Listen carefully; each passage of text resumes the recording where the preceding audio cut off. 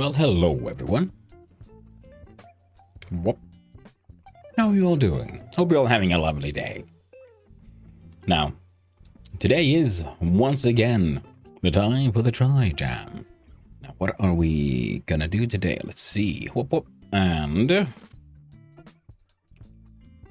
we go. There we go.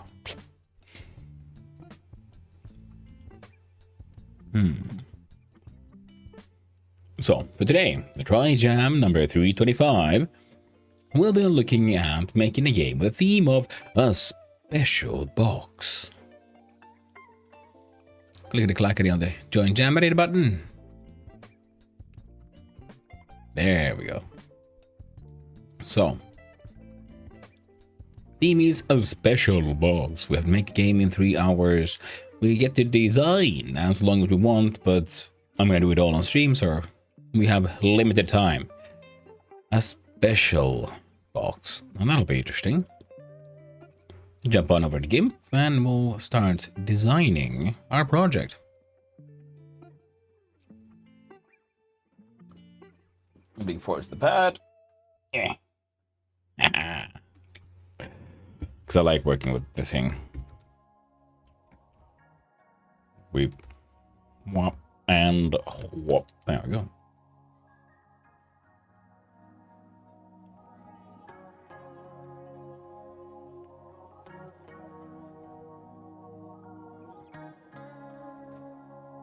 Okay, let's see. So, the theme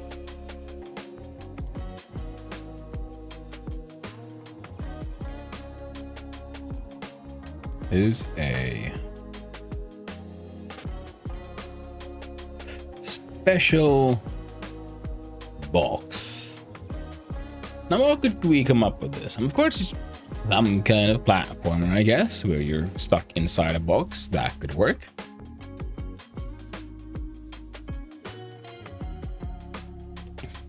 Now, what else might one find? You have to deliver a special box from point A to point B. Time attack, platformer. You have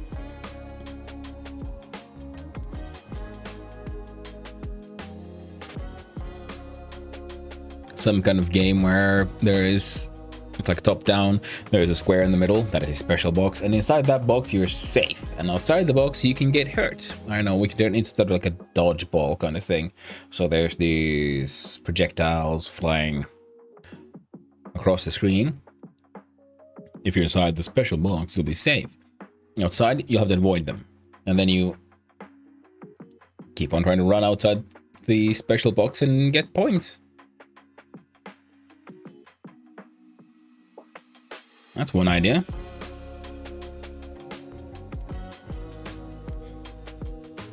Let's see here. So we'll have dodgeball. That's my short for with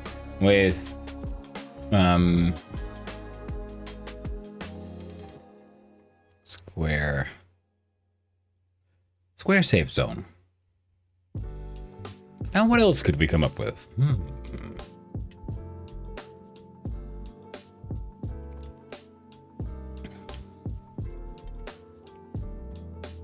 I don't know enough about the whole physics things.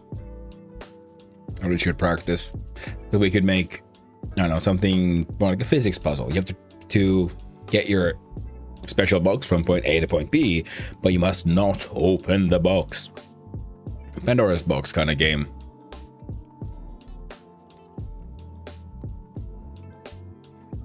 I don't think I can make it, but we'll write it down though. Pandora's box? Darned. Oh.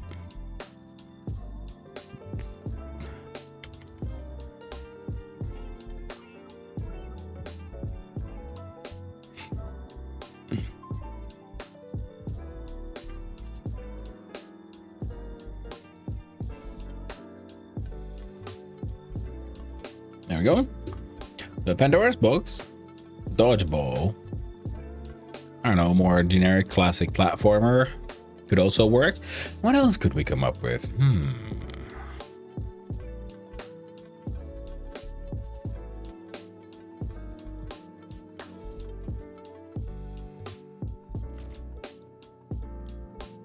I guess one could always try to make the whole, you know, another version of the running game where you're being chased by a box. You know, do a mimic type of deal. Or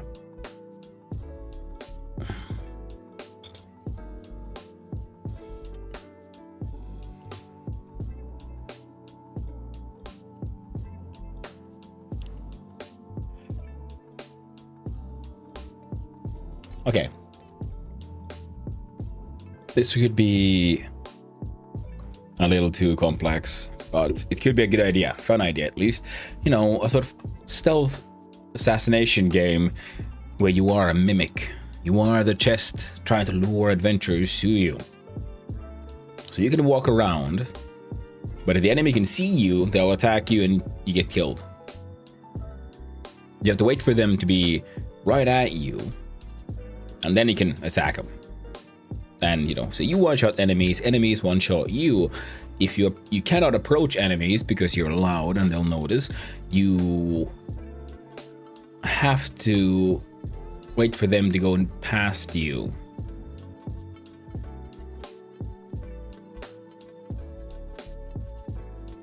But what's your goal? Is your goal to go back and forth? Or is your goal to just catch adventurers?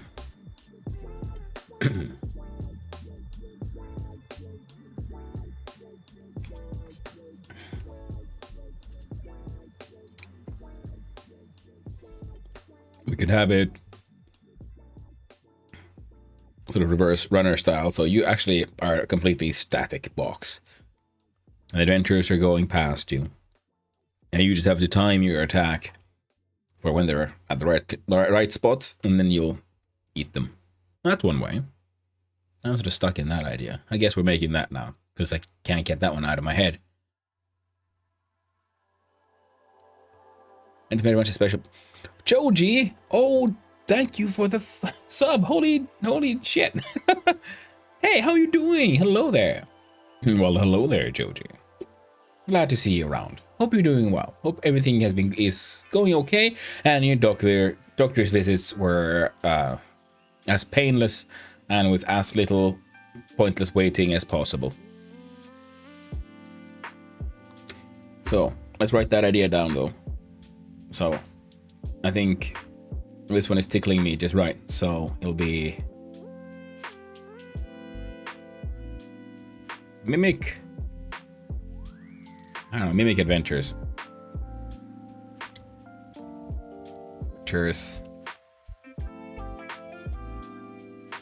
Yep. Stealth. Again, why is my TTS doing this? And hello, Ozayuki. Oh, of course, to everyone. Hope you're having a wonderful day. Now, see, we can see it's all working here. Well, it's probably not. No, there's nothing there you can see. See, it's all connected. StreamerBot says everything is fine. If I click here on SpeakerBot, everything is fine. Seems easier. Elias, Speaky Voice, Google, NG, See? The event has happened. Look at processing. It's in the queue for some reason. So I can only assume Google is being difficult still. Like, I was thinking maybe previously it was an issue with, you know, all the stuff was happening in my machine. I was playing Dune or something at that point. Hello world. There we go. But now, I'm not doing anything that's eating up all the RAM and shit, so yeah, it's all on Google's end. Ooh, Jody, I got the paperwork done. Nice. Now I'm working towards getting another doctor working on things. Unfortunately, getting my files to them from the first doctor won't be possible till like the 21st, basically on the information I've been told. I'm hoping I can work around that and get a meeting with the new doctor sooner. 2 surgeries. Ouch. Well, have to. Well, I mean, yeah. it's in the have to, in the sense that, you know, the only thing you have to do is, I don't know, pay taxes and eventually pass away. You know, you don't have to, but it might still be a very good idea to, you know, get those surgeries. I assume. I'm not a doctor. I know nothing of these things. But yeah, trying to get a meeting earlier rather than later does sound like a good idea, though. Package buckets. I should probably move my microphone to be on the same side as chat. Would make life a little easier. Yeah, either walk your scar tissue for the rest of your life, or can less bad scar tissue for the rest of my life. Exactly. Yeah, that's the thing. Yeah. So, do you want like kind of shit or absolute shit? Yeah, kind of shit or painful, extra painful shit. It's basically my understanding of the situation. Yeah. Foot surgery is never fun. Well, hopefully, with the next doctor, there'll be someone who can actually get their paperwork done in time, and or whose assistance or whatever bureaucracy they're part of will be more efficient than the last one. And there's a chance that it'll just go back the way it started. Yeah, I mean, that's the gambling with many of these things, because in the end, nothing is absolutely certain, especially when it comes to surgery. It is just done with their people's best knowledge and best guesses regarding the situation. The good thing, though, is because you're in the US and you have to pay a ridiculous amount of money for all this service, you do actually have some of the best medical care in the world. But you just have to pay for it. Ours is very cheap and acceptable. Gets the job done. You guys get all kinds of extra bells and whistles.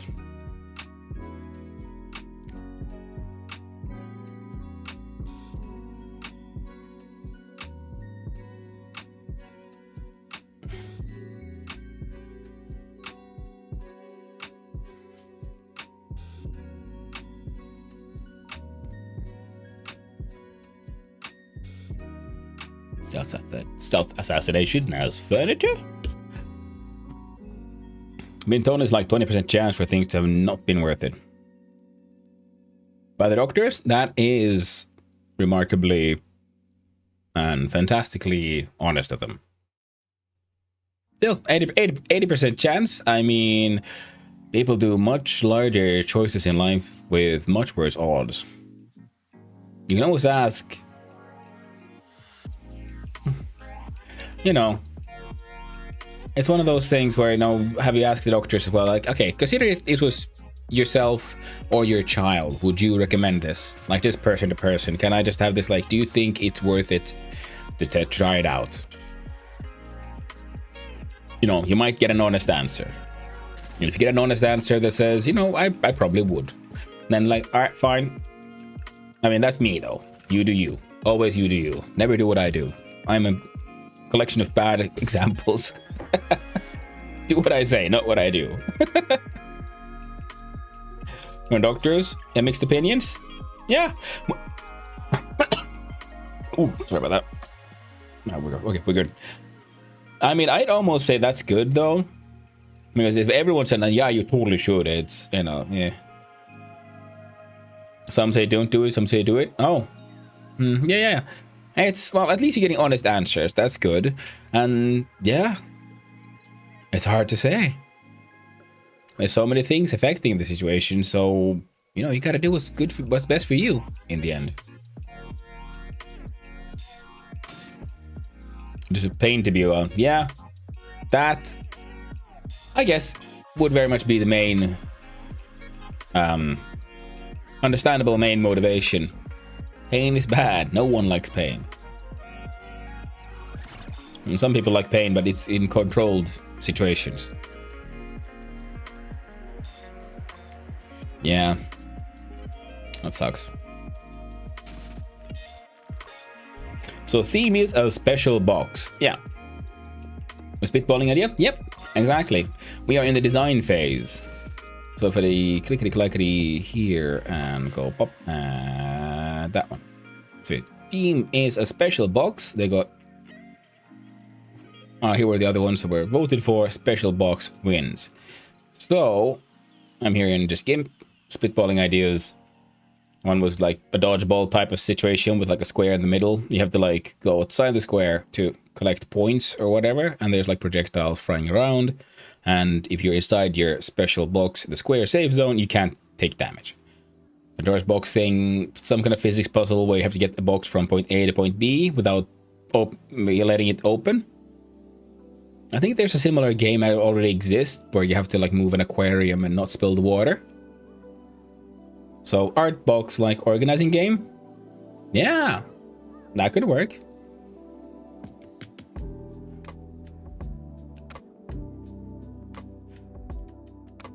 Art box. I can't write.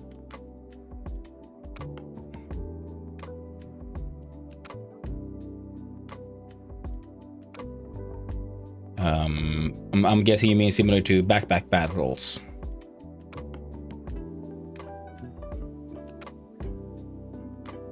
ETC. So that kind of stuff. I was kind of getting stuck on this idea, trying to figure out more like a little to the left. I don't think I played that one. What is a little to the left? Because I was thinking, yeah, you have a grid and you organize stuff.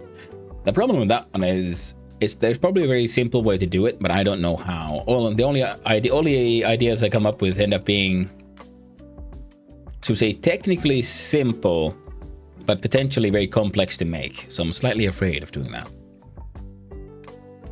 I really should just make an inventory system for a game to just, know how to make one.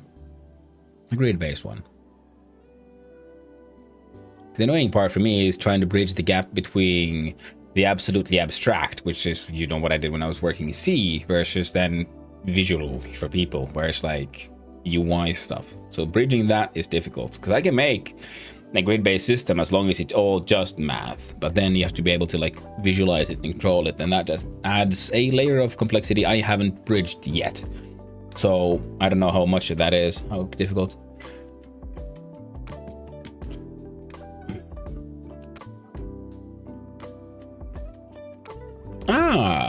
Okay, yeah, I hear you. So it's a bit of a reverse hidden object game. So instead of finding the thing to click, you have to get the object to the right place.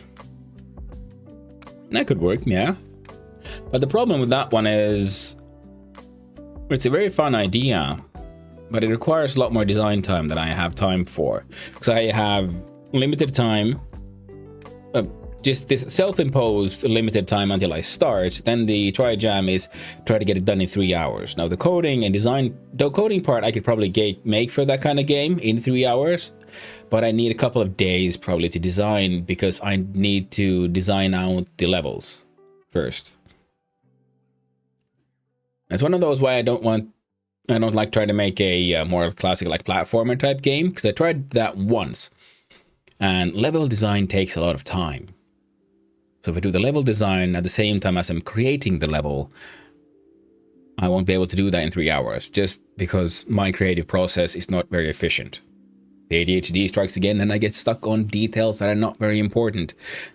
So I need to like have a blueprint where I can just do like step dit. Now the game jam does allow for pretty much infinite design time if you want. You have, I don't know, all weekend, so 3 or 4 days essentially until whether the game jam runs. And in that time, the creation of the game, the coding and drawing of assets and so on, that's supposed to be done in 3 hours, but you can have as much time as you want for designing. And I've been meaning to, just not getting my shit together. One idea is make a thing. Yeah, on a Friday, already look at the game and then spend all weekend actually designing it, and then on Sunday making a far more designed game than whatever I can come up with in like 30-40 minutes. Box stacking / tower game.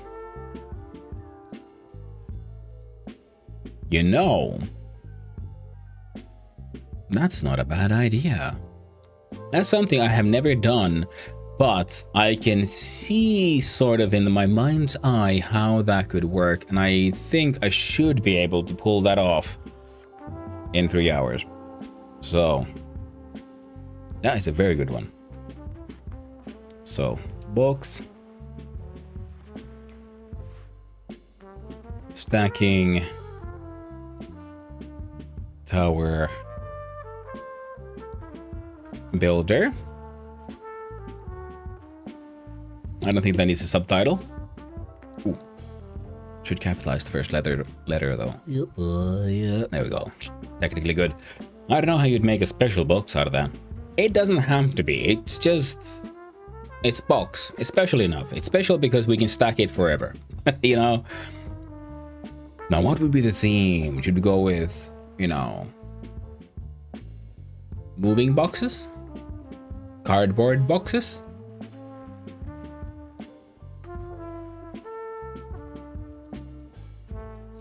I think very much pizza boxes.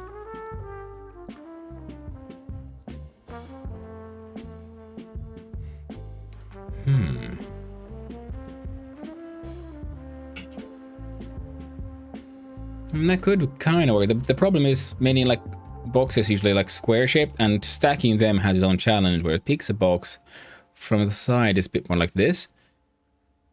So they kind of stack easier, but maybe that's not a problem.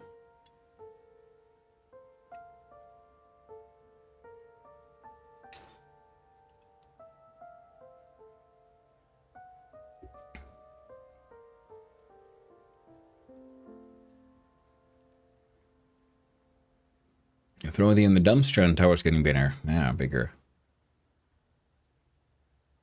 Like that would be an interesting challenge. Okay, well that would then include parts I have never used, but I do believe Godot should be able to handle.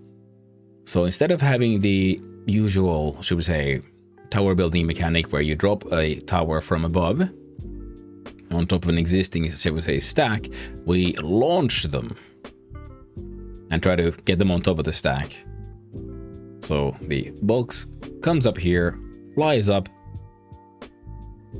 It would slide a little, I think. Adds more to the frustration. You can slide a little this way, that way. And that way you just try to build up the stack.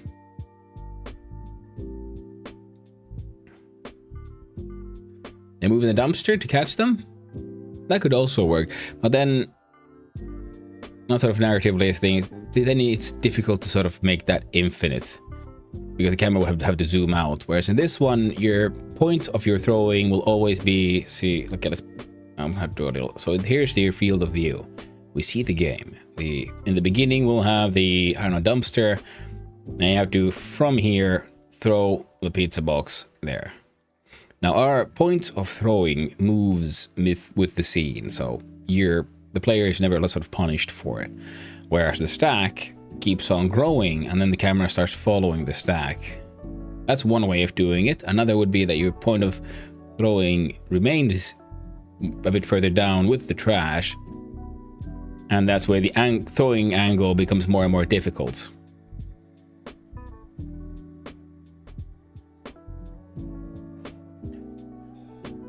Okay, the problem is, how do I like show the throwing angle?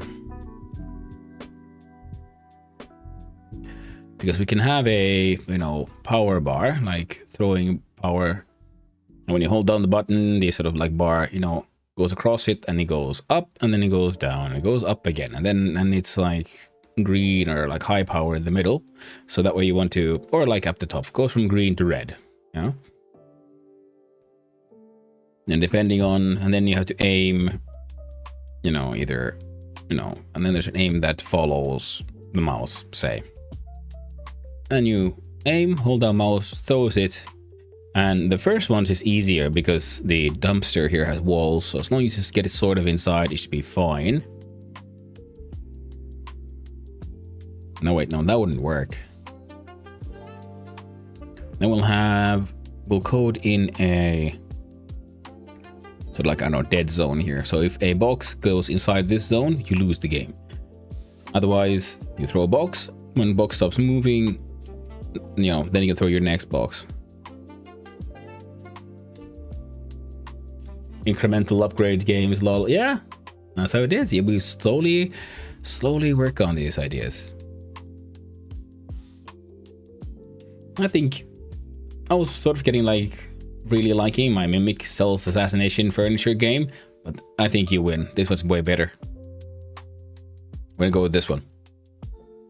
So, hold down mouse to control the power, release to throw, aim with mouse controller.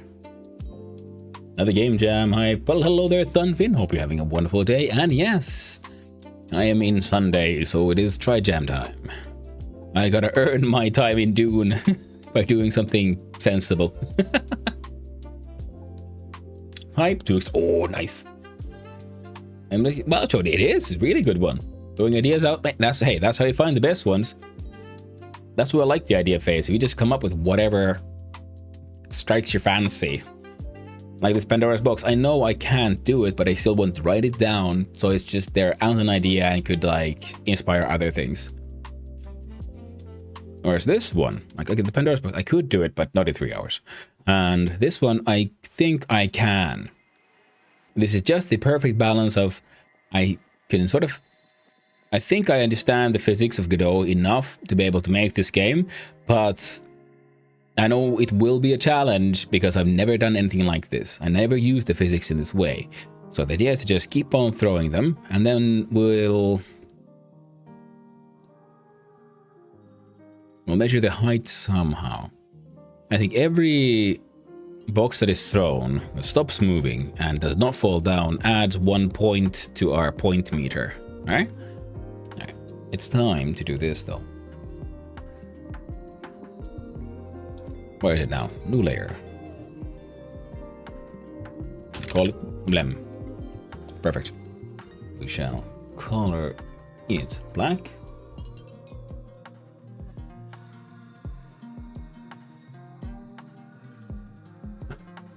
Well, hello there, Akashikazur14. Hope you're having a wonderful day. Now we're gonna build now a pizza box stacking game. Today's Trijam theme was a special box, and Joji came up with the fantastic idea of just a tower building stacking game, and I think it'll be great. This is called a Tower of Pizza. Are you gonna use Godot? Yes. I'll be mostly using Godot for this because I want to learn to use Godot. I would like to learn Unreal as well at some point, but that's once I feel like I have a better understanding of Godot. And if nothing else, I'll be using Godot, especially for these Trijams. Unreal at some point, maybe for a bigger project. Because it's so daunting, and I would like to have more chances to get to know how it works. But for now, we'll keep on going with Godot, because it is very lightweight, easy to get into, and it's very good for this kind of like quick game jam sketching stuff as well. I mean, it is a good game engine, and people have done amazing games with it. It is just such an easy game engine, though. I love it. So, Tower of Pizza. You could, but I think we're throwing it in the trash, though. So, how about, I don't know, trashy towers? You call it like trash tower. I like the pizza box, yeah, but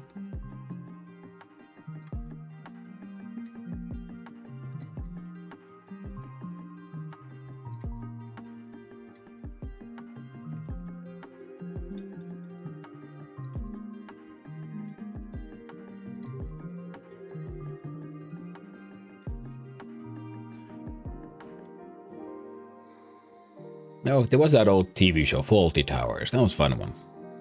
Trashy Tower just somehow reminded me of that one. So, what we're gonna have is the scene. And in the scene, we can use a character here. Or something. But the point is there'll be a point of throwing and our goal, which in the beginning will be a trash can, and then the camera will move up once the the pile becomes high enough. The pile will slowly grow. Mechanically, we'll add a detection area that is... I wonder if I can just add a border here, and if anything goes past it.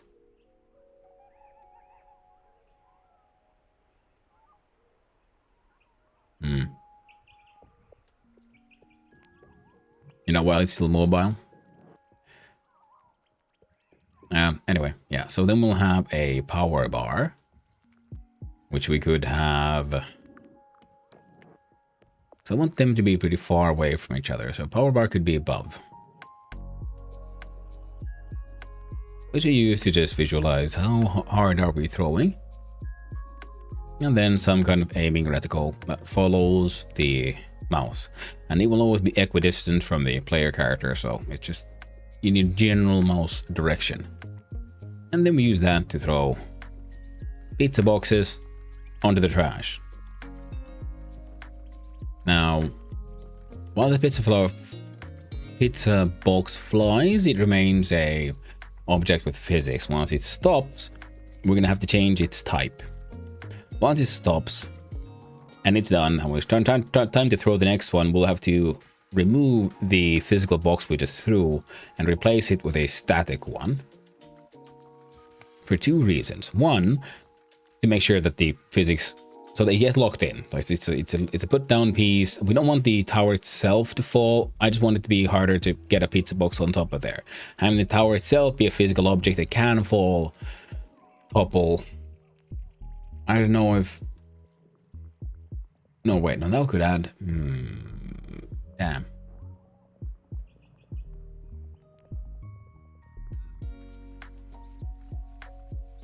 No, because that could be even more fun.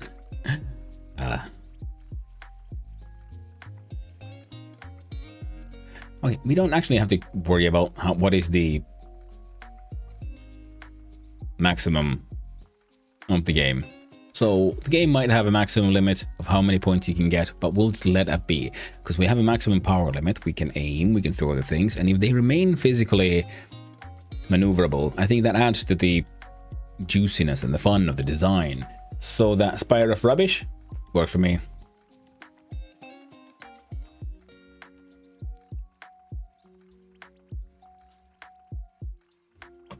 Come on. Spire of Rubbish. There we go. We got a title and everything. I think it could be more fun, actually, if we could make these remain physics objects, so that if you have an existing tower of pizza boxes and they're kind of stuck there, and then just throw one at the side, they all like topple, and then once they hit the area of failure, you know, game ends. Spitballing? Yeah, but it worked. It's a good one. I like it. Better than trashy towers. Spire of Rubbish. Okay, so we'll try to retain them as mobile physics objects. So at note here, boxes, retain physics. This makes sense to me. Just saying. The sources are your best friend. Yeah, that is true. Then you're excellent for when trying to come up with names. So boxes retain physics, so that, because I was originally thinking that they'd become solid locked in objects once they get scored. Here we'll just say, nah, once they stop moving, we spawn in the next one for you to shoot. And that's when you get a point. So add note. When, that's totally an H, there we go. When box stops moving,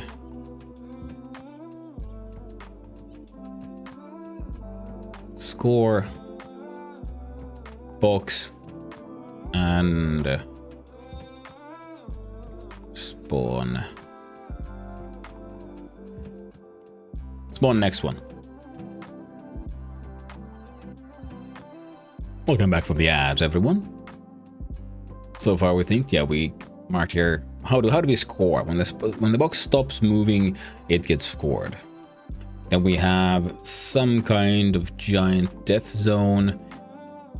Actually, it might be better to, because I was thinking, what happens if you throw it too far? So we'll add a death zone. It goes there, and oh, I was holding it wrong again. So we'll have a zone on the side and below. Oh, and this side as well, in case the player somehow throws the box, you know, all the way over there. Now, so zones of failure.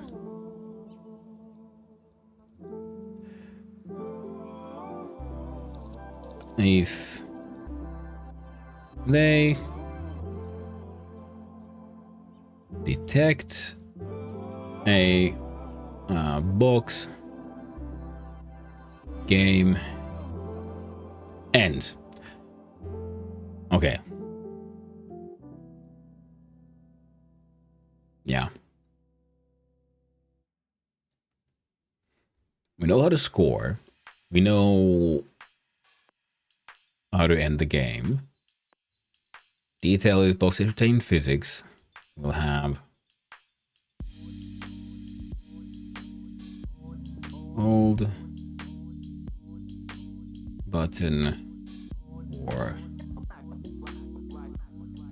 power slider.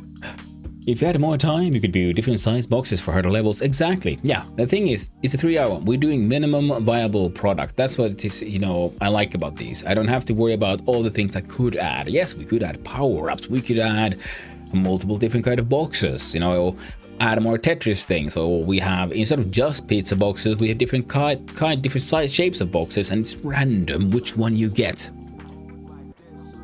So if you get like a weird shape, you might want to throw it in a way that you try to get it to land on its side or something. For now, we'll have a solid box that doesn't really move around too much. You just throw it, you spawns like this, and like parallel, and then you throw it like that, and then it can topple once it starts hitting stuff. That's the basic idea. And what else? Hold button for power slider. Aim. Follows.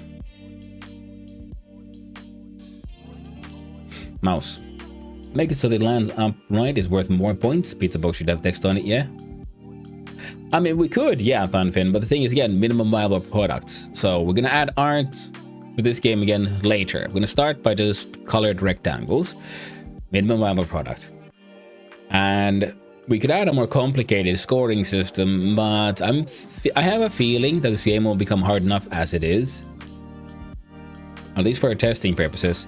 So we could just, that's what I was thinking, like if you just get any box, like the box to just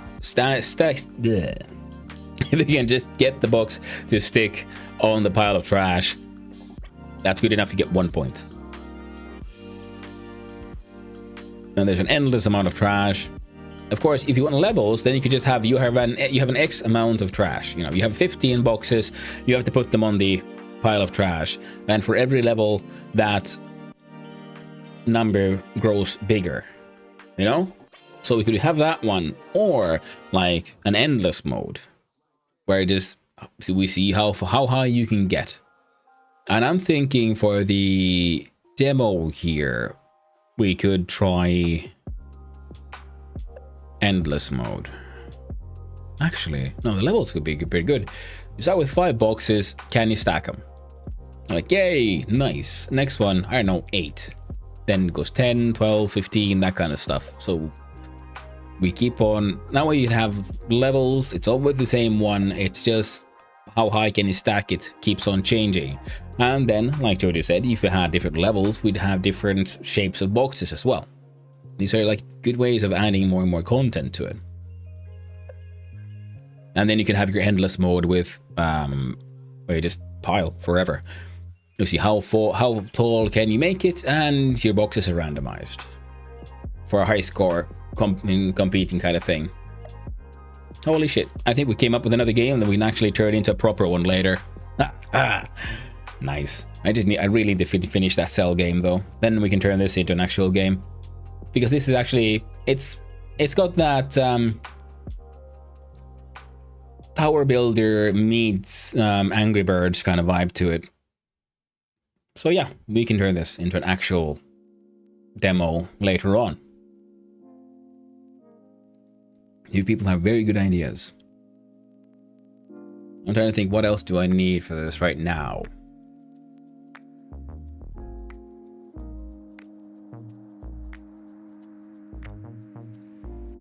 Not much. I could try to make some art, but I have now a couple of times tried to do art first and then code later, and that's not good. Because... Now, put that away.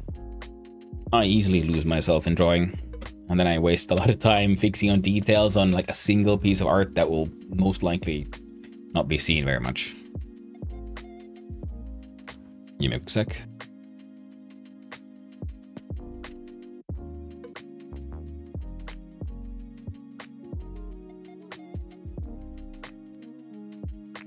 There we go. For now, just make basic rectangles. Exactly. Yeah, that's what I'm saying. Because if we can get it to work and there's still time left, then we can try to add art in our 3 hours. Like many people who do this jam, they do it in teams, and they make amazing stuff, because it's cool when you have enough time to design, and you have one person focusing on doing all the art, someone else does all the code, and so on. And some people, they use AI for the art, which is fine as well, especially for this kind of projects.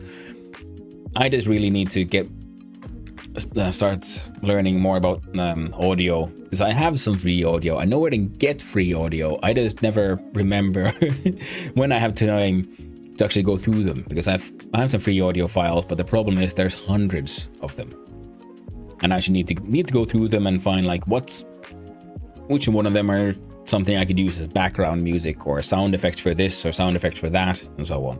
Because it's okay also to use pre-made assets. You just have to accredit the creator. But for now, for me, I'll be focusing on using just rectangles, and then if art, my art, as far as I can. So we're gonna do this, which means we jump here. Oh, and also I need to jump here.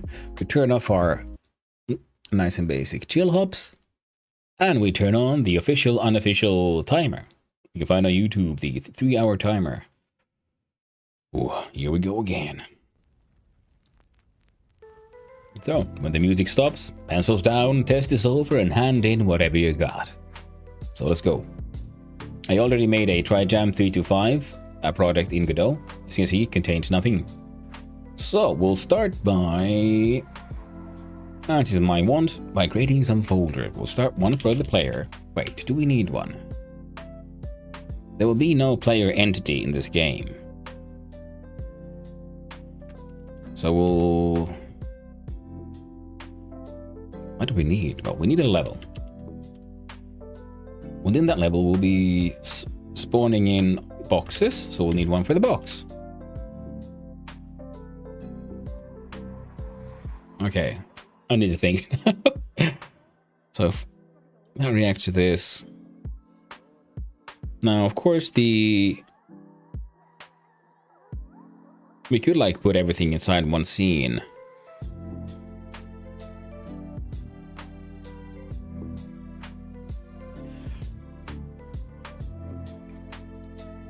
Also, we'll make one. And menus. Now, I like this sort of organization system. Mine is... Yeah, dumpster, box launcher, that kind of stuff. Yeah, exactly. So I think, yeah, in the level, we can have the dumpster, because it'll mostly be just a set bit. It doesn't actually do anything. It's just there for you to start. It is the very first box, essentially. Because if you go anywhere else with your box, you lose the level. Or the level ends. And if it goes on top of the very first box, it'll be fine. So we'll have box, level, menus, player. I think that'll be decent enough. And inside the level, we'll create a scene. Good old basic 2D. Scene name. Level. Oh, of course. keep on forgetting. Again, we'll be interacting with menus and things and spawners, so we will need a... okay, there we go. Global. There we go. We're gonna need the global variable, the thingamajig, so might as well start making it already. We go into project, we find settings, we find here a tab called globals, and we name our global, not global, but global. Click on add, and then we can choose where do we save it. Now I made a folder for these, so I'm gonna double click here. Now inside, now click open. Now it says res global. Oh, now we have a global variable, which is a global script, and it's inside here. Fantastic. That will help us deal with stuff. Now in our level, we see the purple outline here. This is the view screen that the game will happen inside, because we don't have a camera. And I think we're going to go with the level thought of, for every level, the stack you're expected to build grows, rather than the infinite version. Because if we had time, we can try to make an infinite one. The problem with that, it would require a camera that moves, which means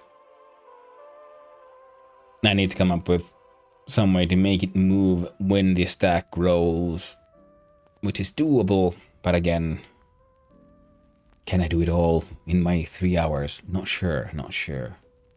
Anyway, so we add a new child node here. We'll start with a colored rectangle, and your color should be dark. Okay, we can't do a dark gray because the background here is dark gray. So we'll go with a dark green dumpster. Slightly lighter. There we go. Perfect. So this will be our dumpster.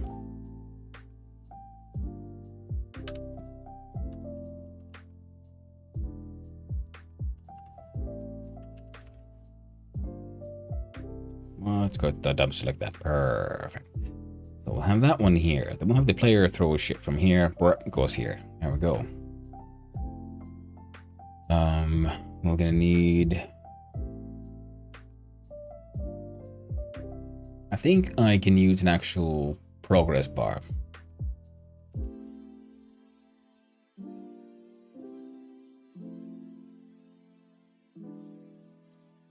There we go. Progress bar goes here. Fill mode, top to bottom, no, bottom to top.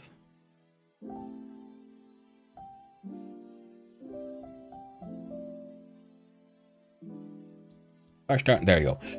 And show percentage off. We can make it pretty, but it's unimportant. So that will be our power. There's a game out now called Cauldron. Literally, it's a game about a game of games. Lol, been watching someone play it, and it's like an incremental idle where your progress is in the mini games affects the main game. Ooh, now that sounds fun. I like those incremental progress games. I mean, one of the like extreme examples of where a simple game keeps on adding more mechanics and growing more complex is A Dark Room. It's free on the internet. It's essentially starts out as you're clicking idle game, and then it keeps on adding slowly, surely more and more mechanics. Very fascinating. And the progress bar will be renamed the power bar. The dumpster, I don't know. We'll start with, there you go. A size sort of like that. We can have a background eventually. Player will be throwing from here. So the thing is, what does the thrower need? Thrower needs some code.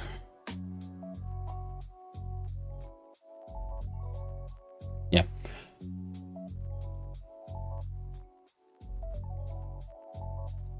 Alright. We're gonna start with box though, 2D scene. Let's look at our node types, because what it will be is a collision object, physics object, not a static. It's a rigid body, 2D physics body that is moved by a physics simulation. Exactly. Box. And the good thing is, I believe we can then create children or other variables to change how all this works, but that is eventually. Add child node. It'll need a collision shape, so it has a physics, the shape for its physics, and the shape will be a rectangle. Now, we can't just see a physics math, so we also need to add another colored rectangle. We can use it as a white one. Okay, let's get the snap grid out, because that helps us a little bit. Okay, the pizza box idea will be used. We'll make it like this. That can be a little bit of a fat pizza box. It's fine. Then we look at the physics collision object. We move this node there and this node here. And I'm gonna see if I can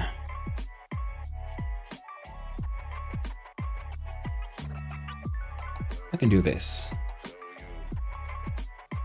And your color is, say,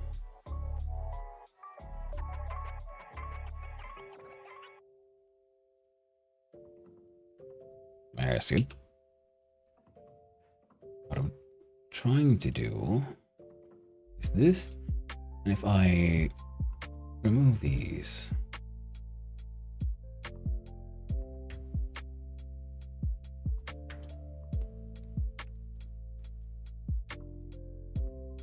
and I'll leave this on top so I can see. Perfect. There we go. Pizza box. And add some code for it. Box GD. Yeah. Right. Now, I think I'll say okay. There's a game out now. Oh yeah, I read that one. Oh yeah, Cauldron. That does sound cool though. I'm gonna write that one down.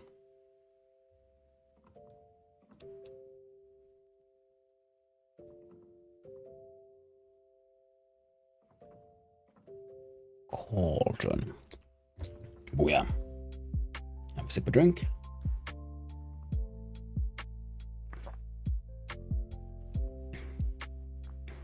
If you press F6, you should load into the scene, I believe.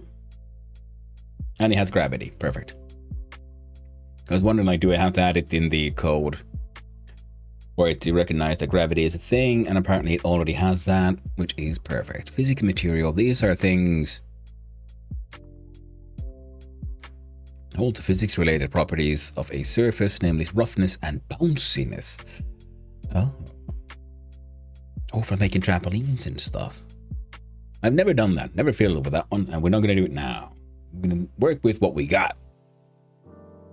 So, box is mostly done. Add some code in case we need it. In fact, almost messed up. We got jumping into inspect. No, wait, where is it? There we go. Nodes, signals, groups. We add a new group with a plus symbol. What should we name this group? We shall name the group box. Okay. Save that change.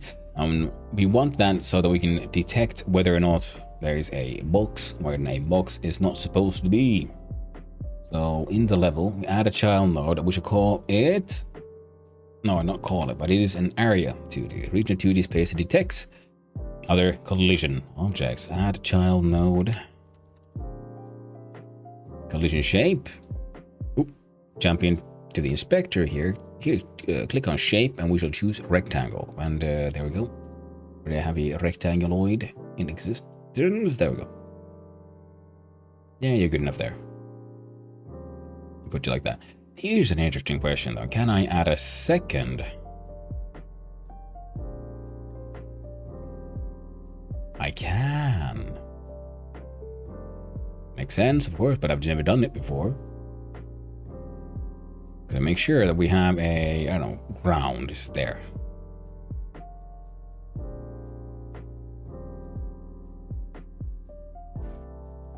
And one more.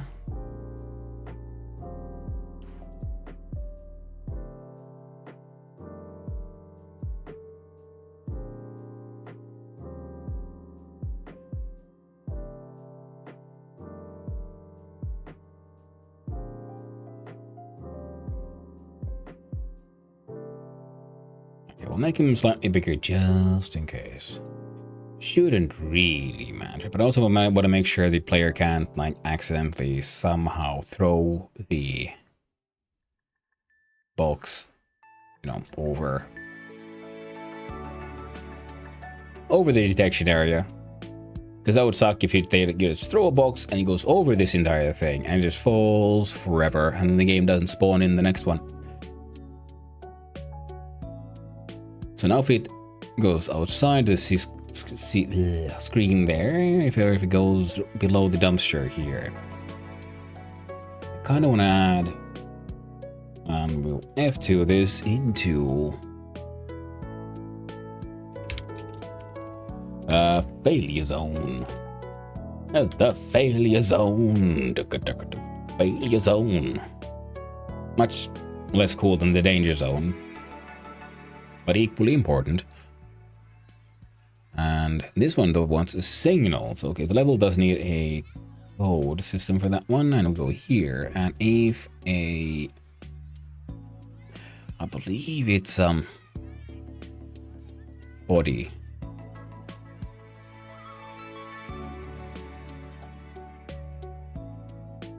Emitted when they received body enters area. Body can be a physics body 2D or a tile map.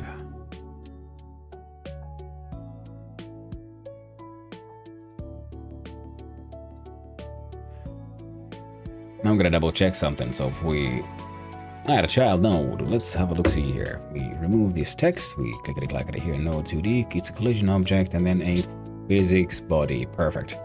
And there we have rigid body. Okay, so it should detect it. So now we can go like a check of if body that has entered the zone, if body dot is underscore in group, and the one we just made called box. And it does nothing. Actually, we can add a sort of print. Box detected. That's all it does. And on the scene, we grab the scene for our box, we slap it in there, we press F6 for this scene in particular. That box detected. Perfect. It worked. Now, I want the box to be able to land on the ground, so because it could look funny. Which means we do need that physics one. But it's a static body, it's a 2D physics body that can't be moved by external forces, such as, so use this to create the ground. Actually, F2 this to just ground. We right click ground, we add a child node, and that child is, of course, the collision shape. And, well, what is the shape of the ground? It is, of course, a rectangle. What else would it be? Let's click, pull the ground down here for now.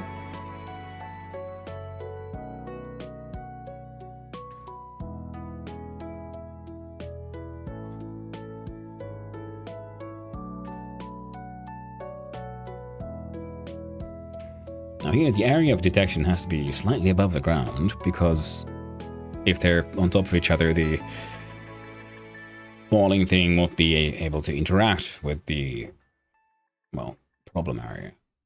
So, I wonder, can I just make the ground freaking humongous? I probably should, just in case.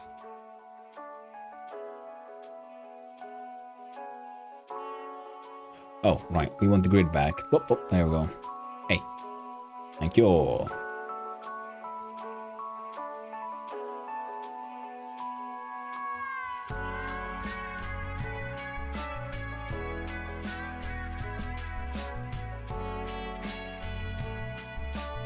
Oh, the odds are upon us once more, friends. Terribly sorry about that. Now, dumpster will need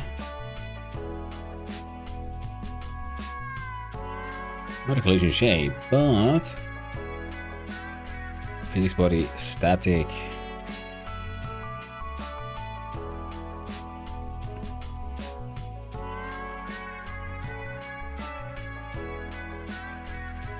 I'll lay down, but I appreciate spending time with you as well. But thank you, Choji. I appreciate it as well. I always enjoy having you come by and say hi. And thank you for the great ideas. And I hope you have a lovely rest, my friend. I'll be sure to credit you for all the good ideas. Gosh darn, where's the thing?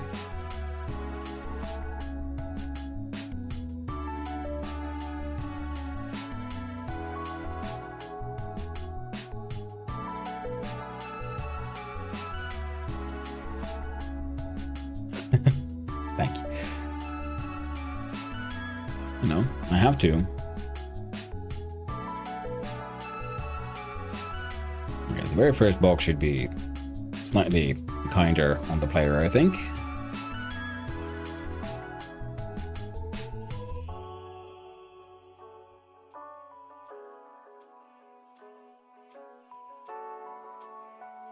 Oh. There we go. There we go. Now a box.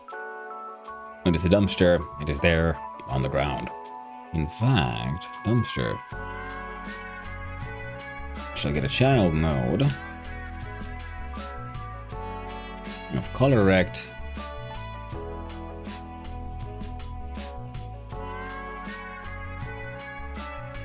And that color, but darker. And this child will school up over there and here. And it is technically the lid. Sort of what I'm going for there. Hopefully it'll make sense. Now the ground will also need a colored rectangle.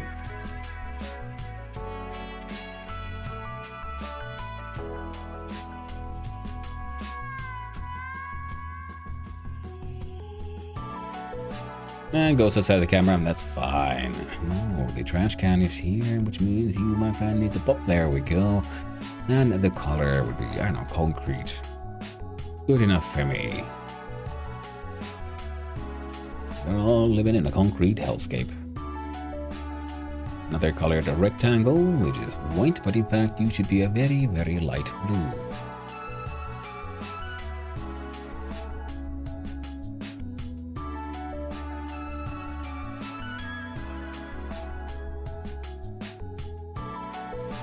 Acceptable.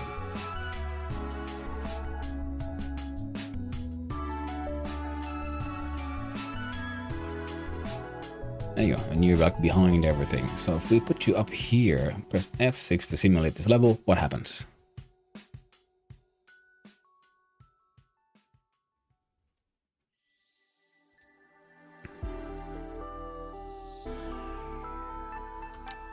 What here? Perfect. Nice. Okay. Everything's looking all pretty okay. Oh wait, double checking. Did I see the power bar? I do. And box detected both times.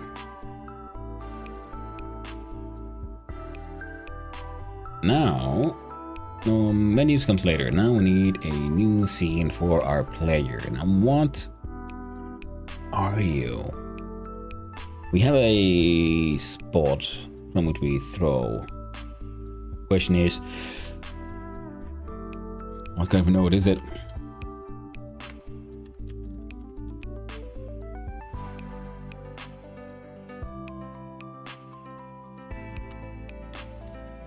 Need that from player to launcher, because that makes more sense to me at least. We'll add a piece of code for it. But it needs to still be visually represented somehow. So for now, I think launcher could be represented by a good old colored rectangle. Slap you right there. Whoa. There.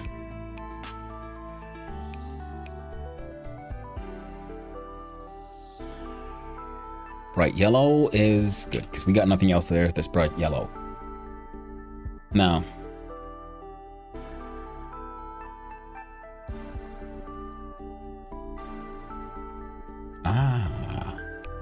yes, and then we'll need an aiming thing. Add child node.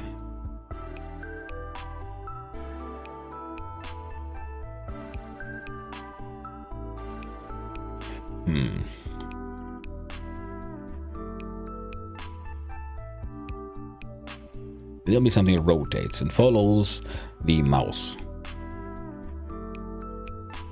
I don't know.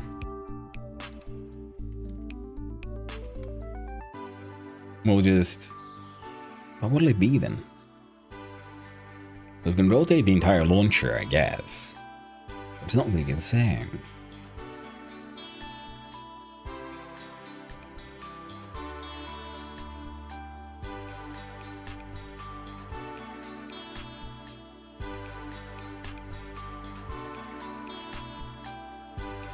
It's basically another node 2D, and you get a child node of marker 2D.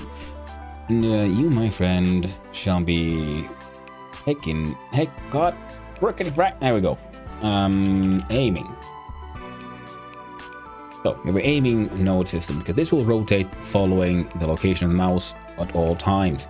Now the marker 2D is there mostly to be the aiming.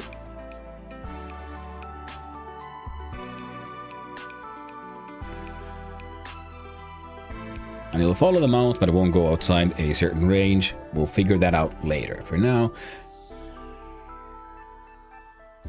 actually, you should probably have another one of these colored rectangles, and we'll make you a darker, slightly, no, a bit more orange. There you go, friendo. And your size will be 1 square.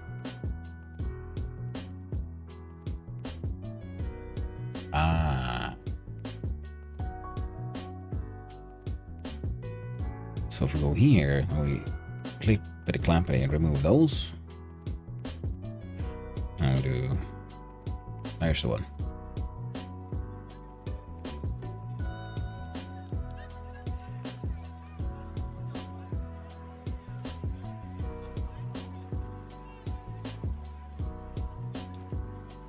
That's good enough for me. Now aiming, my friend. How do we handle you? Do we just put you in here? Do we like... Gosh darn. Control. There we go. Now we'll just remove that. Now in process, we'll do... Well, we'll add this into its own function, just to make things slightly more clear. So its function, we shall call aim. With 0 inputs and no outputs. Now aim looks at aiming.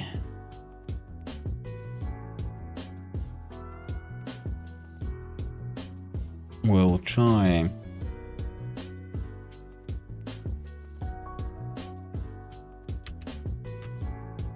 aiming dot look at, I think it was get tree dot mouse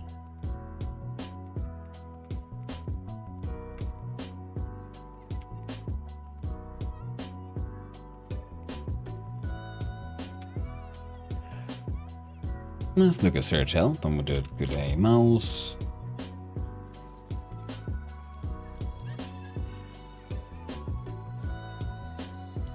So get mouse position, here we go.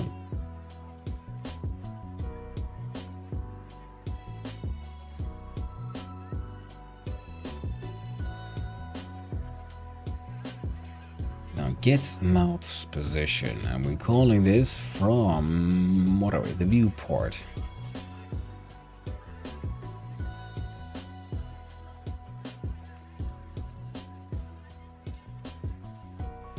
Okay, so we can probably go here at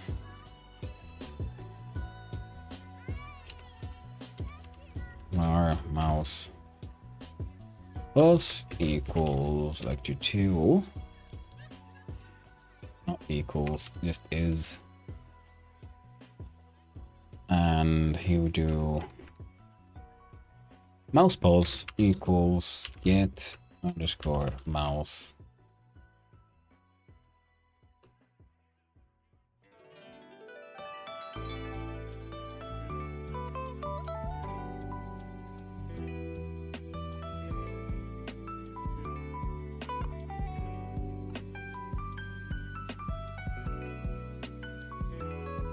in this viewport. I kind of only want it inside the viewport though. So do I first dollar viewport? Maybe. Let's see. So that's one way. And let's see. Dollar viewport dot get mouse position.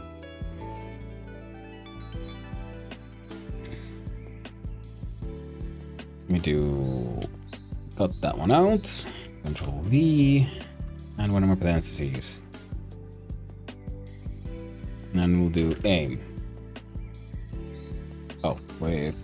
The underscore. There we go. Gosh darn, there we go. And we save this one. So now the process for launcher should be rotating or aiming towards the mouse at all times. So to double check if this thing actually works, I'm going to jump into our level and put our launcher there. Let's look at, so this one is F2 BG underscore sky. Well, BG sky I can hide for a little bit so I can aim.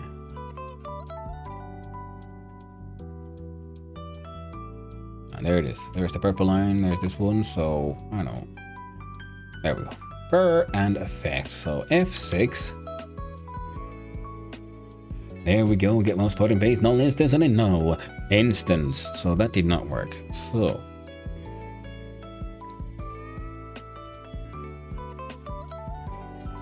Control V. Control Z. Letting me messed up again.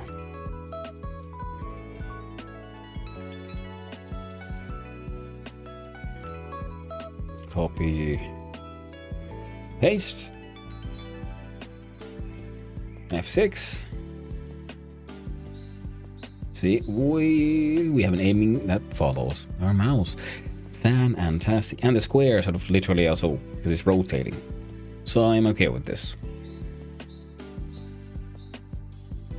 Now, let's put the sky back in, press F6. What does it look like? Aiming is a-okay and fine.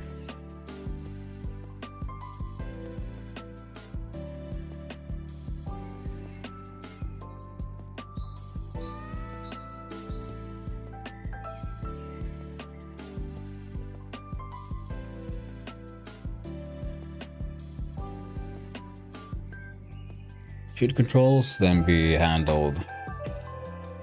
Yeah, we'll let the launcher handle everything about launching. So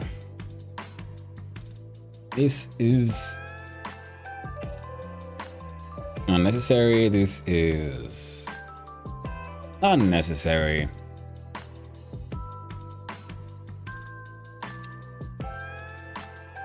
Aim is the very first thing we do. Don't need delta, but it needs to be there. What else?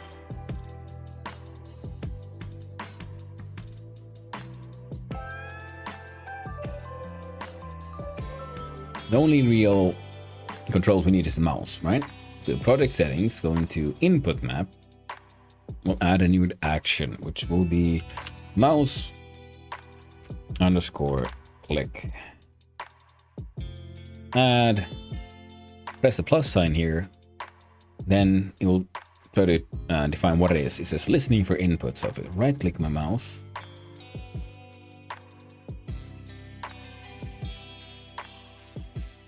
there we go, left mouse button. Apparently I had to click that one. I clicked around everywhere except there. So now I identified, you want the left mouse button? Yes, please, thank you very much. Left mouse button, all devices, perfect, closed, that's all we need. Now, if input event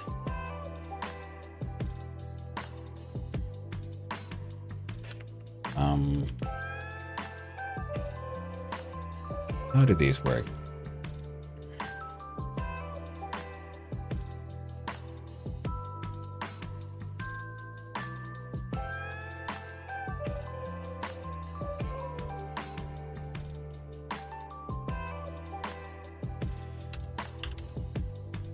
No?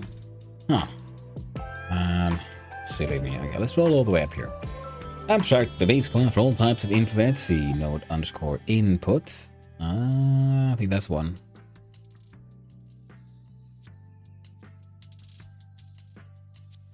Called when there's an input event. The input event propagates up to the node tree until a node consumes it.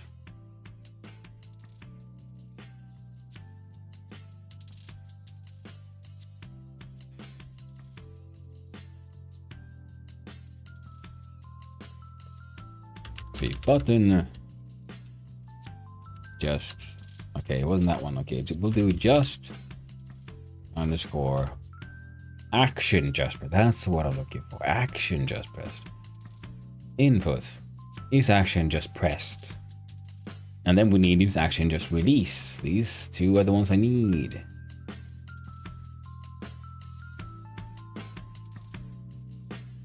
Not input event, just input. Go back here. So if input dot is action just pressed, mouse click.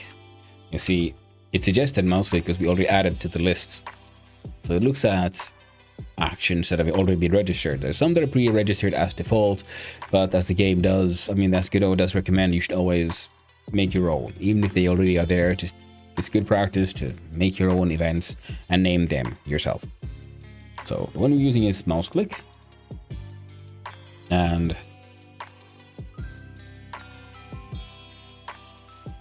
we'll might pass for now because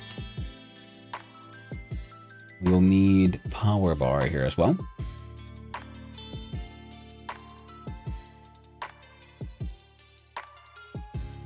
So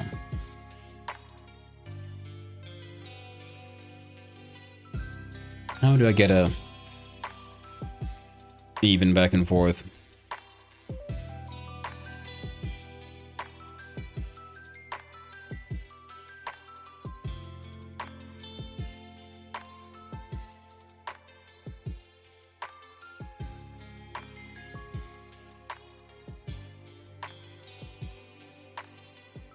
So if action just pressed, I think there is an for action just held, but we're gonna skip that one by just doing then another one. If input dot is action just released, mouse click, because released is the one. Let's see, that will then launch the box. Pressed will activate the power bar. So we'll do func get underscore power. No inputs, no outputs. All it does is get called, and while it's called, we'll have a variable. We'll make it a float. No, power. I can't use power level. Power modifier, maybe.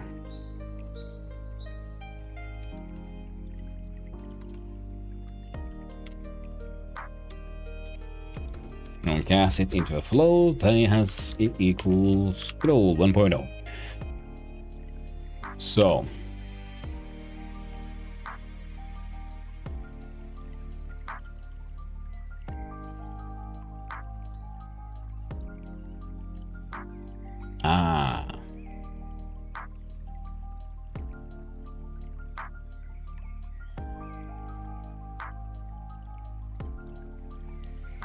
I was wrong. I just want to see what kind of options we actually have here. Input dot is action.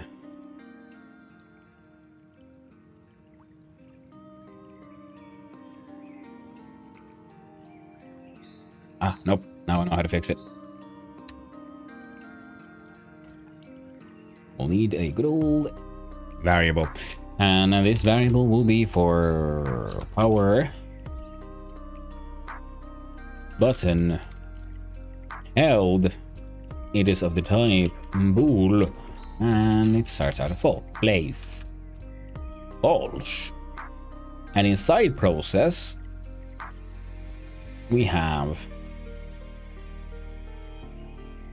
And if power button held, that is true. Now, no, I don't need to add if true, because that is a sort of assumption. Then call on I'm not gonna name it. Get power is wrong. What we want to do is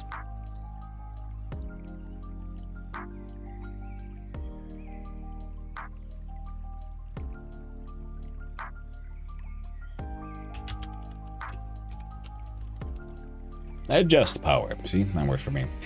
So now instead of a pass, now we can have here power button held. Yeah, that takes on the value of true. And copy of this one here, and this will be false. So now when we click the button, this turns true. Well, that is true. Every time we go through the process, we do this. Now they run adjust power. Then we adjust. Adjust power. We modifier. Power modifier equals float. Yeah, we don't need that actually, because then we just look at power bar builds value plus equals power modifier. Now,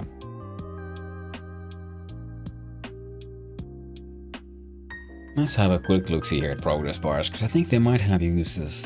They have things I can already use here. Let's see here. Font sizes, whatnot. Oh, hey there, Argoku. How are you doing? My Google TTS thing is still being an ass. Because I can show you. You did your thing. And yeah, jump here. See, we have a process here. Event log. Here is the event you have called, the WebSocket information, everything processing. It is on the queue. So on my end, everything is done. We are waiting for Google Cloud to turn your text into voice. But hey man, how you doing? Hope you're having a lovely day, my friend. Now, I'm trying to see what kind of ways I have for figuring out my progress bar. If I seem extra chaotic, it's because I've slept poorly for a couple of nights and I took a larger dose of my meds than usual. Which means I get oddly focused about other things. That's the problem with ADHD. Now, hyperfocus seems cool and all, but...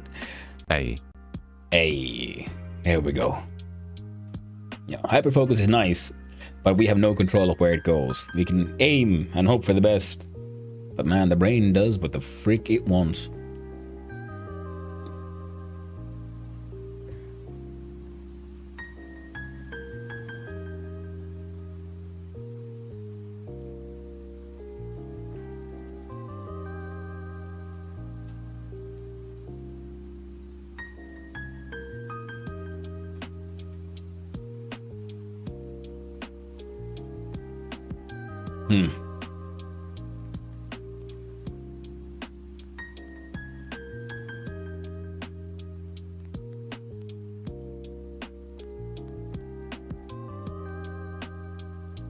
Well, for now, we'll make it dumb and simple.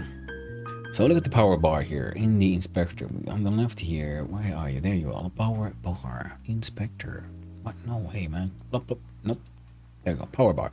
So we have a minimum value, maximum value, 0 and 100. See, I can work with this. Step. Oh. So okay. So how to make you take a step?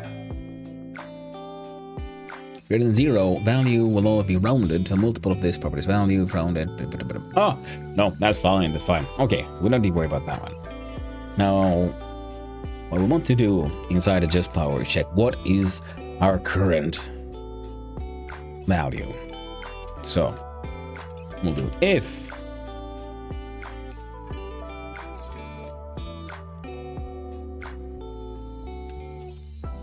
yeah. See, we can have this one, but it should not be living here because we want to adjust this thing for the next run. So you, my friend, go all the way back to the top. And inside adjust power, first we check if power bar dot value equals power bar dot max value, then power modifier takes on the value of -1. We first add it, then we check what it is for the next run. And if power bar value equals min value, then a power modifier takes on the value of +1. In fact, we want to check it less than or equal, greater than or equal, because I don't know if it can go outside its own ranges, but just in case. And then we'll check if we've created anything that makes sense. I hold down the mouse. And we got ourselves a hot dog and power bar. Oh, and we release and it stops. Perfect. That's good. So, and it's between 0 and 100, which means it is a percentile, and we can use that however we want. So, we get the power from here. Power bar. Oh no, should power bar be doing its own thing? We'll send this out and about to global now, don't we? So, we'll look at global here. We'll add some variable. You don't need no functions. So we'll have a variable called current underscore power. Starts at 0.0. Cast that as a float. And also, very important, we need a variable called core. We'll do that as an integer. Starts out at 0. We'll have, that means we also need a function called restart with no inputs, no outputs. Now what it does is it looks at score and makes it 0. There we go. So var current power. There we go. We have at least some kind of reset here for a restart. I don't like that one. There we go. Reset. That does it. So the reset, we can reset the score. Then we go back to the level information. No. Launcher? Yes. Oh, fantastic. Well, they all work together. It has actually the progress bar, power bar. I'm okay with this. So then putting that in global might be useless. That's fine. I try not to worry about it. So when input is released, power button held turns false. And launch box. We call that function, which doesn't exist just yet, so we're gonna make one. We'll do func launch box. Launch box. No inputs, no outputs, as is my way. And what it does is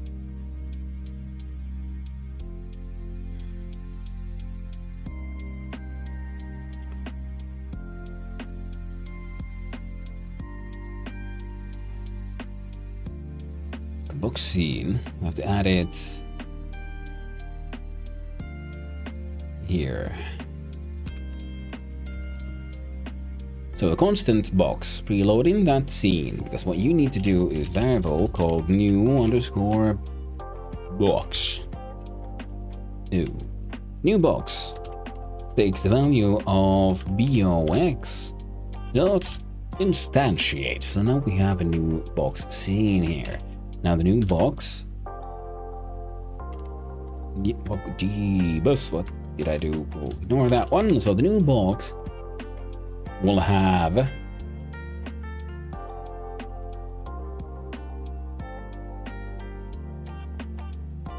I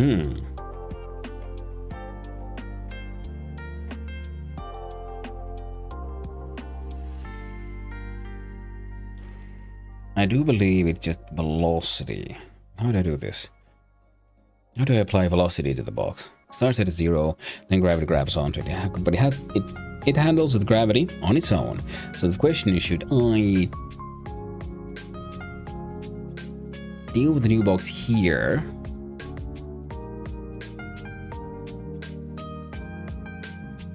So we'll do add, not child, but sibling, because I don't want the launcher to own it. But if you add a sibling, because the launcher exists in the same scene inside level, then the box will exist inside level, so then that'll be fine. Add sibling, new box dot position equals self dot position. See? Perfect. So now it'll spawn in where we are at. We can double check it. Do F6 and I press. I release. Perfect. See? Gibberish starts happening. Perfection. Exactly the kind of nonsense I was hoping for. Now. Hello there, Boxy. You can look at your scene again because there's something that is slightly off here. It is a fact that your rectangles, all of this in fact,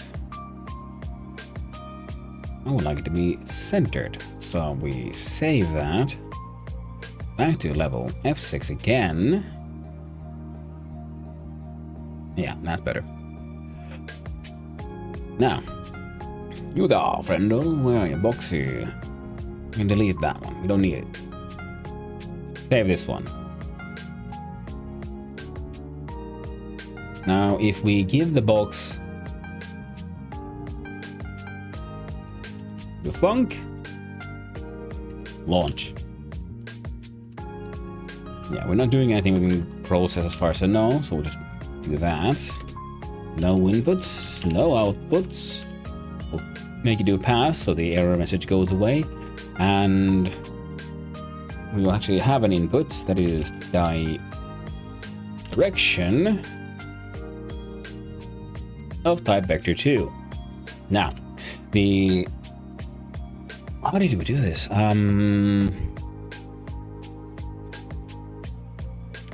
Control click rigid body. We can probably find it here. Angular damp move, angular velocity. Center of mass causes force, causes torque. Ooh, there's a lot of information here actually. Let's look at angular velocity. What do you do? It's the body's rotational velocity in radians per second. Well, don't give a shit about that. How about linear velocity?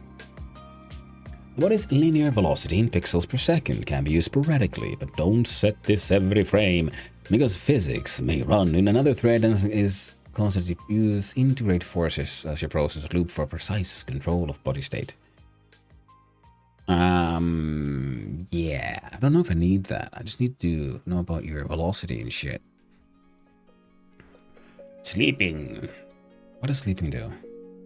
If true, the body will not move and will not calculate forces until woken up by another body through, for example, a collision, or by using a apply impulse or apply force methods. Oh, that's handy. Okay, so an excellent way to save memory. We can probably use sleeping so that once the box stops moving, we can apply sleeping. Maybe we can at least kind of consider that. Integrate forces. Colon during physics processing allows you to read and safely modify the simulation state for the object. By default, it is called before the standard force integration. But the custom integrator property allows for you to disable the standard force integration and do fully custom force integration for a body. Neat.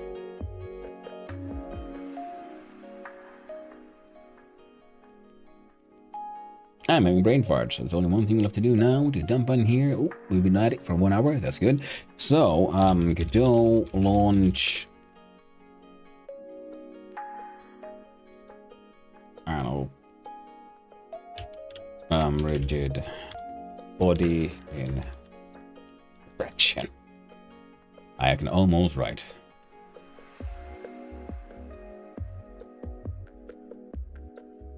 Move in the direction it's facing.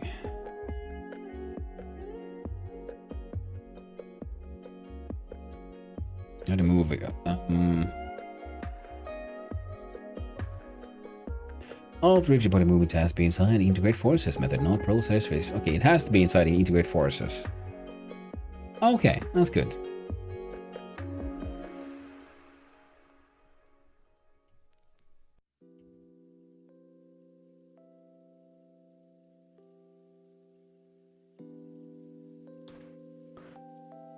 Physical material needs to be added. So that's its friction and bounce. Okay, that's something we can look at its friction later on.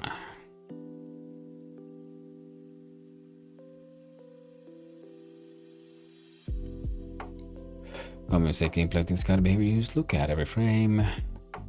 Ah, we don't need that.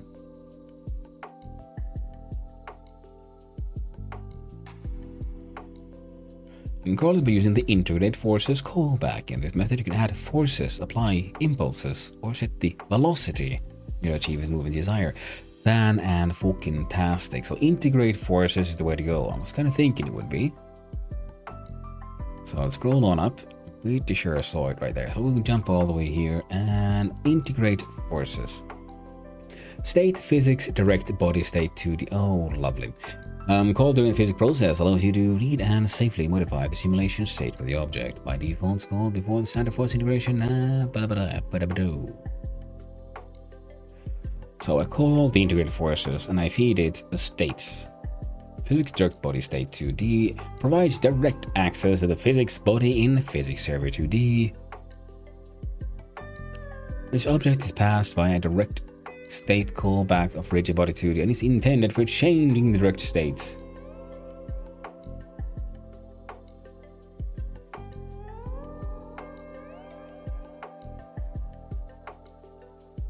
Angular velocity, so it's rotation. Don't give a shit. Center of mass, don't give a shit, don't give a shit, don't give a shit. Methods, add constant force. Okay, that can be handy if we're doing like space kind of travel. We're not doing that. No, nothing constant.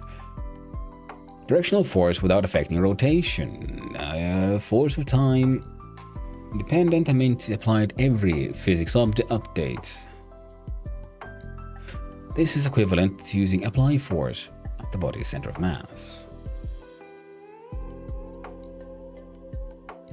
Applies a positioned force to the body. A force is time dependent and meant to be applied every physics update. Applies a positioned impulse to the body. An impulse is time independent. Applying an impulse every frame would result in a frame rate dependent force. For this reason, should be used when simulating one-time impacts. Ah, makes sense. I do believe I want to apply impulse.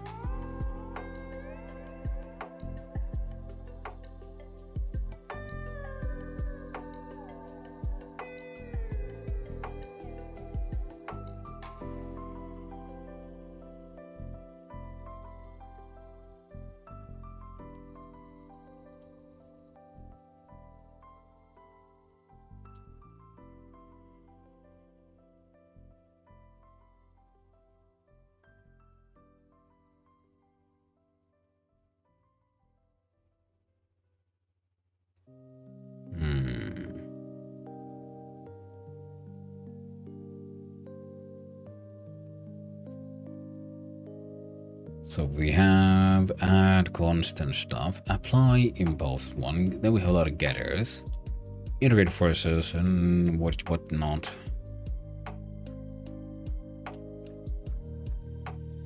So impulse will be direction, position is in which part. I do believe I went for the center of mass.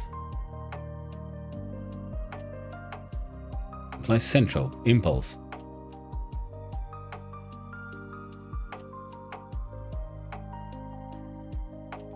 So apply central impulse vector 2.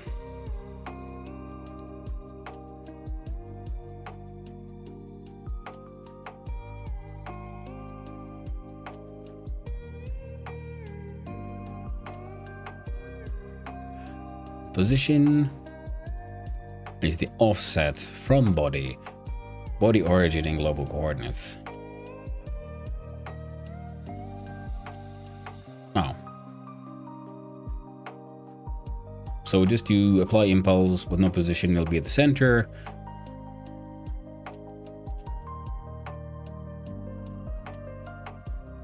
Impulse vector 2. Neat. Okay.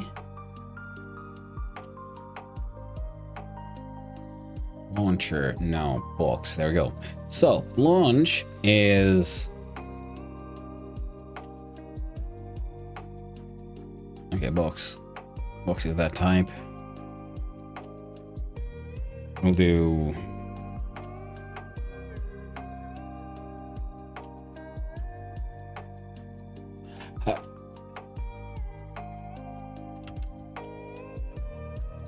okay. And we gotta go back, so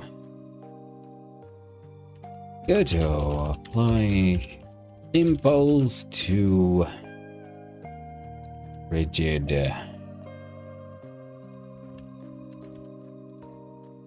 body. A rigid boy.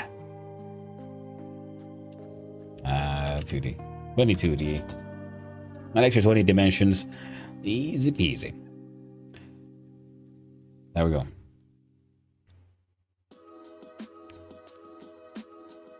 Cast array at used collision position.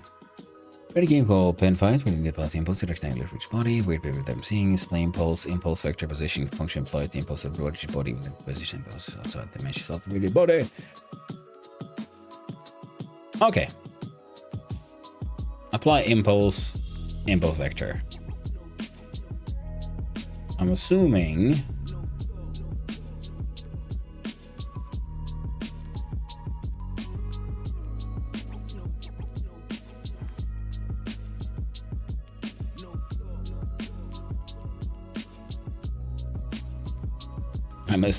I could somehow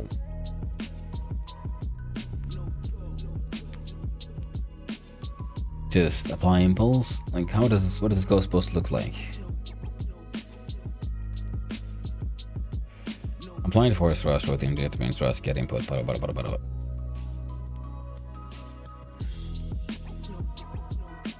Thrust is down. Thrust in rotation. Your rotation process get input.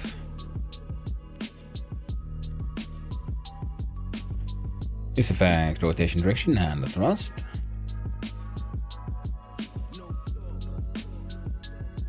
Extend rigid body 2D. So I just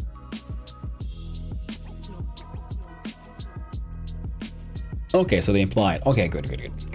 So that's what I was thinking. Like, how do I write this in code so the impulse goes through? Do I have to like write a whole bunch of nonsense, or do I just go with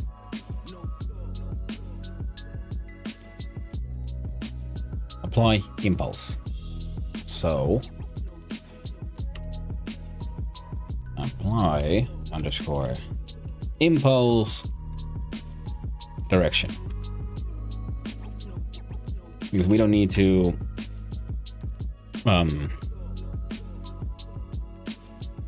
worry about offset. I want in the middle, so that should in theory do something at least. And then we'll have a look see here. So look at launcher. We have aim happening. From aim we need, oh, here we go. So aiming happens here with marker 2D, which is sort of the when we get the direction. So then our actual aim direction, let's see here, move to var aim dir underscore type vector 2 and default to good old 0. Actually no, default to 1. It should be 1-1, I think. So, top right. Now in aim, with aiming.look at, then aim dir equals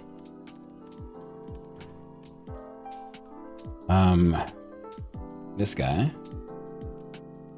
dot global position minus self dot global position.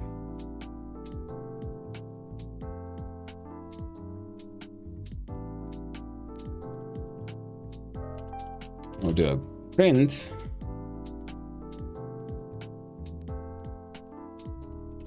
aim dir, come on, plus stringify, not aiming, but aim underscore direction. Now after we print that information so we can see it, then we look at new box dot launch. And we give you the vector of aim direction, and we'll see what the heck happens. See, we wow, that's nothing.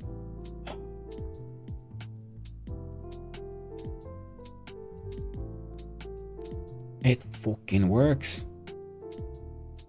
Dude, that worked. Okay. Fantastic. Now we just need to tie it to the power system. Okay, but I'm getting slightly tired of clicking F6 and always having to change the level, so we're gonna have to make a start menu here. So we'll start new scene. Scene will be a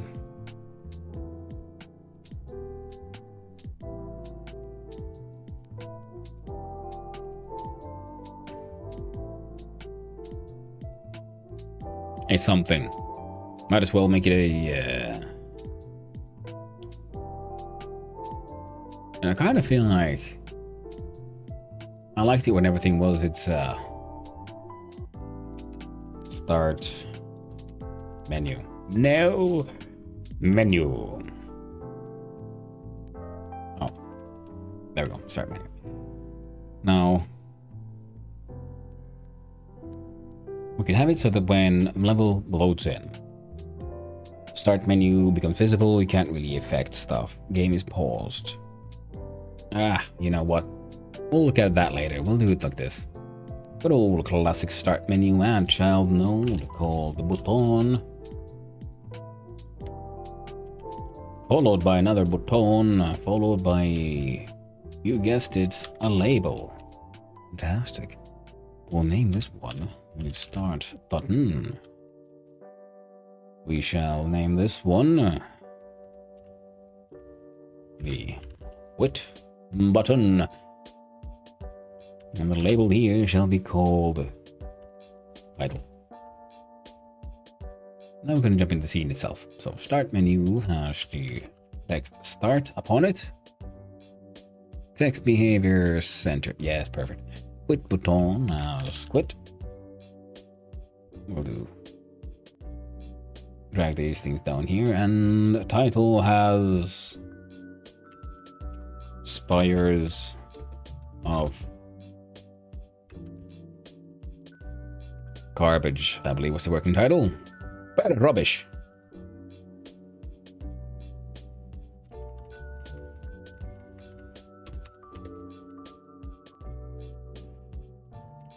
Spire of rubbish. Let's see here, theme of right. Font size shall be 48.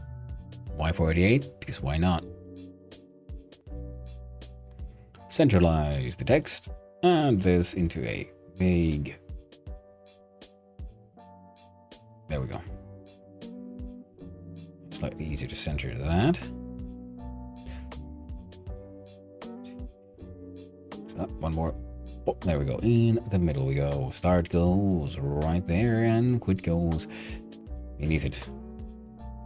We shall expand these a little bit so that its centerpiece is actually centered. Now, start menu will need to be a little bit of code in it, because start button here needs, of course, to have a signal that gets activated should you actually push it. Same for the quit one. quit one is easy, because here we do get underscore tree. Dot quit. There we go. Now it quits. On the start button, press that we do get underscore tree, and we change scene to file level. There we go. Oops, F5. Start menu. Select current. Spare rubbish. Start. Oh. Lovely. Now, look at launcher. Now,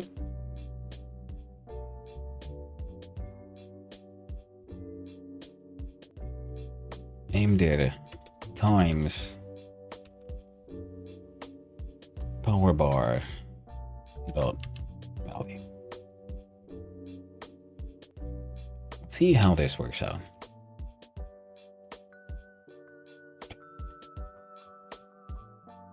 Okay, that was a little nuts.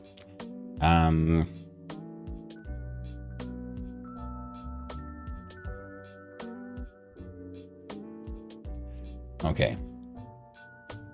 And add as a variable here for just, we'll call it power. It can be a good old floaty toty. And we'll make it 10. I'll probably turn that into a const. Just float. So 0.0. So no random casting needs to be done. Now, instead of, so then we add some more parentheses. Whoop, we do one extra tiny bit of math.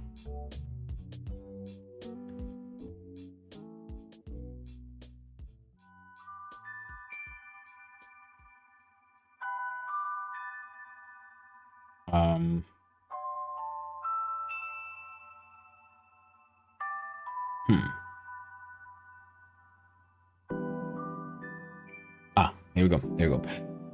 We change this from 1 to 1 down to 100. 0.01. 0.01. Power modifier.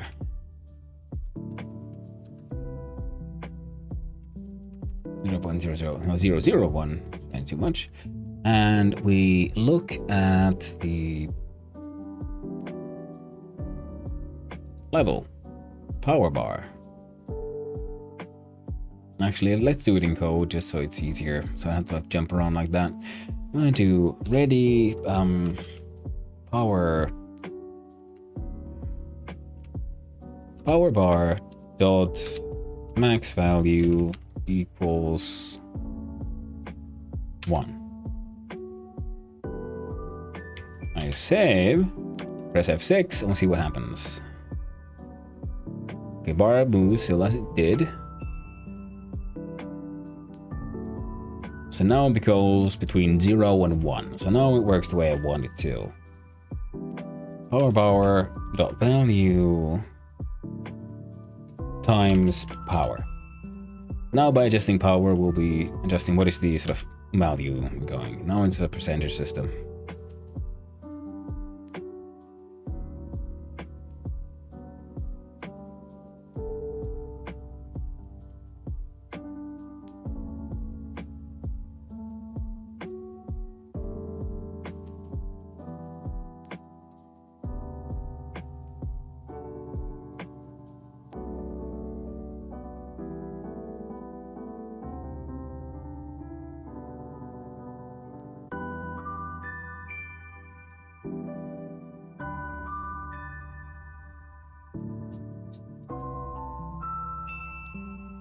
Okay, excellent. Now Launchbox does something else here at the end, which is power bar dot value becomes 0 and power modifier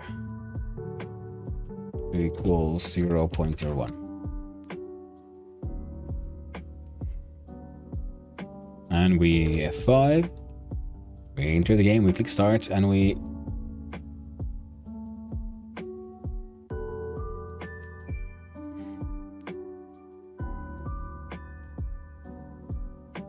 there we go.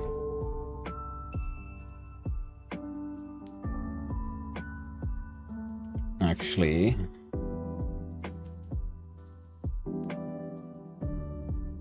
You know what? We'll let it stand, because you know what? It works. It works good enough. And that's all that really matters. Now we have a level here, so this means we need a end state. Now in menus, create new scene, and that is actually just straight up UI will be end menu. End menu shall add child node label. One for the title, one for the score. Score, F2 title. Then we'll need Control Z, F2.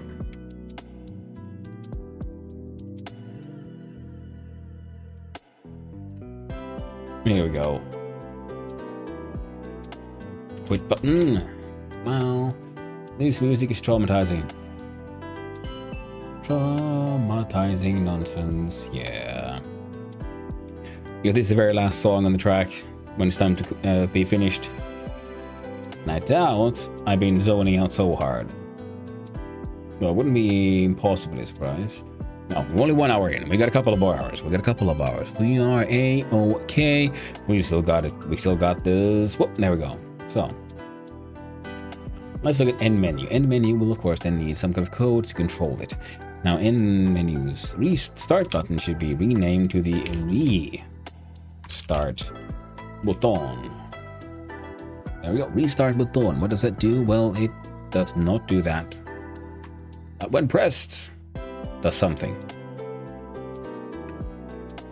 And the quit button does, well, you guessed it. We go to get underscore tree, and in the end we add dot quit. There you go. Back in perfect. The restart button though, well, it'll have to jump into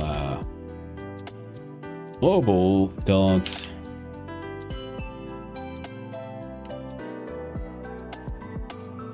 restart. Yeah, pretty sure that's what it's called. And then I don't know, self dot light. Well, isn't that a thing? I believe it is. Yeah, void hide. Perfect. Come on, there we go. And we don't need no delta on ready. Score dot text equals you scored, and plus, and then we stringify the output of, well, not the output, which you get grabbed from global don't score, plus points. Good enough for me. Gosh darn it. There we go.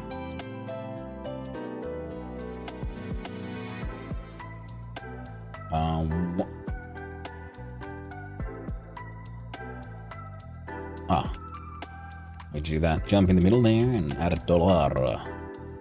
Heckin' perfect. And the title here says Surprise Spires Off. Rubbish. Now, if I was sensible, what I would do is just have the menu be the menu, and depending on if we're starting or quitting, the buttons and some of the details change, but otherwise they're exactly the same. And, you know, I just mind.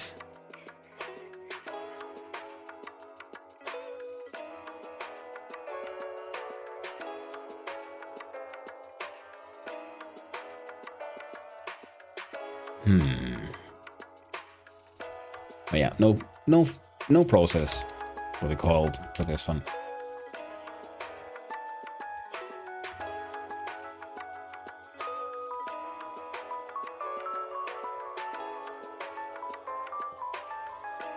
So we'll do func game underscore end void. And you do this. You do fuck all. I think that would work.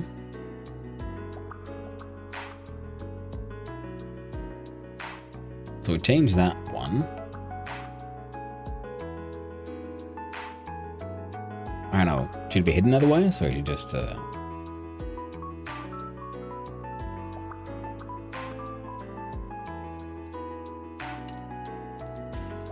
so do. Dang it! Underscore. Score. Dot. Visible equals true. And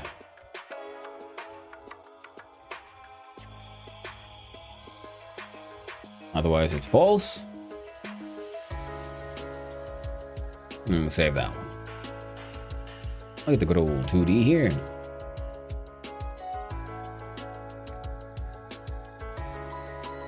Theme override, make that 48.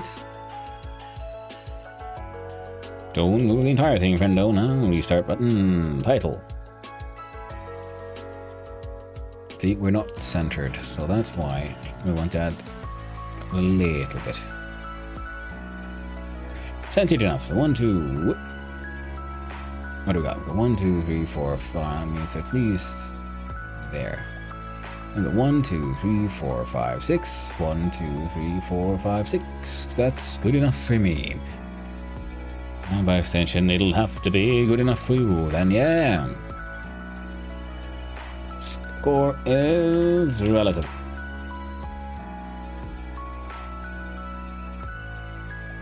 Open that up. Horizontal line, center, vertical line, center.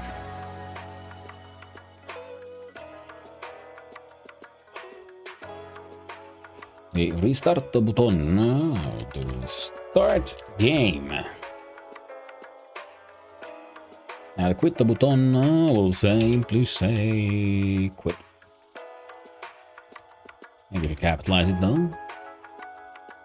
Give that a little bit more. Slightly more believable. Yes, yes, yes. So I can save this. Jump into the level. Look at the menus. Do and add a menu in here. No? Or not?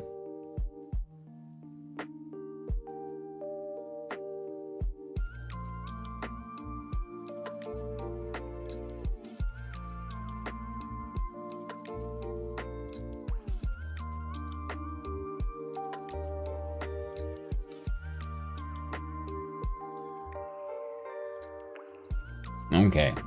Now in global we can add a funny little variable called game. I've made a variable first. We'll do game active Trijam, and it is true.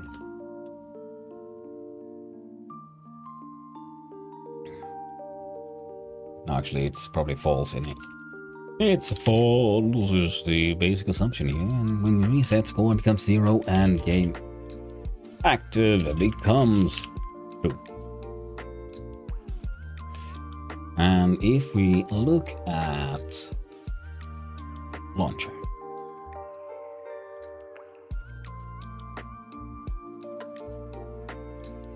any and all of this only happens if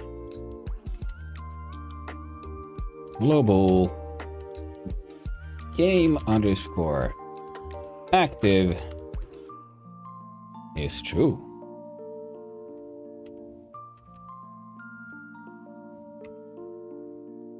Otherwise you just pass into fuck all. Perfect. Then I don't have to worry about this.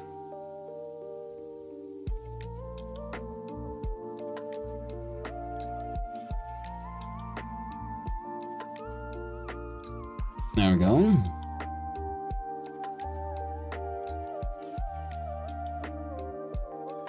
And do a copy of that one. Go start menu. Now we look at level.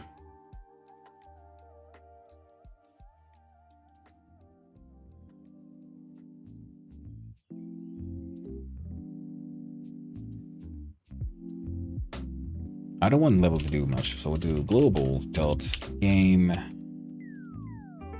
over.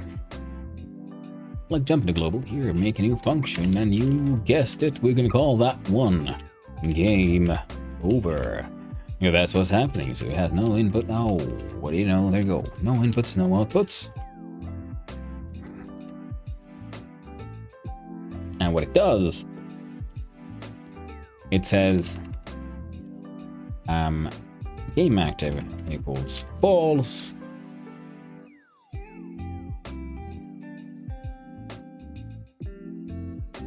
Can I just grab it from here?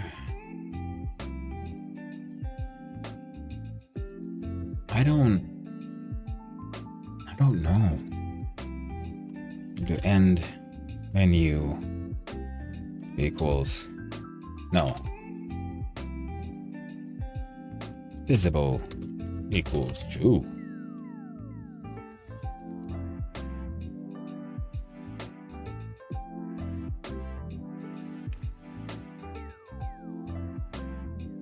Now, end menu. Press F5. Jump here, spare of rubbish. Ooh. Now the current start menu doesn't do much because there we go.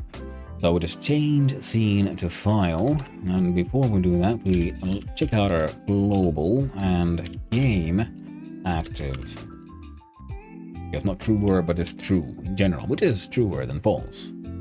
F5 again. Start. And pop. Invalid sign with a property type usable for key value bool or base object type of no. Fantastic. So how do we do this? We can have a signal. How does global know the end menu here? Well, we'll have this more end menu. Type of control. Point at null. We'll leave it at that, because that'll give us error in case shit goes wrong. Then we'll look at level. When we enter level, then we check out global dot end menu. Should in fact be this end menu. And we'll do if end menu equals no. We do that. Perfect. F5. Start. Ooh, start game. Now then. What? How dare you? Reset.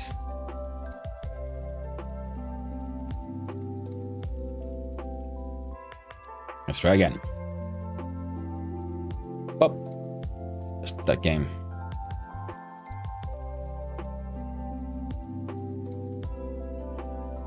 Quit.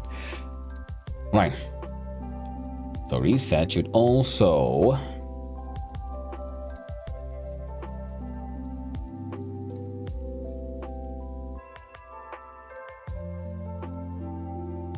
then get rid of all the other ones. Look at level. We'll do a variable, we'll call it trash.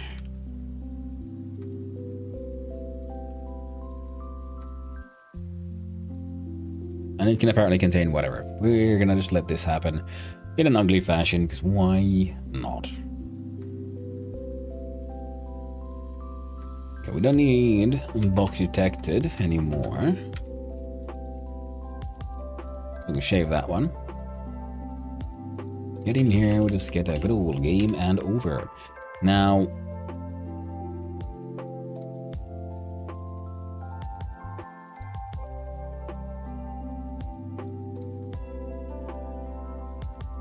yeah, we don't need the variable here either now, do we? Because if we look at launcher, so add sibling new box, we check at global dot trash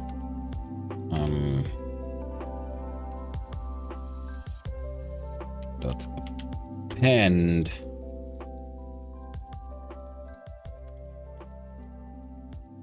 new box. We go to global, we make a new variable. More trash type array starts out empty. And reset is score goes 0, and then for item in trash item dot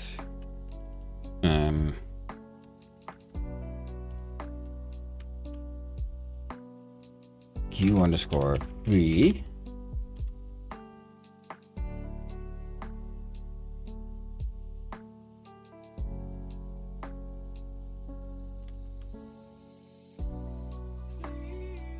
trash dot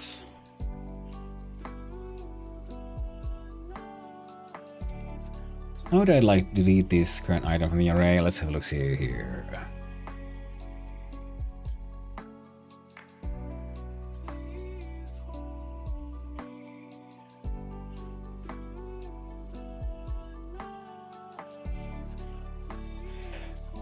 Finds and removes first current value from array x, blah, blah, blah, blah, blah.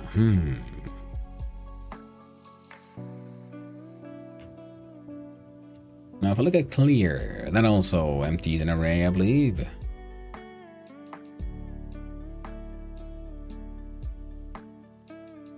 Wonderful, wonderful. That's exactly what I want, because I'm going to look at global. So we do for item in trash, bq3, followed by trash dot clear.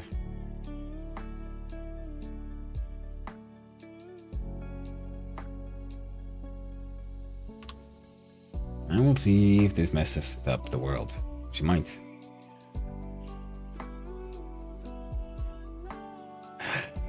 Lovely. Okay.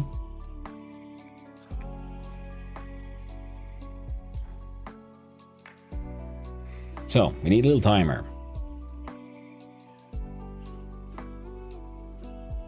So, reset, game active true. Look at end menu, global reset, followed by self hide. Followed by, so do global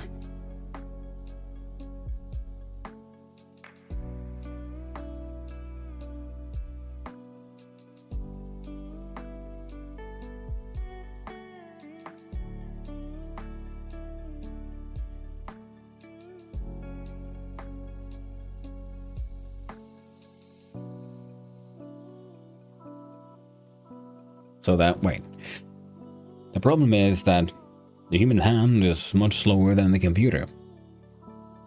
So when I push the button, by the time I'm releasing the button, it's gone through the entire rigmarole in the game, and releasing the button launches the box. So launcher needs a recheck here.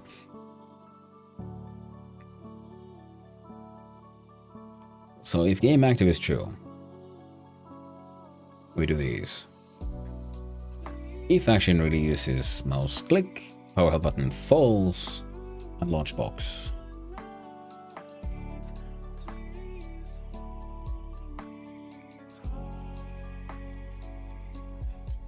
We'll do a if power button held equals true. That's when we do these. Otherwise you do fuck all. And then, oh right, fucked up there. Quit. There we go. I was assigning, not comparing. To start. We fail. Perfect. So if I don't first push the button, then releasing the button doesn't do the thing. Fantastic. Well, level, guess what? You also need a new child node, and that is a label. And that label is keeping score. What does it say? It says score 0. For now, because we're going to change that. So score here is inside.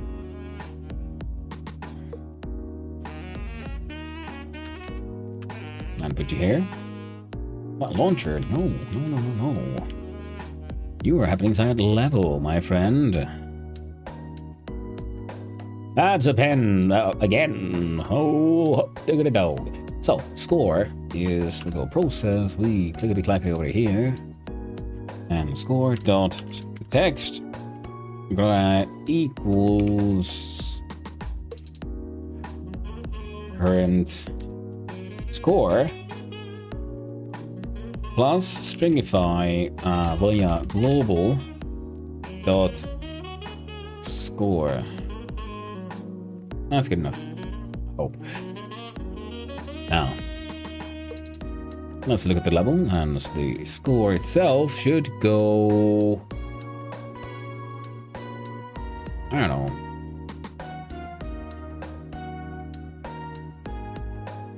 there.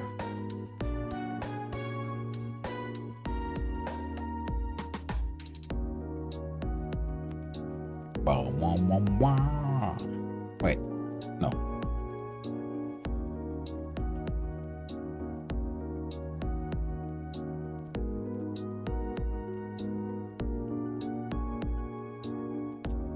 I need one more.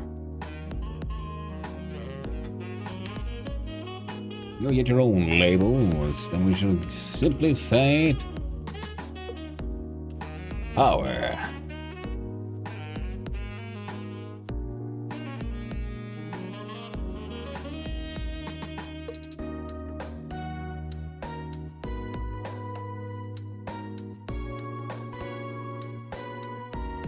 Score there makes slightly more sense, and the power for should hopefully make enough sense here. Look at the theme override. We do believe we have styles. Nope. Font. No. Colors. Shadow. Outline. Didn't do much. Shadow. Much better. Score. Overrides colors and shadow. Shadow. There we go. Slightly easier to read, and preset 5 again. We are first in the main menu. Hello. And then we shoot.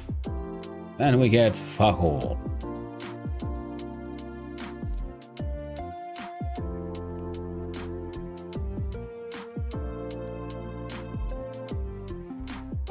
In fact, we're gonna jump on over to our scripts and end menu, where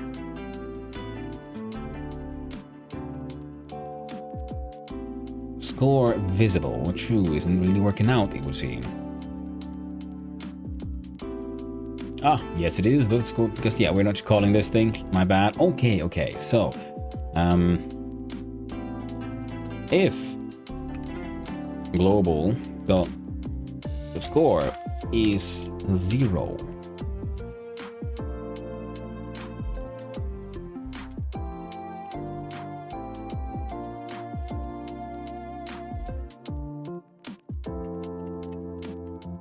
that's just glittering.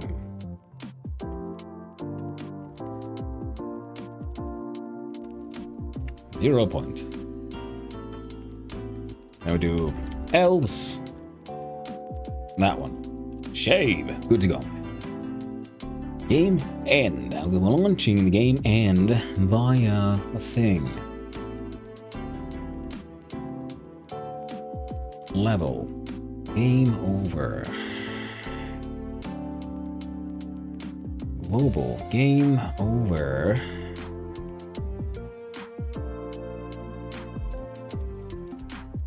End menu.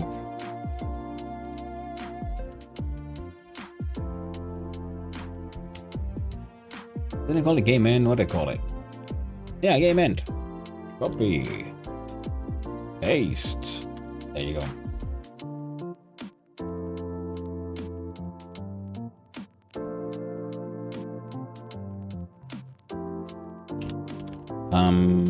Bonk reset.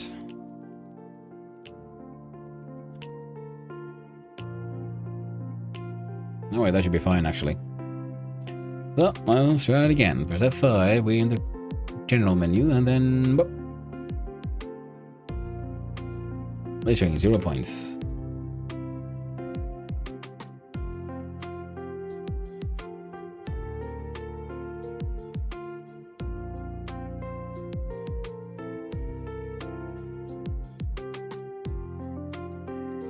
Perfect. So, how do we score?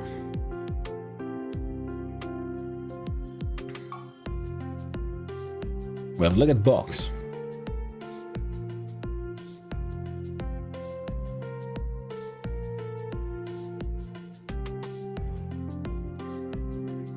We apply impulse, get direction. So, rigid body 2D. Okay. Good.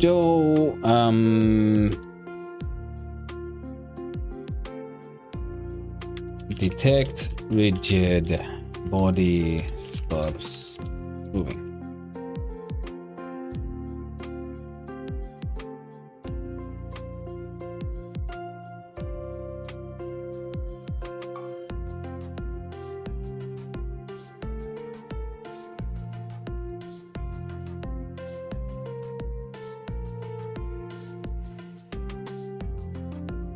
Rigid body speed.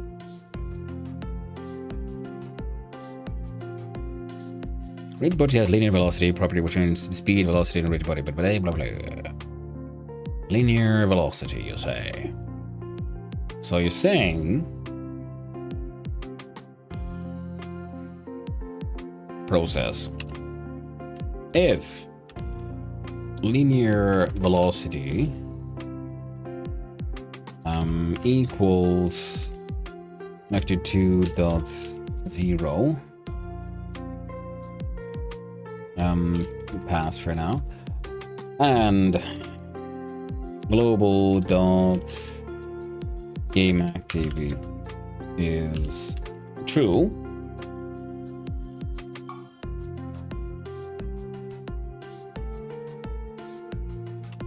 var scored. Type bool equals false, and scored equals false.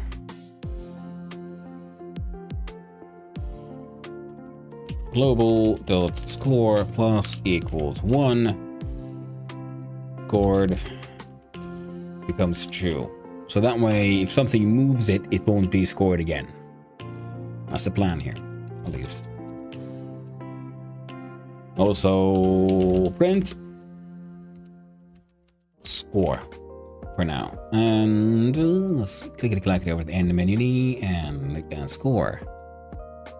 Score relative, theme override, colors, and shadow. And we'll add the title as well.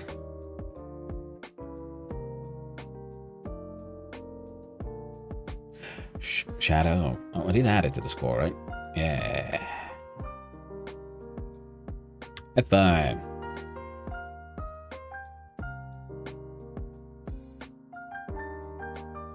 Current score 1. Why did I get 2?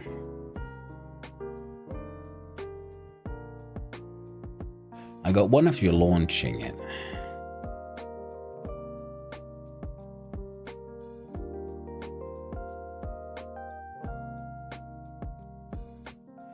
Well, we'll just add another variable. It's fine. We'll do it the really dumb way. So, launched.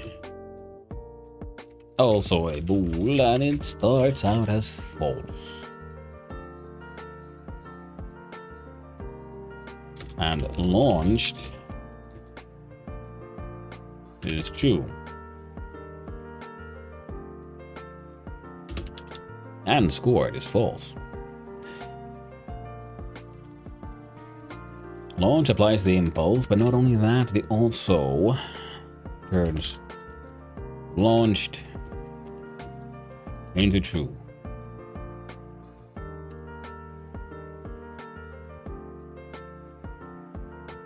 Dang.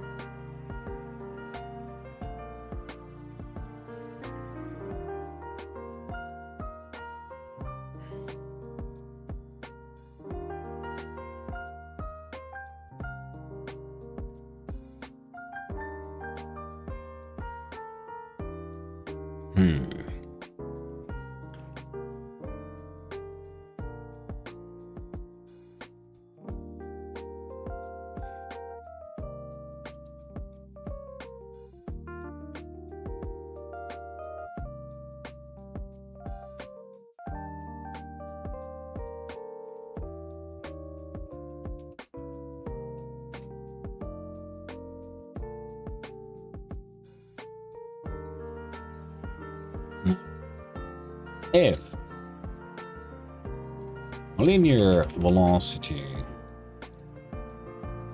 is greater than vector 2 L0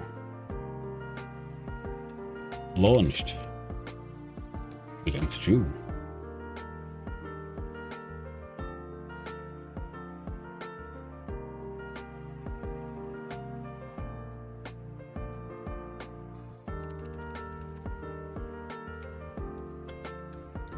And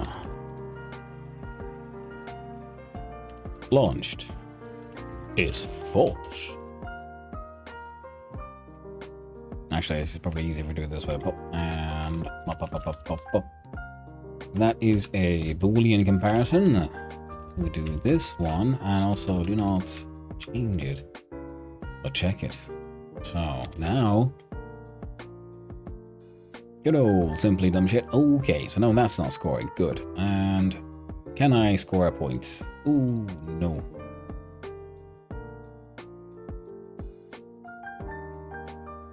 Ah, noise. So, would you look at that? Game's heckin' working.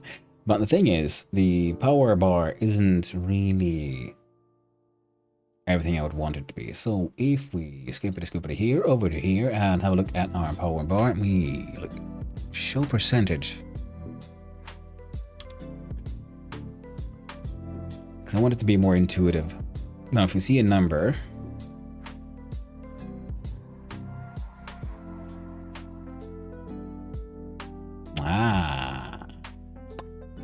so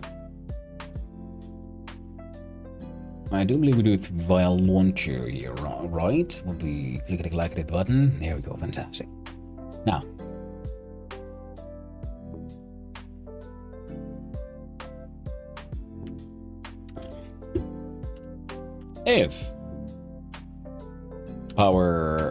if this power button held equals false, that one becomes true, and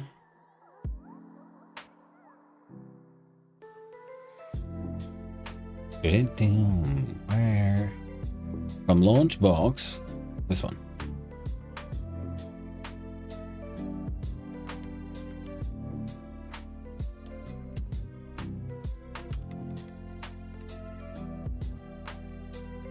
It's not launching box that resets it, but when we push the button, if the held is false, we change these values and turn that true. That way holding it down won't be like resetting it all the time. At least it shouldn't. We'll double check. This is here to help you aim. Okay, 82, too much. 83, not enough. 81.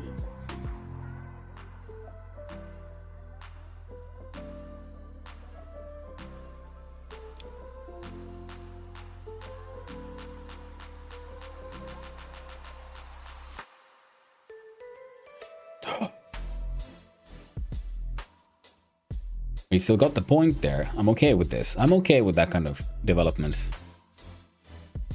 69. Ooh, we got a point.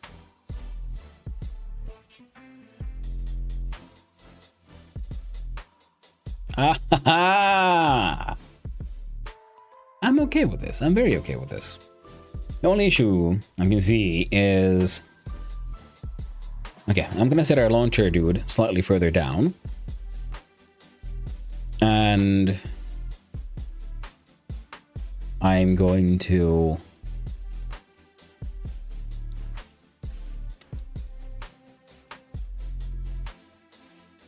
something else. What else do we need, really? I mean, we could add some more art, but nah, this is good enough. Bars of rubbish. It's like, if we go here and we want to make things... Where are you, friend? There you go, dumpster. Control A. Add a label inside you.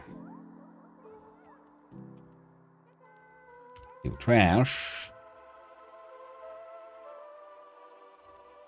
I like my text centered.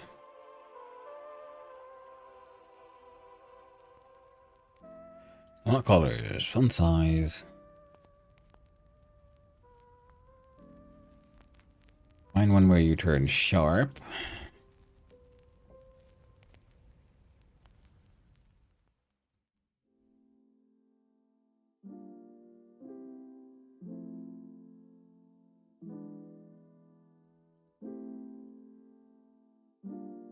You know what? That's dumb.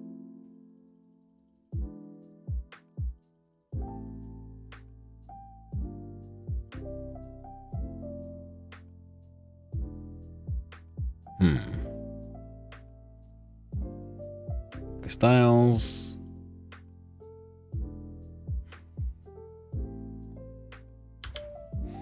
Press F6, just load in now to look at it. You know what? That looks completely acceptable.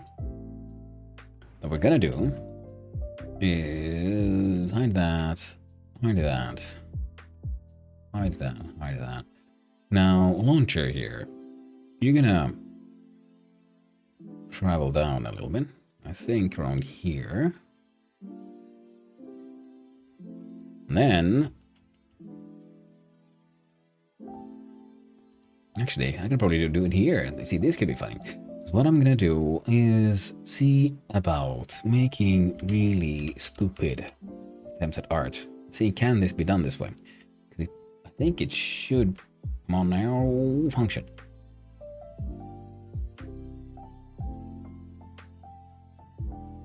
Okay, I'm gonna pull you here.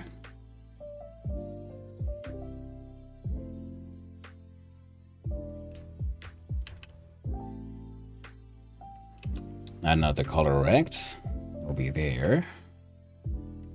Add another colored rectangle. It'll go there. One more to go here. And one more to go here. Someone might be able to guess what I'm doing here.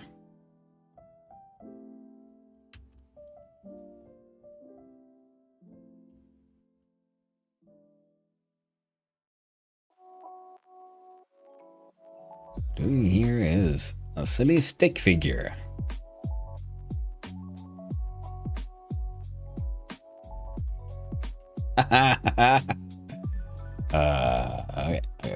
Okay. Now for this to work, I think I'll have to...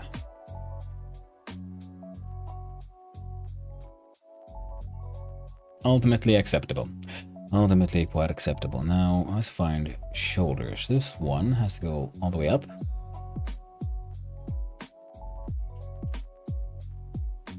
This one... Nope. This one. Oh, no, you stay there.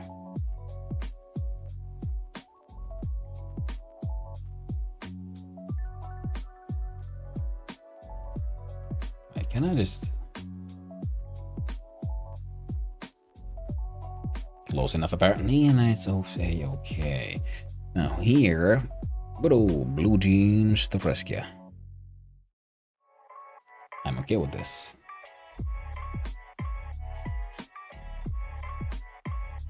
That one.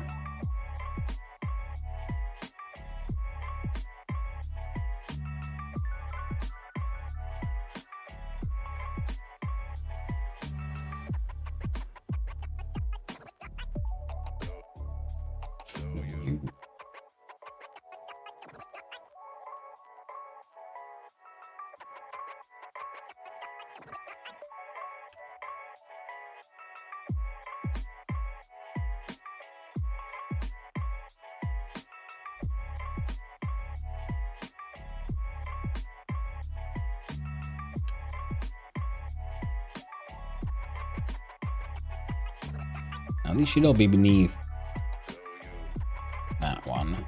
So if I do this, I should be able to make this into kind of brown, I think. Bit too green.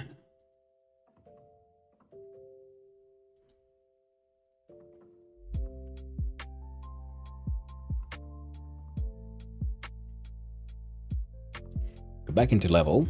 No, back into launcher. Save. Then into level. Ooh, would you look at that? Now that whole bugger makes so much more sense. It looks neater. F6 just to see how it looks. Fucking A, mate. Fucking A. Boop, boop. And F5. Spires are rubbish. That's just littering. 0 points. See, we have a nice little stick figure. He's throwing his trash into the trash.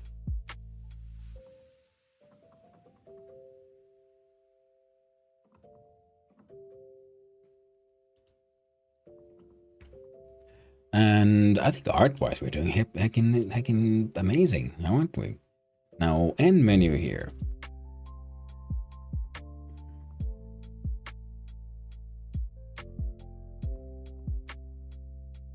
So, if you look at the code, start like this. If end menu, global end menu, no, global end menu, yeah? That's all we need there. We're not doing anything with delta, so let's underscore that one. Let's look at the... And start menu is not doing anything with any of that. Get rid of that as well. In fact, let's go to project settings and general.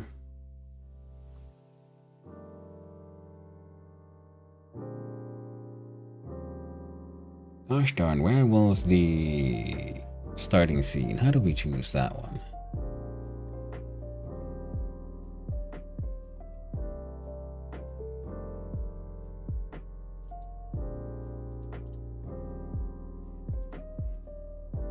Darned. Okay.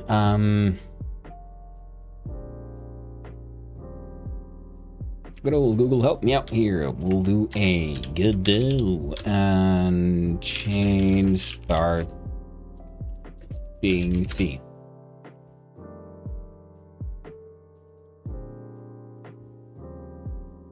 Project settings, application, run main scene. Project settings, general application, run main scene shall be changed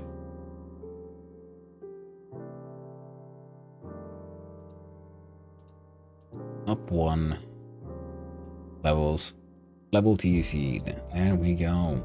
So now we load a level now. We should go here. Spires of rubbish. See, that takes us hitting. Start game. Yep. But it's living a start game.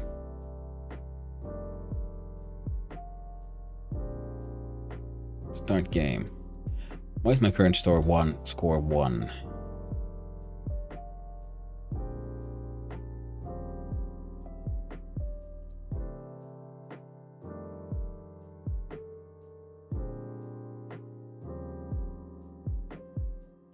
Yeah, things are now happening in the wrong order. Something has gone terribly, terribly wrong.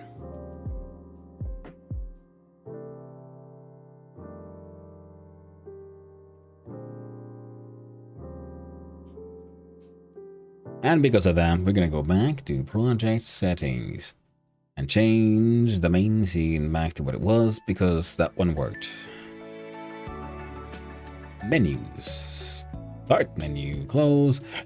F5. Well, double check it's not just in my head. Now, what we look at level ready. We first enter this thing.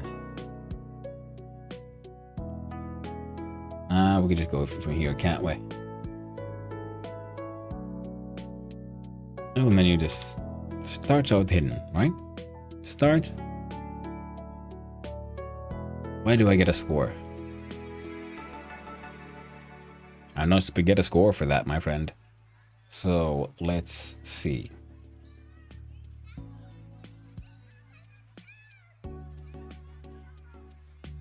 Global.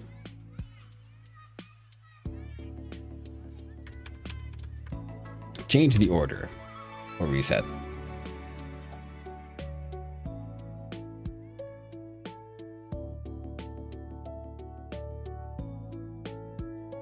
Huh.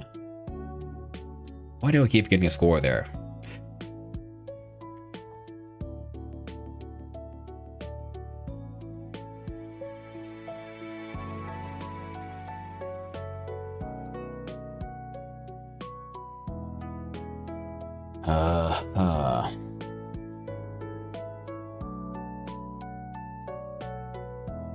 Let's look at level. We have your process, text, current score, what one, pass.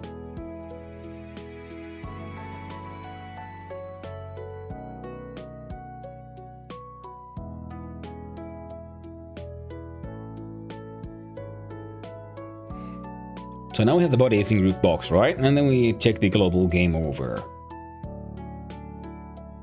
And this happens.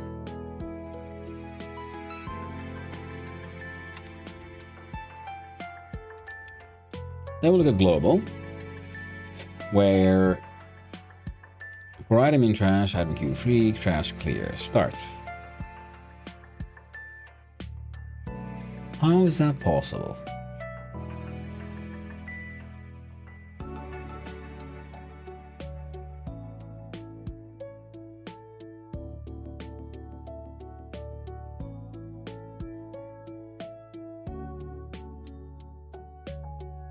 Well, that's simple. Print score. If global dot game active has the value of false, well, score takes the value of true there as well, but no score.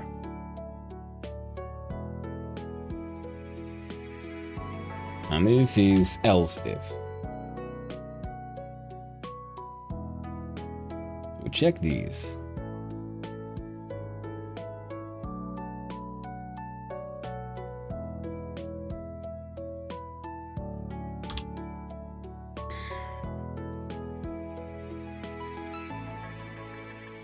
Yeah, because that was marked as scored, but it scored you 0 points. Perfect. Absolutely perfect. Everything's functioning the way it should. A very special box can now be interpreted be the pizza boxes or the trash boxes. But it's very special. We got a little bit of three-dimensionality, but having that dude's feet go inside the ground, and we got our orange square to turn into a kind of person. I am very okay with this. And there. Lovely. Now, I'm gonna have to look at your level and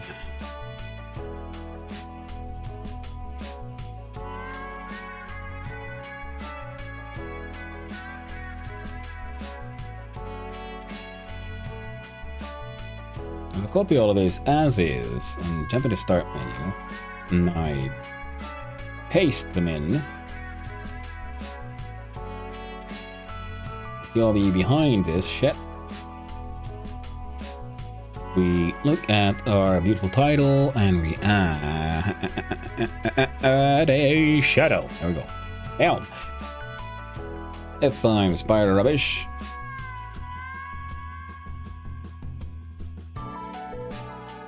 Let's try again. F5.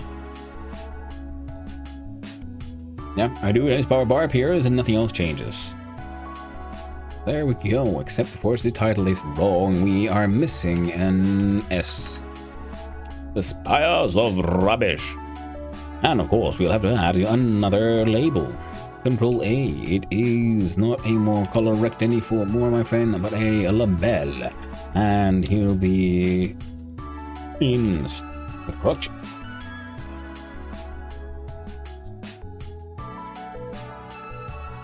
Instructions, there we go. Now the instructions will also need colors and a shadow. One of these days I'll come up with my own font and everything, but today is not that day. So, what are the instructions? I mean, make the biggest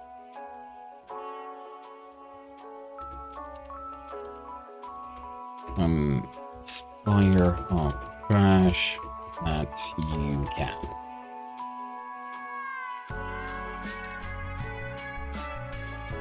Aim with the mouse. Load.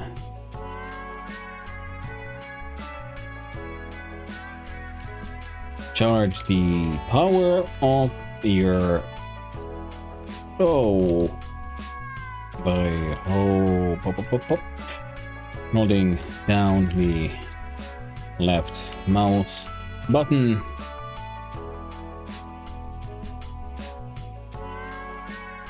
Holding. Charge the power of your throw by holding down the left mouse button.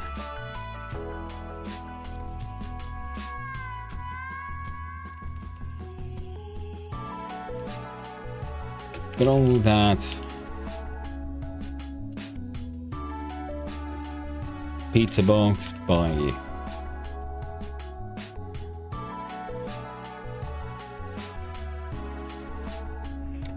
and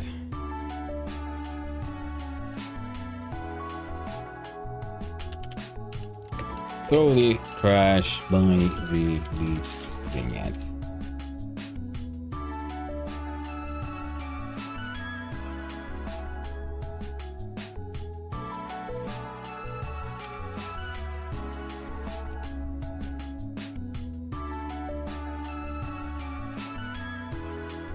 Throw trash. There we go. There we go. Center the text.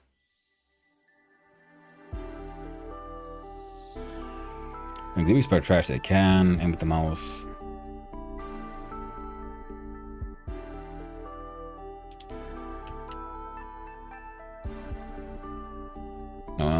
Theme override, colored shadow.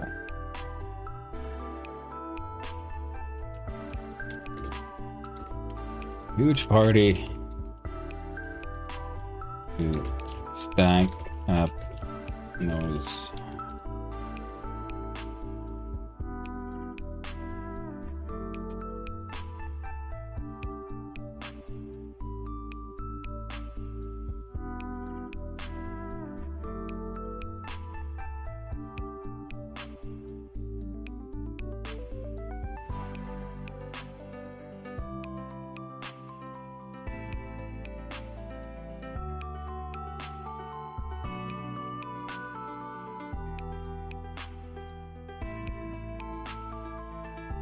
I was thinking, can I make different kind of like rectangles to make that trash can cooler? But nah, it's good enough for me. If it's good enough for me, it'll have to be good enough for you, my friends. With spires of rubbish, after a huge party, it's how to stack up those pizza boxes. The biggest spire of trash you can. Aim with the mouse. Charge the power of your throw by holding down the left mouse button. Throw trash by releasing the left mouse button.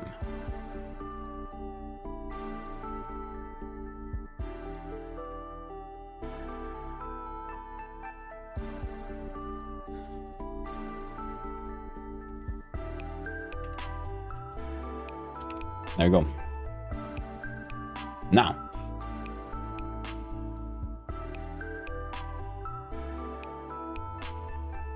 let's do this. Now, I believe there was a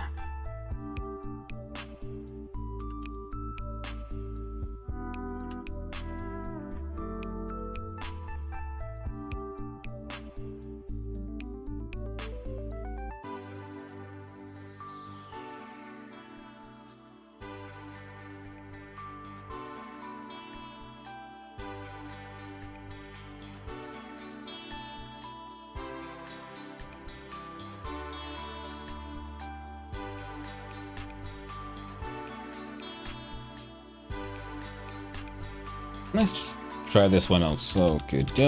Generate audio.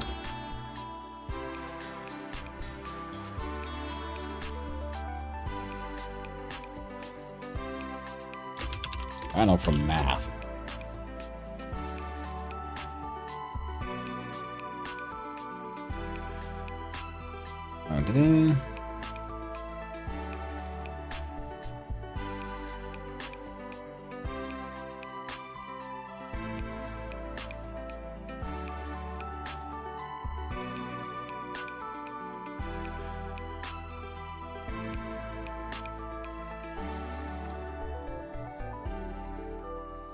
Yeah, we use this one, right?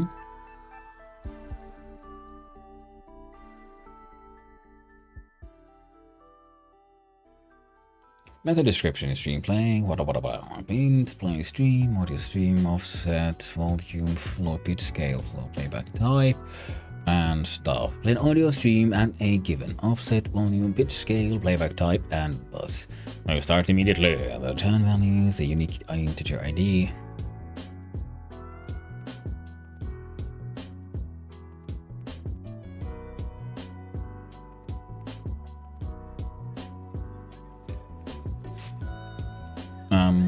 Change stream pitch scale, change the stream volume, stop stream.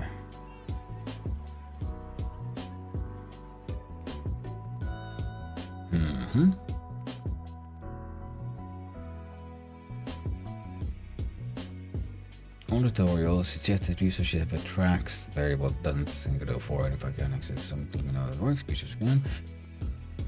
New poly if any through code, let me know, except for keep audio sources low and playing them through code is from a game's architecture setup.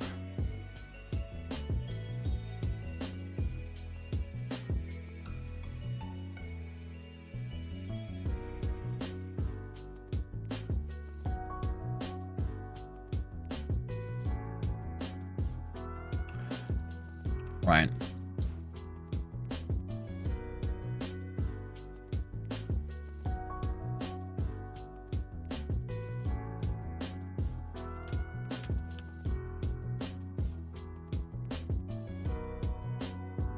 We'll jump here. We'll jump here. We'll give this thing its own code just to make things slightly simpler. Control page V, ready and fill buffer. Perfect. So we don't need these bad boys at all. So now it just does a sine wave. Sine phase times tau.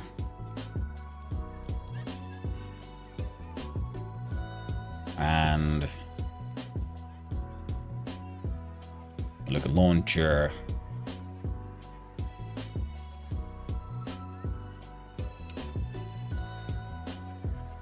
Adults.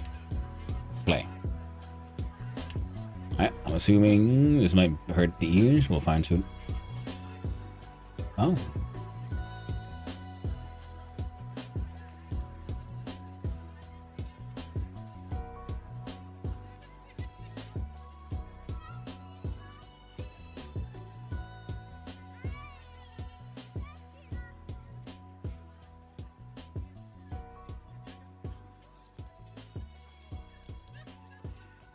Self.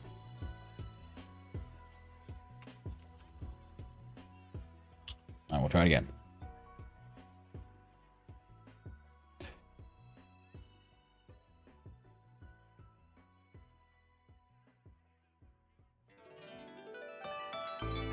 Ah.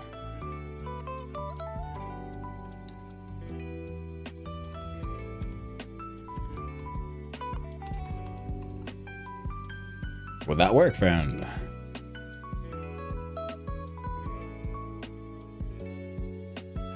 No.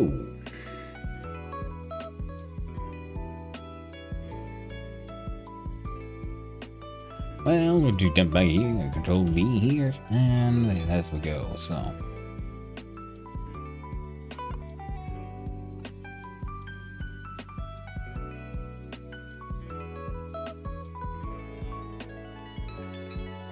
Well, hello there, General. It's going pretty well. I'm trying to figure out these procedurally generated audio things again. They seem neat. I'm not sure like how to use these the best. So add that there. And I think fill buffer is the one that adds the audio in. So if I add that to here. How about you, friend? How are you doing? Hope you're having a lovely day. Slightly isolated. There's F5. And he crashed.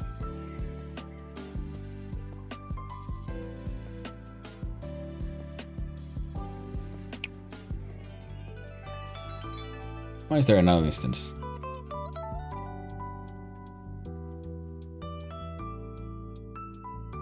Ah. That's why.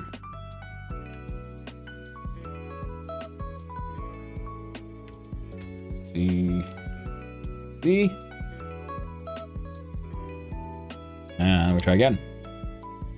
Run a pitch. Yeah, it should make any sound. Hey. See, the theme was a very special box or something.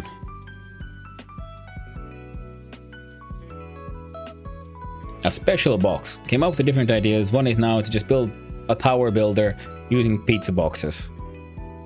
So you have our dude who throws pizza boxes. There's the trash. We try to the trash in. He is the power of our throw. Oh, there you go. So otherwise, perfect. So now we get a sound when he throws. So I don't have any audio files. So I'm just trying to do everything like in here as much as possible. Dude, what is this? There you go. Length should be 0.1 seconds.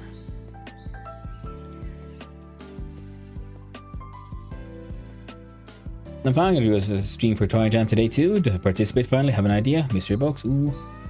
Oh, mystery box. Special box, yeah, and special box, mystery box, same way. So. Yeah. Oh.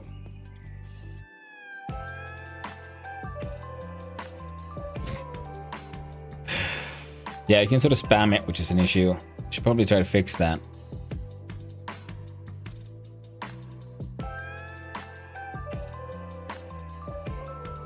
Oh. Oh, too much power.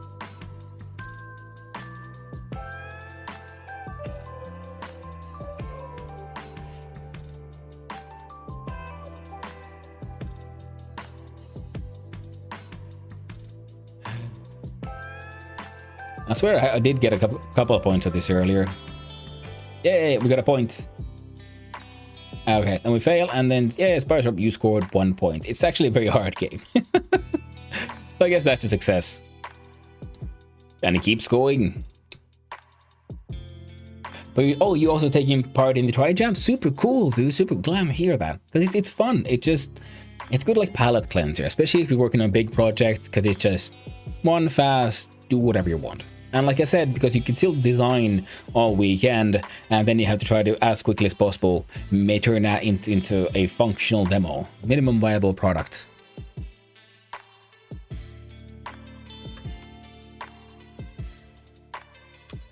Now, slightly too long still. I just want just a quick bit.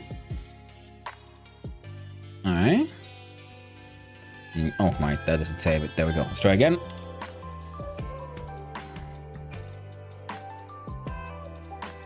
Too short.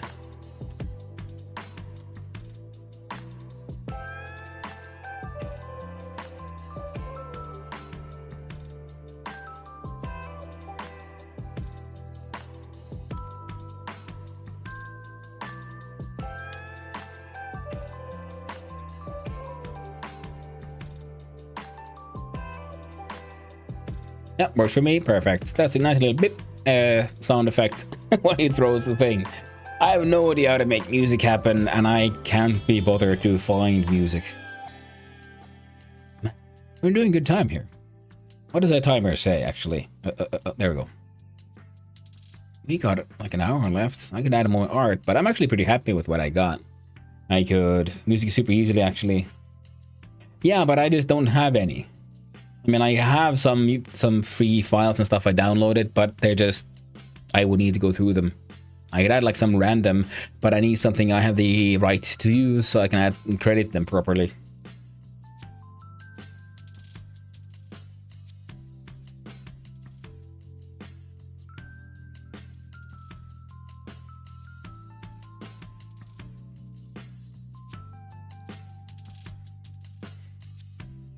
on itch, there's a lot of them for free. Yeah, exactly. Like I know there's free music there out there, but I don't want to go surfing like mid.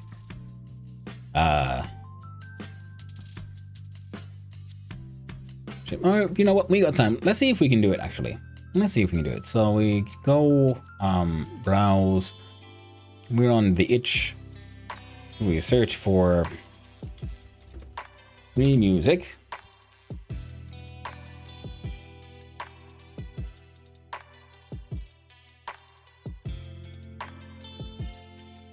Man, they're too. Oh man. Deep electronic cinematic. Or I just want like something just be like beep beep beep beep beep beep beep beep beep beep beep beep. Actually, you know, I could try to do that myself. Oh, that's too much learning, so let's not do that.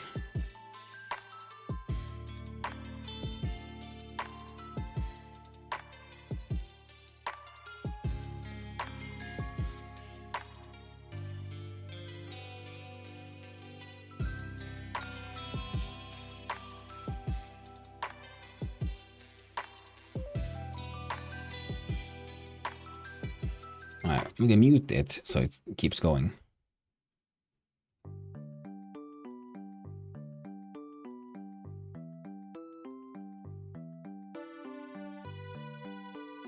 I like how it's like, oh, it's like a.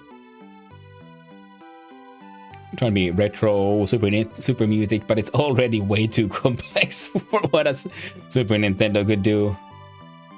Like, it starts out immediately by like breaking the sort of implied rules.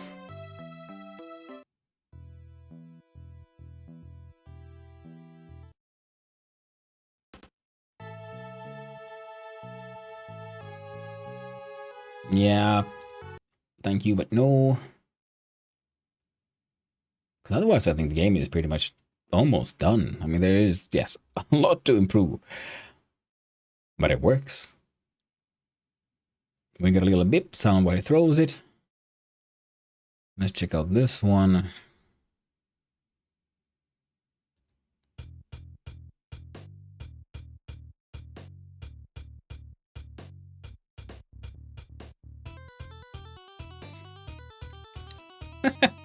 Neat.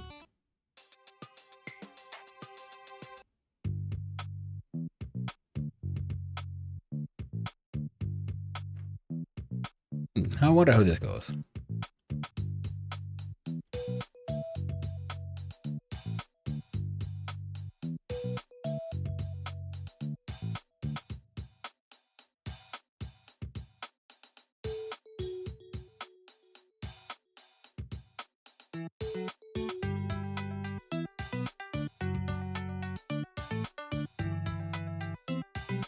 Use it a lot? Yeah, I should.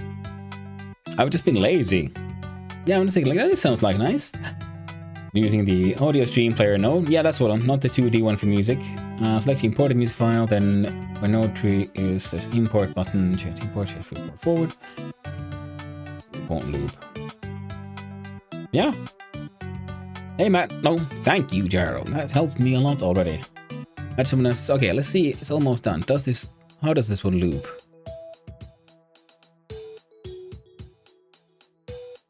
I find this quite acceptable.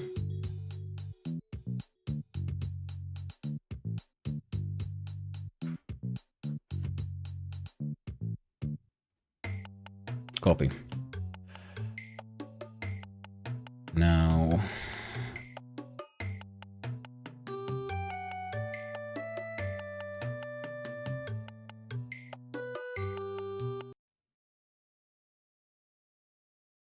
on the web. Nice. Should hopefully be. You stupid. Terribly sorry. I just get easily a little flustered. So, and we'll click clack on that one. Thank you, Winrar, for all your wonderful endless help. Oh, I shouldn't have done that actually at all. Let's just go.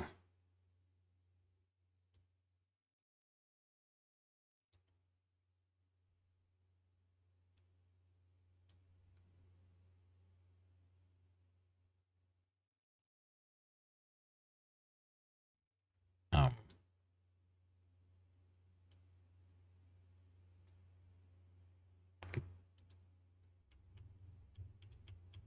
Damn you, machine. Damn you and your endless lies. So, let's try again.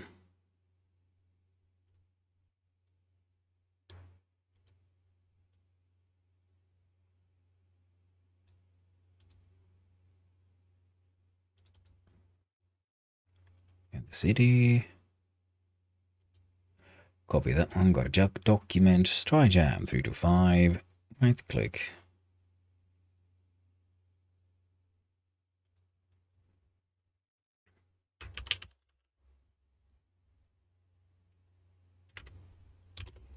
Audio. Paste. There we go. And we jump all the way. Oh. Put the timer back on. We got half an hour. We should be able to do this. Slippity slappity here. There we go. Now we have a new folder. It contains in the city. Wow. Now we look at level. Sure. And we add child node.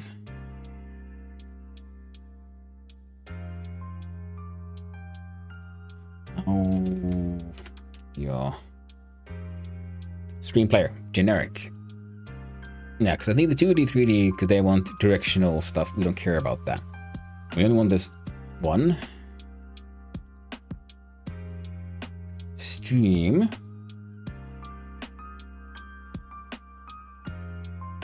There's ads, you say.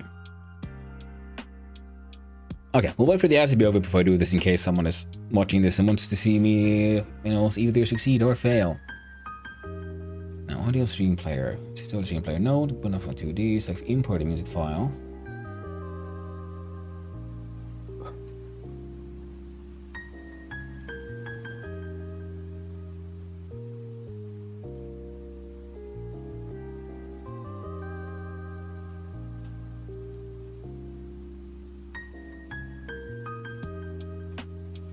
Yeah, I'm waiting for the ads to be over, my friend. Next to the scene. Oh, there's the import. Bloop, there we go, in the city web. There we go, import as this. So in the city web, we have an import button here on the top left, apparently. Thank you, Gyro. And with the node import button, change the import and then change loop to forward. Loop mode detect from, we'd put that forward. Also want loop. And then press re-import.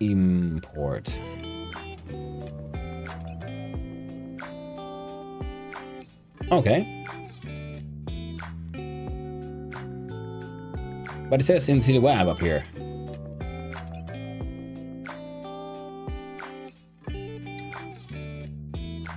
But in the top it says the .wav though.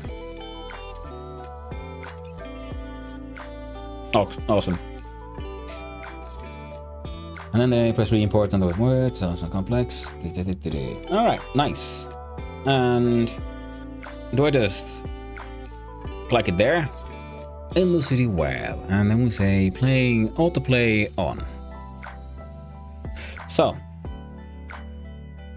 click, shave, F5, we'll see what happens. I did though.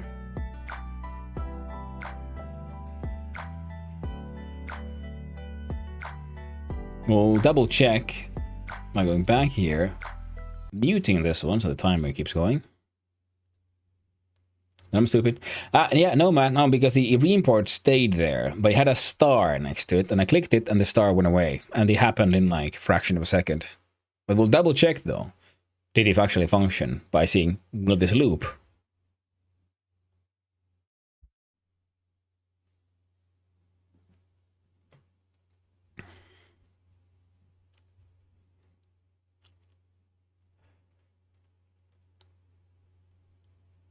Now,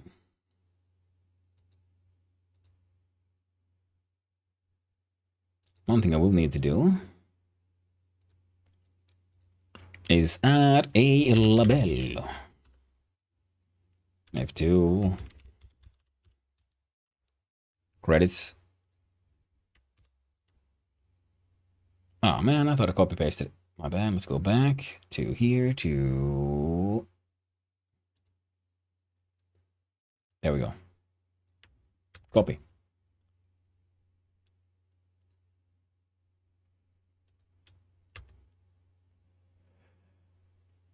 Theme override, font. No, car start colors, shadows.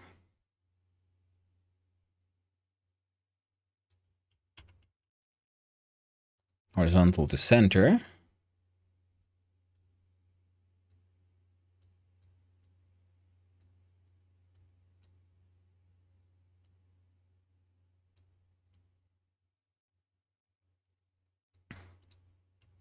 There. Now it's right on the start screen.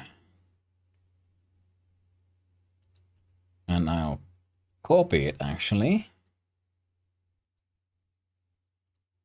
And paste it there as well. Yeah, it's looping fine.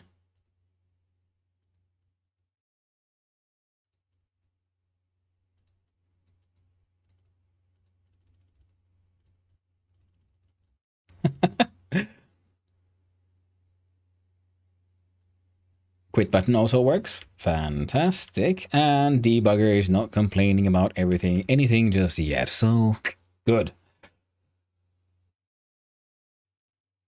It's considered backseating? No. I mean, not that I mind, and I don't think it's not forbidden. I mean, people do this in teams very happily. Oh, damn it. Of course. Oh, hot diggity dog. You know, of course you guys can't hear it. Here as I'm doing all this audio shit. Okay, let's see.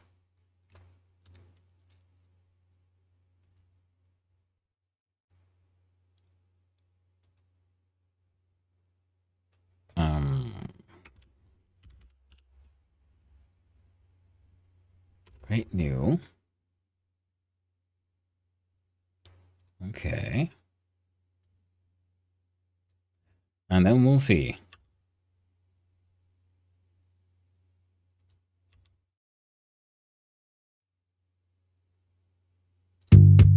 Oh, sorry. There we go.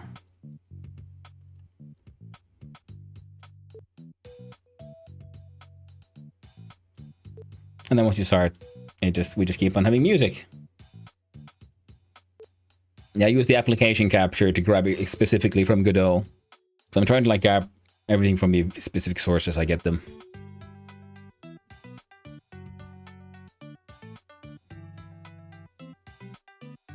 So now we got a game with music. And I built that guy with using just colored rectangles. No actual art. Not a single art file in this thing. But it works. The game goddamn works. And the audio is making this a lot nicer. And, oh, double checking again. I did get all the licenses in here, right? So, F5.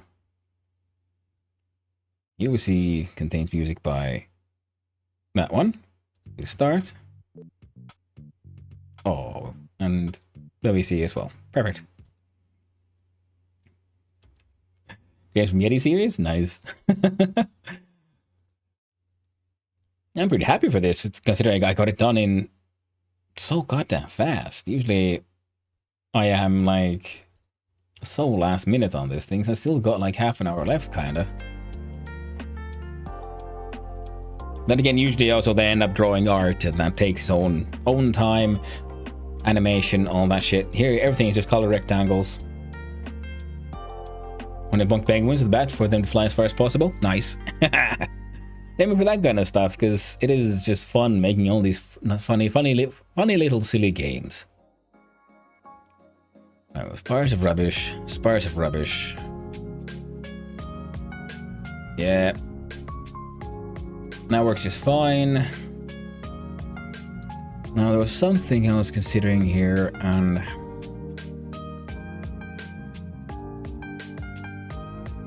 right. Something to do with the scripts, and that is once I want to just test something. Could I fix the fact that you can like spam the boxes? I'd rather you can only throw one at a time. Now, If we look at launcher's code, what does it do? If global games active is true, then we can aim and buttons matter. So launch box should in fact, okay, our new box instantiate, fill buffer.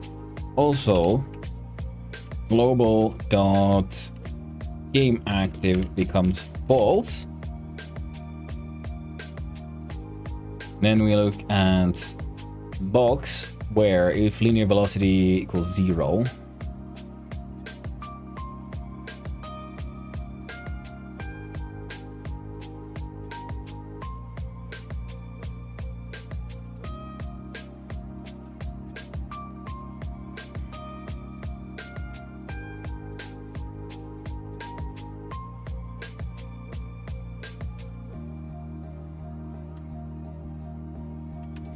it doesn't actually need even be an elif, but that's just something we always check. Here we do an elif. Elif.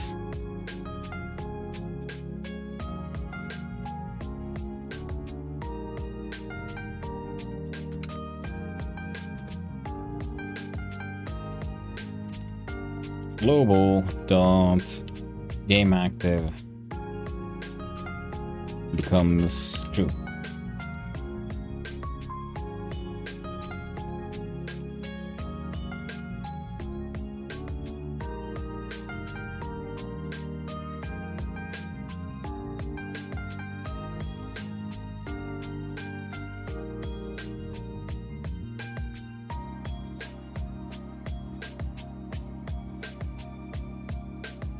No, that won't work.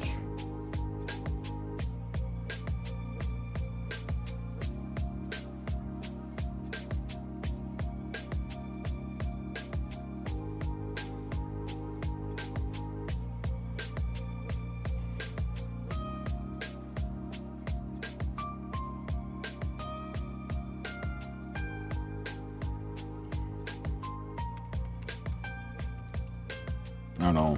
Box moving. We're just adding all these flags because we're just doing it nice and dirty and ugly, but it'll work. That's true elegance. Global box moving equals false.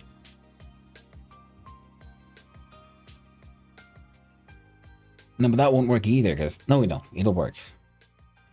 And then in global, we'll just add that to my list of bools.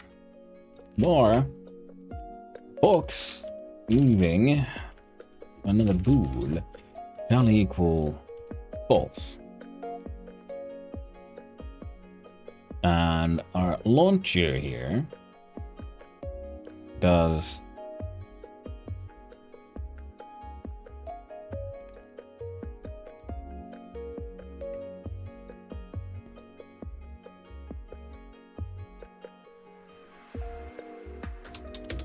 and box no shit global dot box moving equals false. Launch box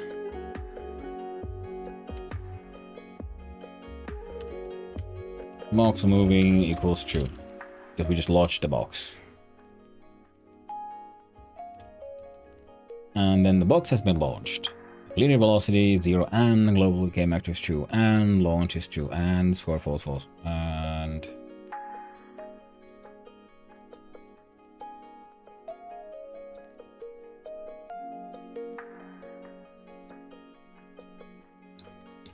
it's true. No, it's and board equals true. Then box moving is false. No, this should not be in process.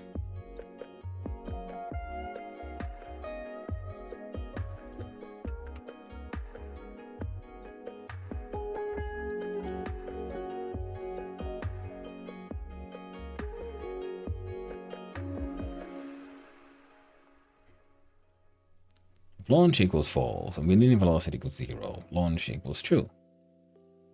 Yeah, that works. If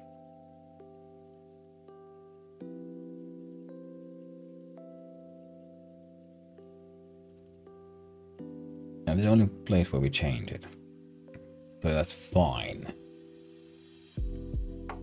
If linear velocity and all that shit we check.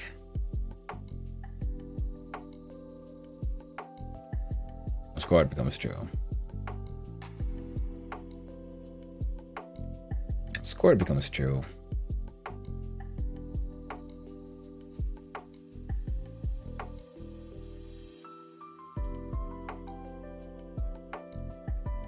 And I move this to be the first one to check.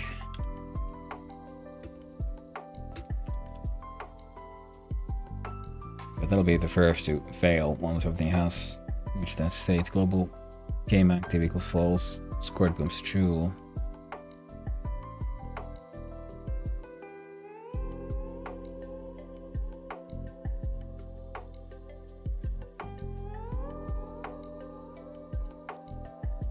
Var. Done. I can't be bothered to come up with an elegant solution, so we can ugly one. If done is false and linear velocity is 0 and scored is true, box moving becomes false, done becomes true.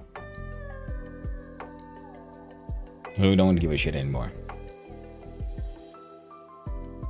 This feels like an ugly and inefficient, stupid way to do this. Okay, can't launch? Very good.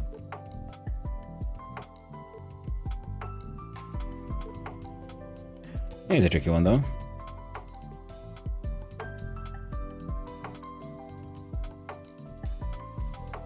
Okay, interesting. So, yeah, I was afraid that would, so that has broken the game. But we have to go into pause, so game active is most likely still okay. But box moving is not.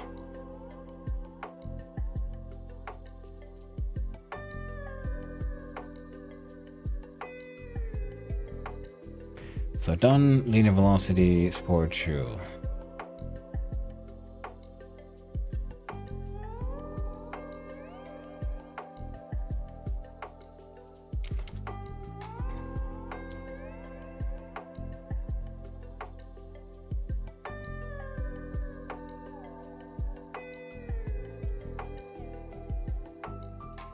Child node label. Let's have a look at how everything looks. So this label can go hang out here. It's big. Because inside this delightful label, we're gonna have some text. We're gonna F2 and call this motherfucker debug. Now, process debug dot text equals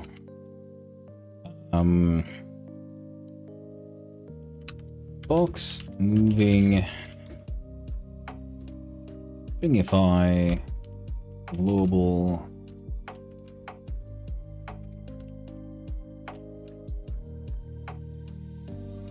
box moving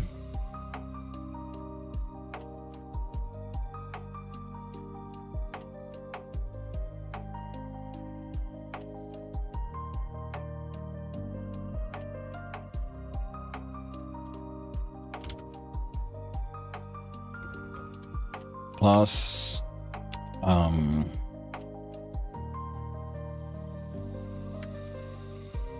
new line followed by game active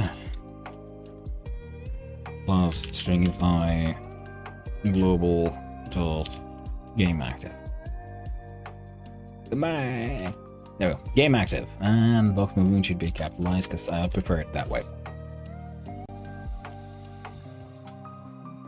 So, game active true, box moving false. Box moving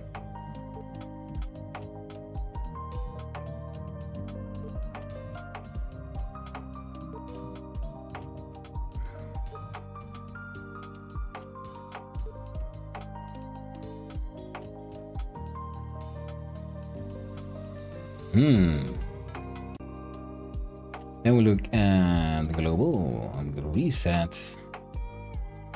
Game active, true. Box moving becomes false. Yeah, that thing deletes all the boxes as well on the game, so in case one of them was left the box moving.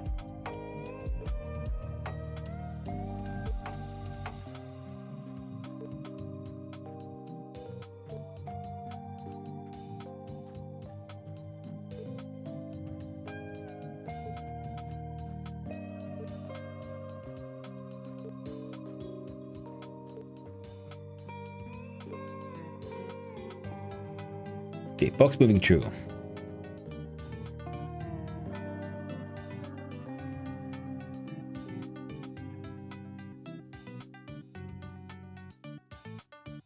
So they're on top of each other. The physics is keeping them a little bit in motion. It's not that shitty. Now, how do I do this?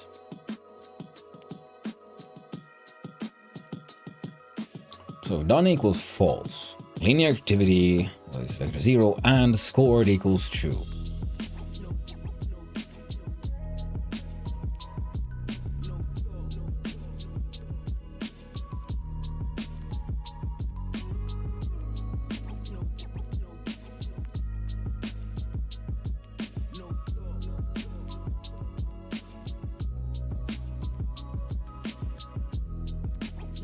So I'm guessing it'll be the linear activity, linear velocity.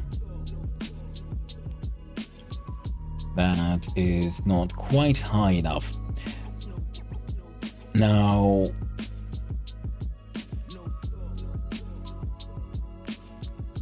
how about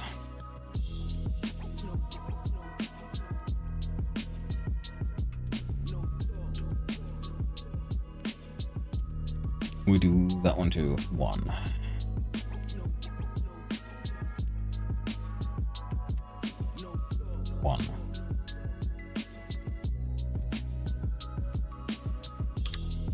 I'm not sure how fast that needs to be.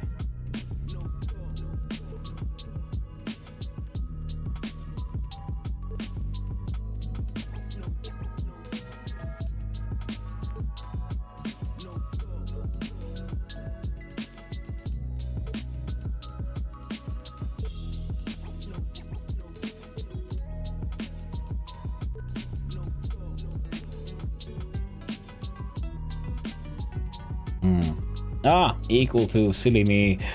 We'll have to do less than 1.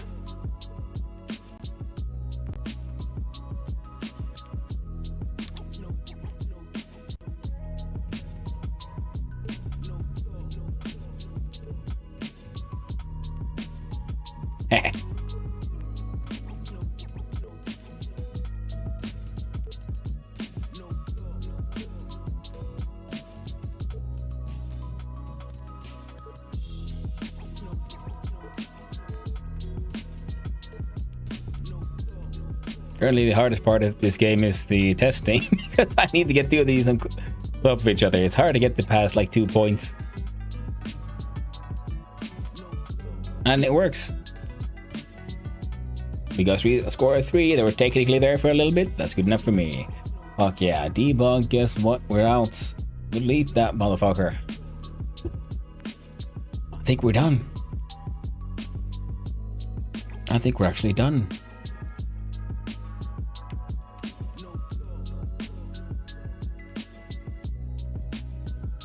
Because yes, of course. Now the idea was to have like different levels, but you have to get to certain levels, certain amounts of points, and so on.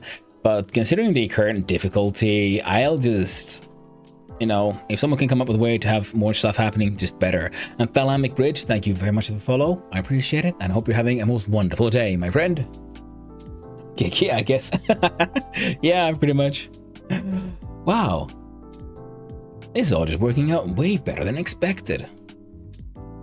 Oh yeah, I gotta also like remember to praise Choji for some of these ideas as well. Just because I said I would. Okay, so yeah, these are made of, first I had this orange square, but I thought like, well, just visual indicator of where I'm aiming from. Then the aiming thing that like rotates around. And then I just used white boxes and colored ones to turn this square into a tiny little person. I guess you can start with a lot bigger trash box, and in future levels become smaller, moves around. Yeah. I mean, because I was first imagining it might be a bit easier to get them on top there, but I guess I made something a little more difficult. Of course, someone will find a good tactic for beating the game. And the idea was, with different levels, you have to stack different amounts of boxes, and as the game progresses, we'll add more kinds of boxes, like you said, with more difficult shapes. And then you could have your endless mode where you have where the boxes would randomize a little bit. So now it's just pizza boxes, but you could have, you know, larger boxes, smaller boxes, and then you have to try to get them all onto your big old pile. And of course, depending on the difficulty of the level, you'd have different sizes of the trash can. Right now, it's just from here to there. And I keep on throwing them like this, but of course, I guess the winning strategy would be to find the correct angle up and the power down. And currently, I'm just throwing the power thing. And I'm pretty happy with the power bar as well. Oh. Oh, right. Ooh, good thing I gotta remove the debug. Ooh, that could have been uncomfortable. Alright, double check, mute. Jump back here. There's iteration, make it bigger and more like a trash box with sides. Yeah, it's true. I could, but I won't. So like the power bar, so you hold your mouse down and it just goes up and down. First I didn't show the percentage at all, but then I thought, you know what, it's easier for the player to figure out what's happening when you see the number, especially when you release and it remembers your number. So it can go like, pop. Hey, so like high power, high angle might be better.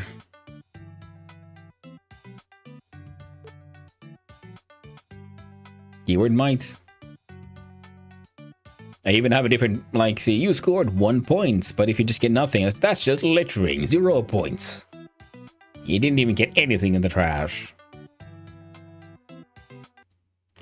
Haha. Power bar's neat, reminds Bazooka Bar and Worms. Yeah, exactly. Yeah, I could make it easier, but I won't because it just works. Love those details. Yeah, it's all these funny little details makes even a simple project feel more alive and deeper. And thank you, Jaro. I like you. I'm glad you like it. And I think I'm using everything that's here. To a separate start menu, which we start from. No music, just piles of rubbish. Instructions, some story. It's after a huge party, it's time to stack up those pizza boxes. Make the biggest pile of trash you can, aim with your mouse, charge power with your throw by holding down the left mouse button, and throw trash by releasing left mouse button. It contains music by Retro Indie Josh, and licensed under Creative Commons.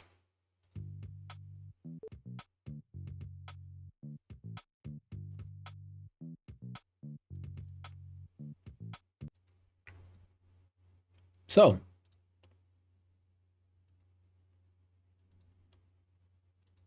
2 hours 51. We'll call it there.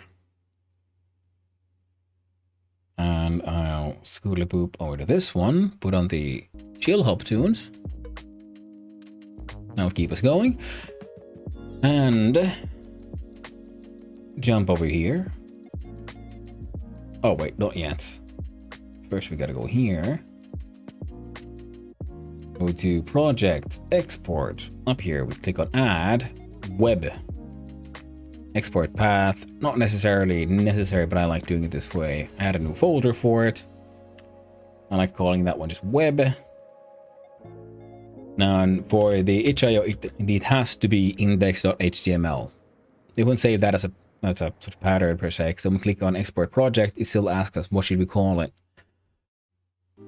And it needs to have an index.html folder or file in there for each to be happy. And after that, that's been exported. We can close that. I'm going to open project settings display because I never remember these two numbers, which we'll be needing.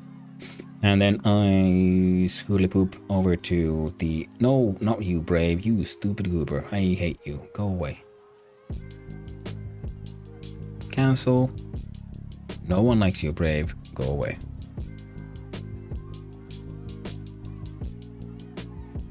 God damn it.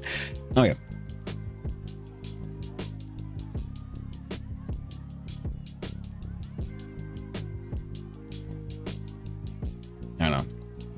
And then we go into the web thing where we can see the index.html. We have to get all the stuff we made, right clickety-clack on add to archive. It has to be in a zip format. And now we made a little web zip. Because that is the file we'll be uploading to itch. So that it is in a form that itch can play on the browser. I just open up that file to see the numbers and I close it because I'm dumb. File, but like page. And we jump in here. Can't. I guess we could go through here, but I've never done that. So we go. Here we see my previous projects. Oh. Yeah, we don't have any art for this one.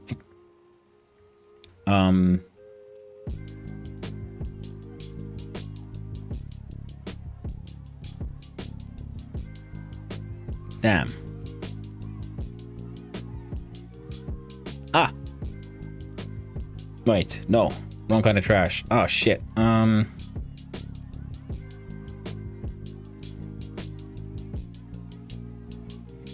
Screamed up the boxing game. Yeah. We'll do that. Because this counts as turn working on the itch.io page. So if I close out with that one again, jump into the scene of box. Hide that one for now.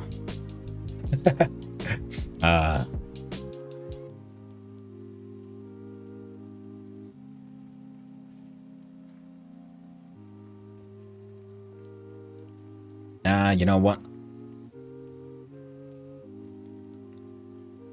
We got the gimpy wimpies here, so let's just do a quick little new layer. We'll call that one Lem 2. Behind the others. Upon this grandiose layer, we shall do a little square. And within that square, we shall not do that. We shall pour in a little bit of a color. Realize our mistake, but that's fine.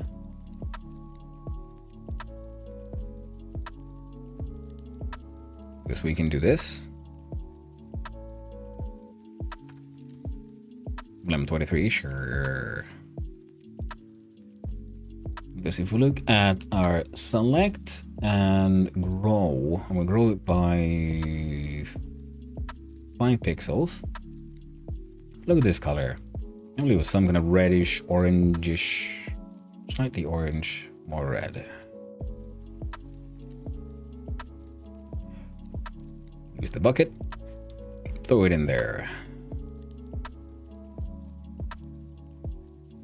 Do select, grow, bit more. I'll do here and there we go. Perfect. Designate project settings, audio, general, default playback type, web should be stream, not sample. Ah, I did change audio stuff in project settings to stream. It's a browser mostly. It hates pitches, otherwise it ignores them. Oh, I did not know that.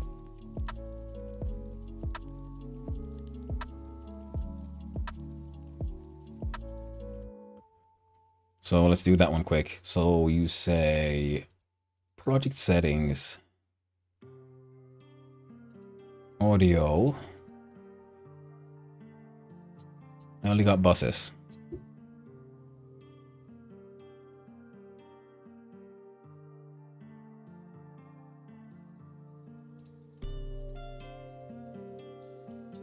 Oh, is it under advanced? General stream. It is stream. I'll type .web. There we go. Oh, there we go. And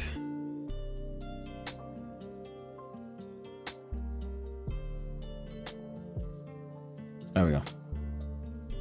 Close. And I go to the full file. Well, I have all my stuff. Very nice. Right click and delete. We save scene. No projects. Setting. No. Export. Web. Runnable. Export project index. Yes, thank you very much. Window. Grab all of that, right click. Add to archive, turn into zip, press A, OK, good to go. Not a pitch variation in my game, so the Browser version was weird. Good to know, my friend, good to know. Thank you for the heads up. That's gonna save me a whole bunch of time. What was I doing? I was making a... do this. And then to follow the...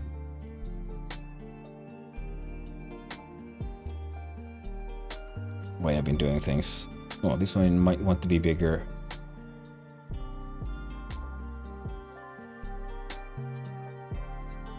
Oh. Actually...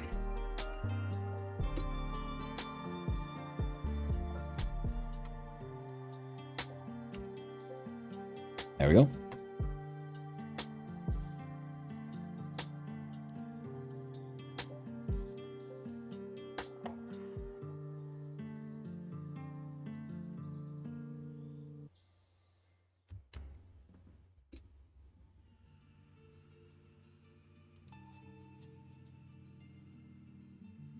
You know, that's absolutely good enough. Which means now we get another select tool. Actually, no. Right click. Merge down. Merge down.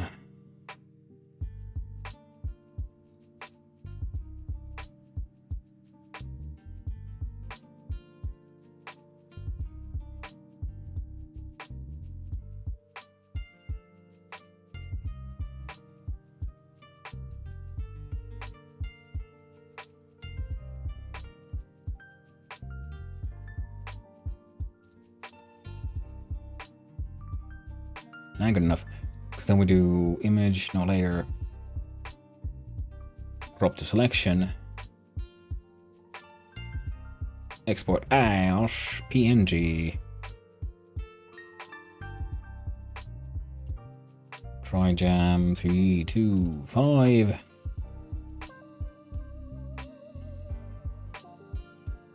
And it'll be... you stupid little shit. I hate it when you do this. You stupid fucking... see, this is white. It is selected. Why would you... why would me writing not change that text?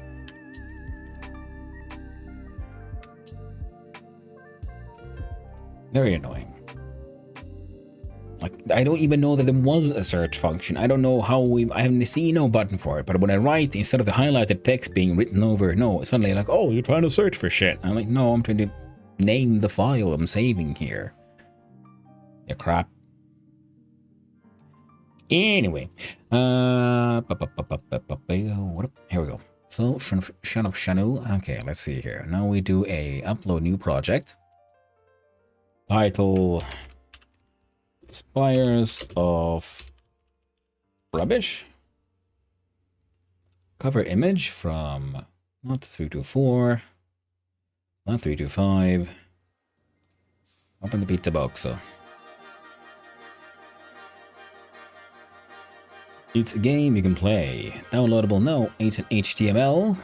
No payments. Upload. Go to web and that is there, so choose the zip. Wonderful. And here you have to get the dimensions that I never remember to change or check. So 1152, 648, 1152.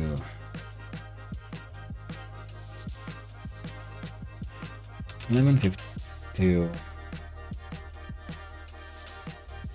648. Frame options, no idea.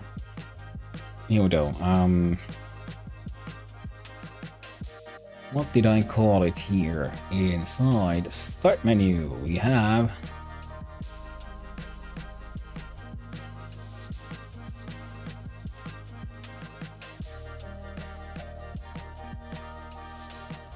there we go. Now we had something. About duplicating the title, yeah. A huge part of time to stack up those pizza boxes. Spires of Rubbish, good. Of course. We first have to do Trijam number 3 to 5 submission. Theme. Your mama.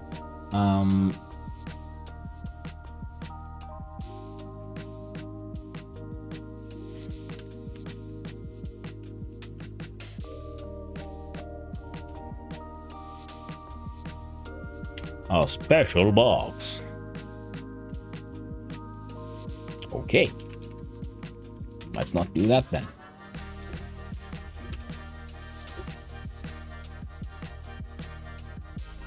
A special box. It's a special box, okay? Yeah, theme special box. Not huge, but stack up those pizza boxes.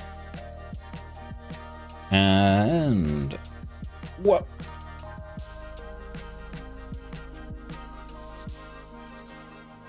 Control A, C, B. Make the biggest bar trash you can. Aim with the mouse. Charge power with throw by holding the left mouse button. Throw trash by releasing the left mouse button.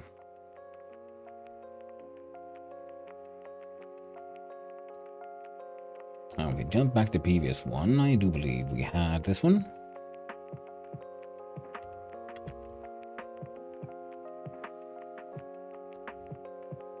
So, development time 251.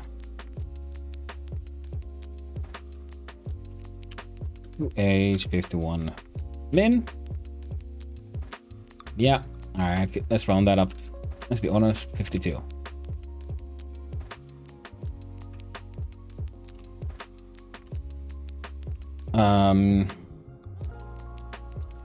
Help with ideation. OG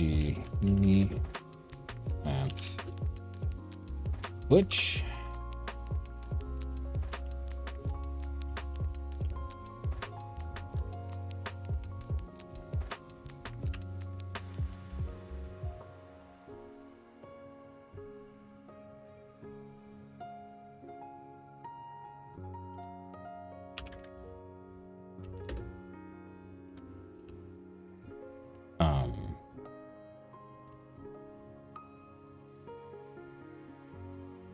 why would you? I want the text, nothing all.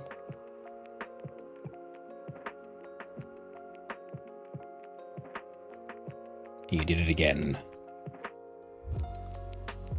There we go. Thank you.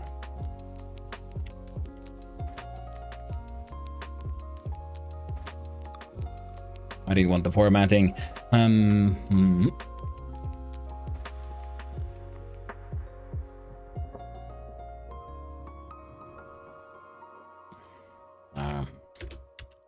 During yeah.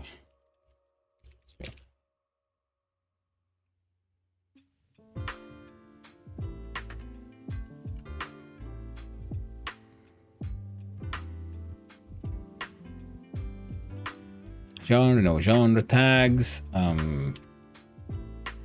Not Trijam, but Trijam. The Trijam. That sounds interesting. That'll be like the most Christmas of all hams. AI generation disclosure, none. Custom down, crappy game. Downloads install options, there are none. Let's save the draft.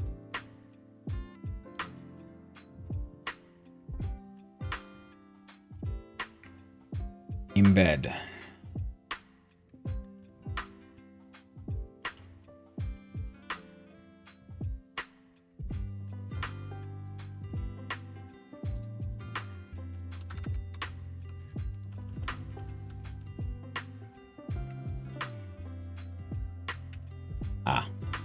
One too many.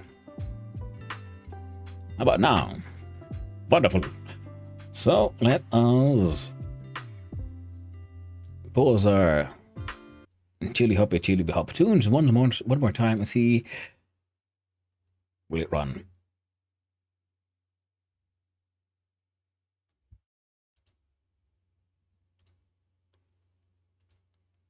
Okay, everything looks about right. Click on start. What do we get?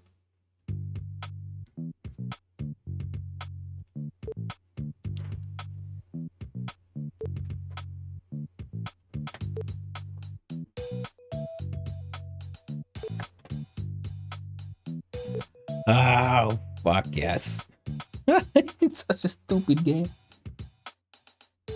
I'm very okay with this.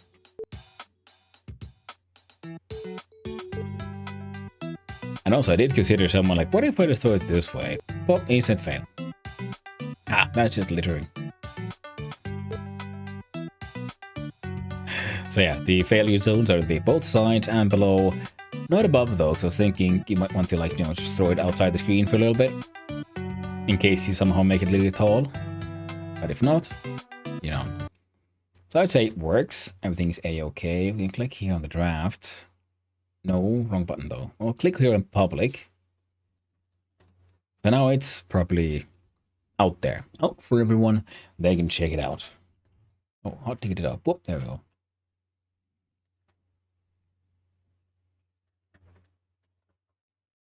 Stupid, you definitely didn't play Hide the Test. It's a Japanese game where you have to hide the failed test from your mom. Just a shit show.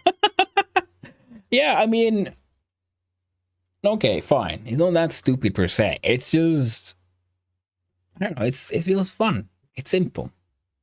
I know simple isn't bad, simple isn't stupid, but of course, when you are the one making these things, it's easy to be, derogative of your own work.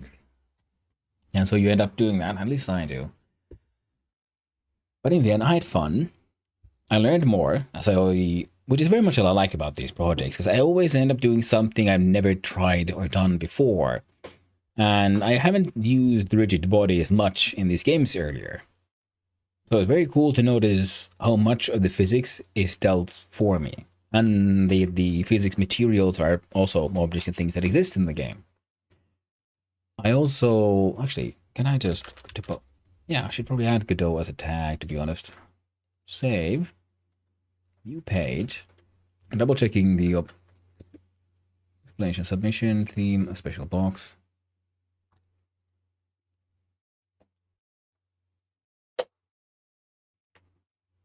Sorry about that. There's some office work being done right next to me.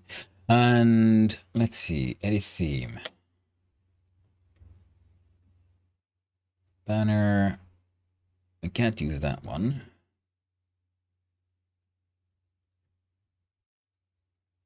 Open. Pizza. Silly goose. It's the only art I have. And I made it specifically for this. It works. Its theme has been edited. Let's save it. It is what it is, and what it is good enough. And it's been published. It feels weird actually looking at this because I can scroll down. I have like a number of. I technically have a bunch of published games. The very first, what is this? The very first Trijam. I made this. Theme with vampires. Oh, right. And it didn't work. See, I left it as it is. We got... I don't know. I know it doesn't work. I don't know why, though. The very first one, because I uploaded it in the wrong way. So I fucked up the upload. But it is... I left it. It's important. And then the second one, I got it to actually work. Where the theme was dying to get ahead. Yeah, I've also improved my description since then. I threw bodies at it. See, very simple. To get to the green flag. Oh, he's dead. So try again, and you know what we have now? A new platform. Win, next level.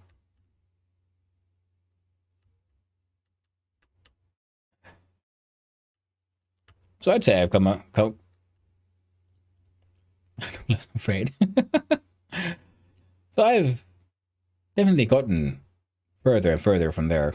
And this is the very first one with proper sound. No, the first one's sound was Robo Escape, where you added those boop sound, the sine wave sounds, and this is the very first one where I actually added a soundtrack. We're definitely getting somewhere. Now I need to...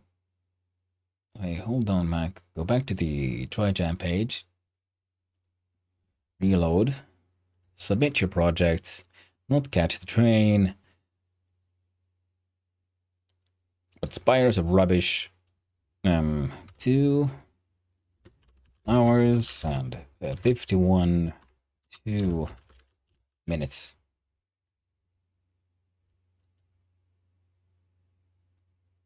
Project has been submitted. Good.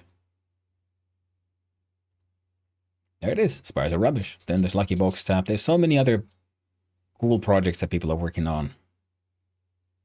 We could check one of them out. How about the Peculiar Invasion? This imperative for Trijam. And yet, team of 3 people, longest time 4 hours 30 minutes. Yeah. Controls was the... Ooh, they had all the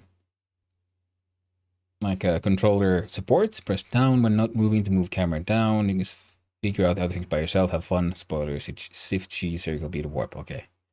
Run game. Ooh. They used the whole screen.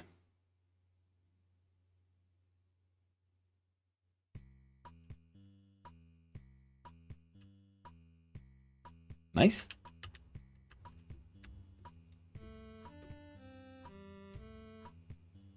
Okay, so we can look below us like that. Oh. Oh, is that number like my health?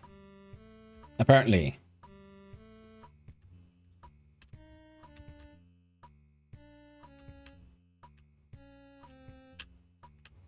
I'm assuming fall damage is a thing.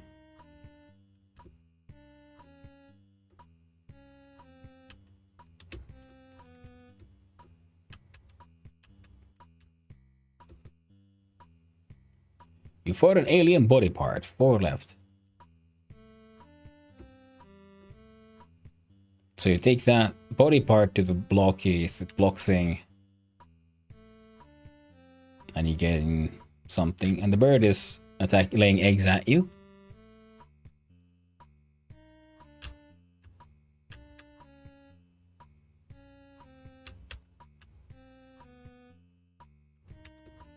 Okay, yeah. It did mention the C is for warp, so apparently walk against the wall. Silly is different, yeah. Bottas poop? Could be, man. Could be. It's hard to say. Hard to know with those birds.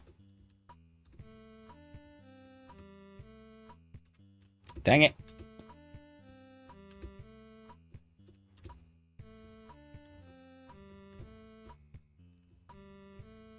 Okay, so there was the spoiler that C is warp. We're apparently good to get through the wall with that. So, oh, there we go. So there's a secret level and everything, perhaps. Yo, alien boy. Boink.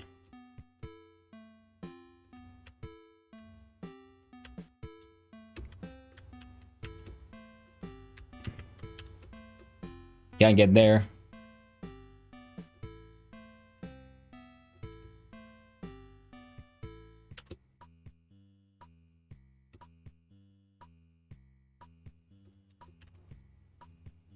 Okay.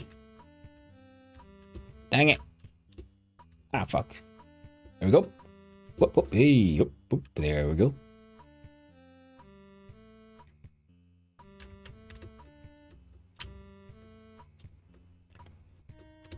Design-wise, I'd say that the fact that C seems to be a pretty vital component for being able to traverse the level. So that should not have been merely as a sort of hint, as a spoiler in the description. You should always tell your players how to play your game. If they have to figure it out, but because instead it's funny, you have to play the game to figure out the controls. The game should tell me how it's played. Okay, 3 left. Hit points went up again.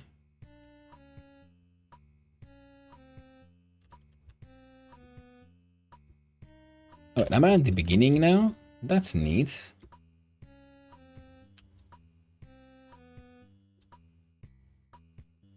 Okay, interesting use of level design so far. So I'm just going down here then. And I'm back at the pod, I guess.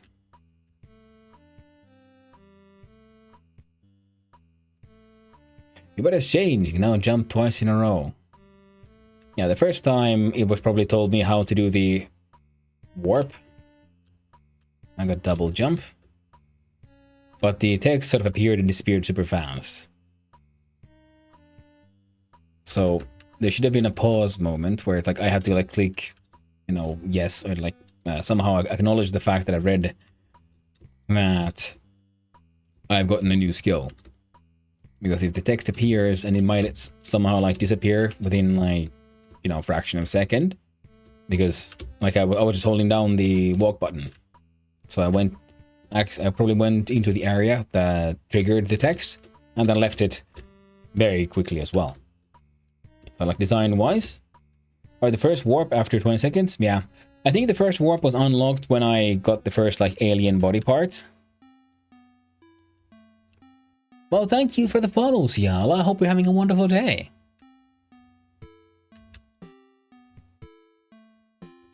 Okay. Like the double jump. Okay. Yeah. I could have told me a little bit more. So, now I have to go back to the pod with the next mutation upgrade thing. Hello, it's got like 80s pixelated style. Yeah, I'm trying out... Ah, fuck. Trying out someone else's game now. This is far more complicated and in-depth than the nonsense I made.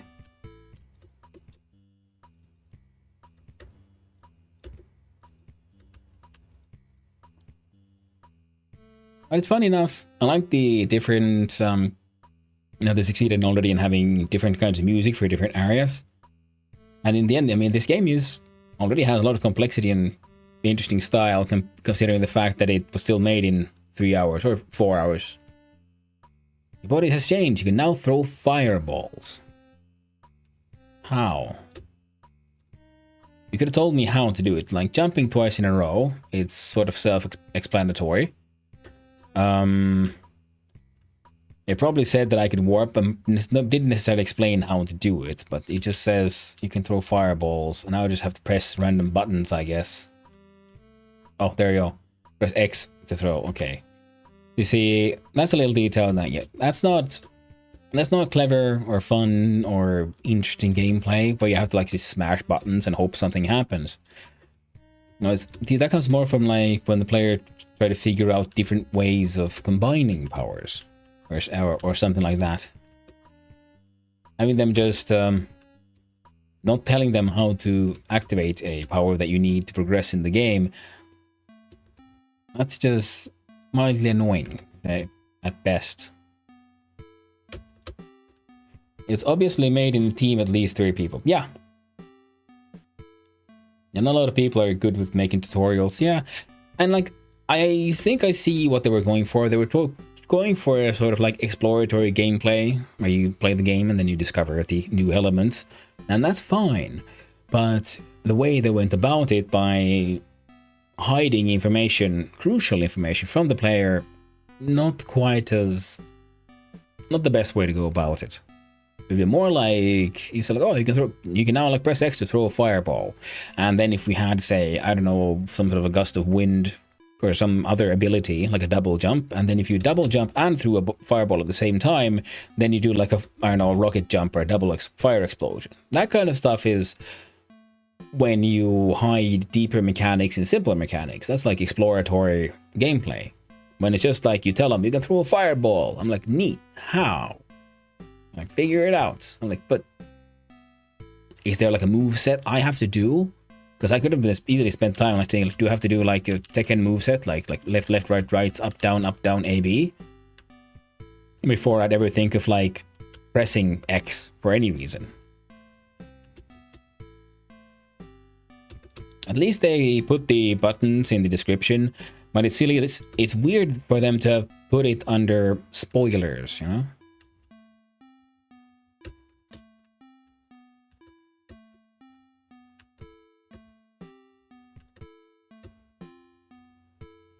mean, it sounds way too complicated for a 3-hour project.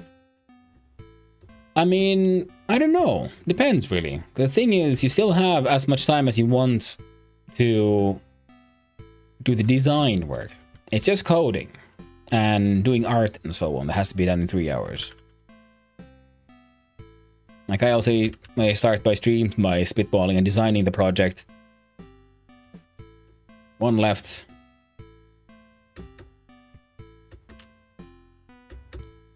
Okay, interesting. So I got the fireball skill to get here, but I don't actually need it. Oh.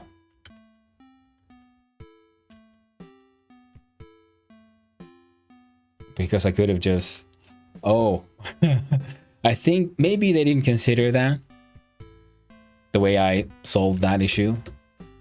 Because they probably meant these as a way to get back from here, not the way to get in. I use them to get in because you can teleport mid-jump. Neat. But see, that's the kind of like emergent problem solving. Like you give multiple ways to solve a problem. That is good. That is always fun.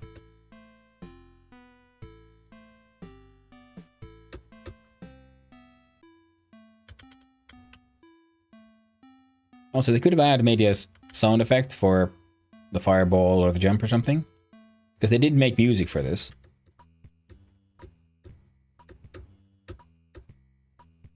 I'm assuming they made the music, because otherwise you'd have to credit where you got it from. But still, all in all, considering there's assets, there's animations, there is music, there is a complexity of design here. Oh, god dang, I got pooped on. Pooped to death. Tragic way to go. So now your body has changed, you can now change gravity itself. You see, I'm neat. But what does that mean? How do I do it? Z? Z jumps. Okay, neat. X. Does that C, B, F, E, Q, W, R. Oh, see, okay. Left Alt. So I remember seeing an Alt there in the description. The world is big. That is very true. You don't have to credit always. Some are fine without crediting in non-commercial games. That might be true, but the Trijam itself demands that you credit if you did not make the assets in any form within the 3 hours. You have to credit where you got them from. Because I made I'm reusing my own assets a bunch. Oh, good to know. Maybe missed it. Yeah. It's sort of like, yeah, you can use pre-made assets, just be honest about it, you know? And part of being honest about your pre-made assets, in my opinion, is surely, you know, talking about it. So, that should be the last one of the alien body parts.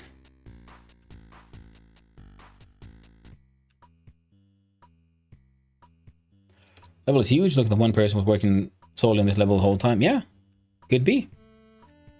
Now slide, hold down and jump. Yeah.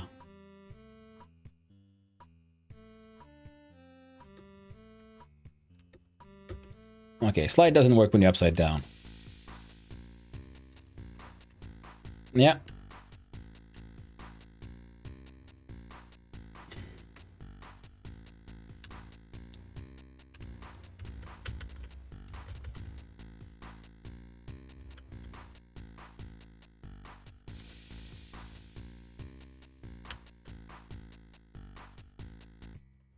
Ah.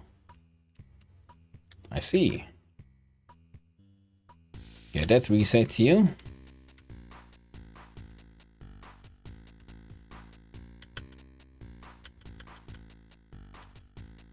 I'm starting to Flappy Bird this shit.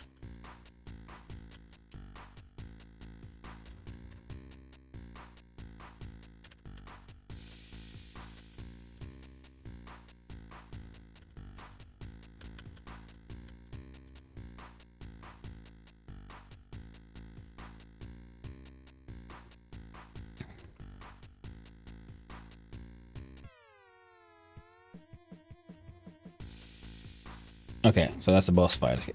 Okay, and I can't do this from here either.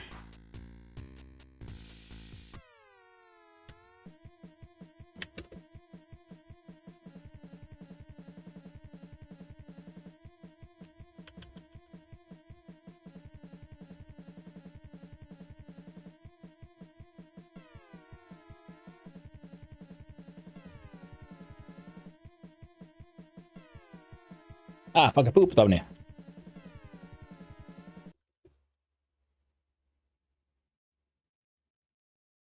Yeah. Victory. Oh, nice little final sound effect. So you saved the world from a disaster. Got many questions still lingering in your head. How was that box able to give you superpowers? How could the Earth be connected to another planet? These questions still remain. But for now, you must celebrate your victory. So, programming level design by Arda, graphics by Semirn,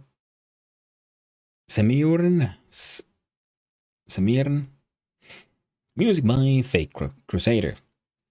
But yeah, very cool, very nice, very simple, quite enjoyable. Now, if I clickety clackety, wait, how do I get out of this thing though? No quit button. Button minus. So here, yeah, spoilers: Shift C, circle B to warp.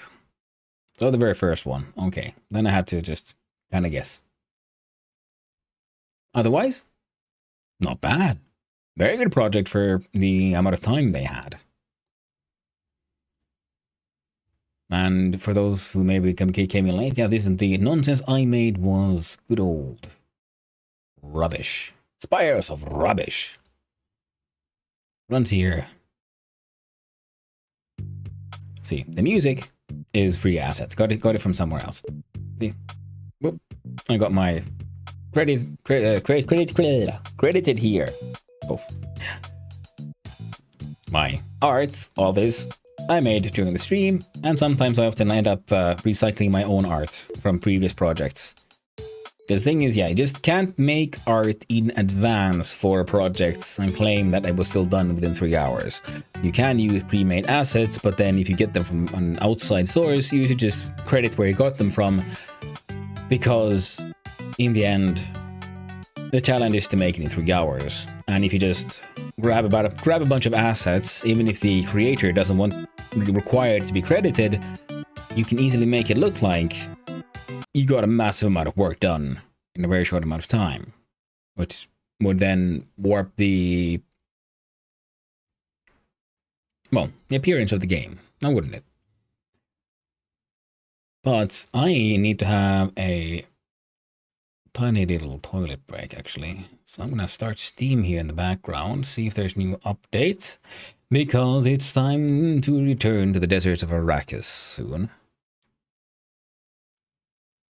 And the game is fresh out the oven, so yeah, I was guessing it's gonna need an update.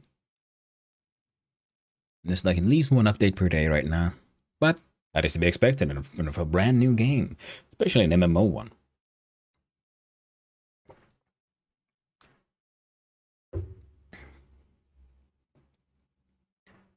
I'm gonna make my own silly box game. Excellent. I wish you the best of luck, Gyro, and I'll be excited to see how it turns out. Yeah, I haven't gotten all my games done in 3 hours. Like I got this one under 3 hours. Often I keep going and I have to stop when the 3 hours comes across, and sometimes I have to. Okay, you know what? I can probably. Oh wait, no, I can't. Okay, let's see here. If I click it over here, and bring this one down just a bit. Reload this one. Yeah. So one game that I made that took like 5 hours. I still submitted it, and then I just was honest. Yeah, it took me 5 hours to make this one. I did spend like 3 of those hours making art because I got a little carried away. But the thing is, yeah, just make a game and try to make it all within 3 hours. And if you can't, then keep on going until you think it's, acceptable, at least. But yeah, I have to go. I'll leave you with the wonderful musics. Actually, I'll just throw a little piece of trash there so we can get the credits visible in case someone wonders. In the meantime, I'll leave this out. Quick little toilet break and grab myself a little bit to drink. Be back soon.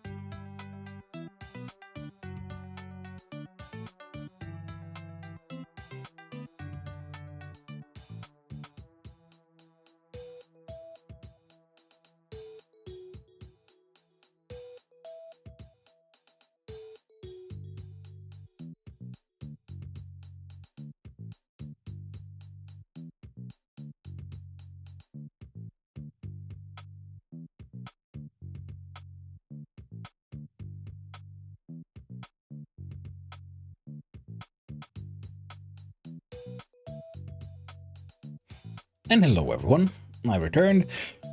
So I noticed I want to be right back. I am in fact back. So, quick reorganization. And I do this. Yeah, you can still enjoy the music.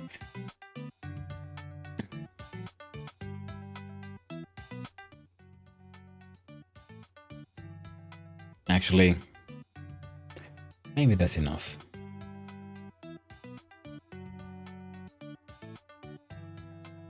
Close that entire thing. Close that one as well.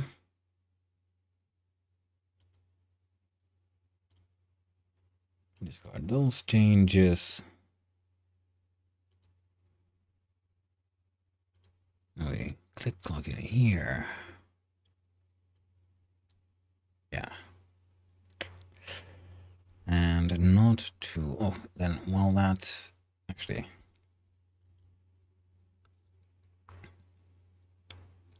There we go. I'll be changing the category to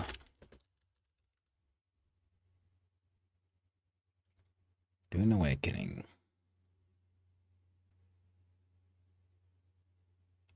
Move that one.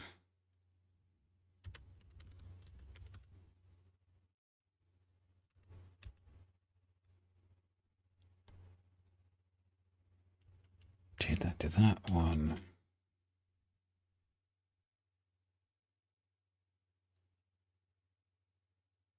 Well, what a perfect time for ads. Just the game's launching up. Well, that's fine. It'll take a while for it to load anyway. Probably need to check my shaders as usual. It seems to be running. That's always good, yes. Now, what would be a good title?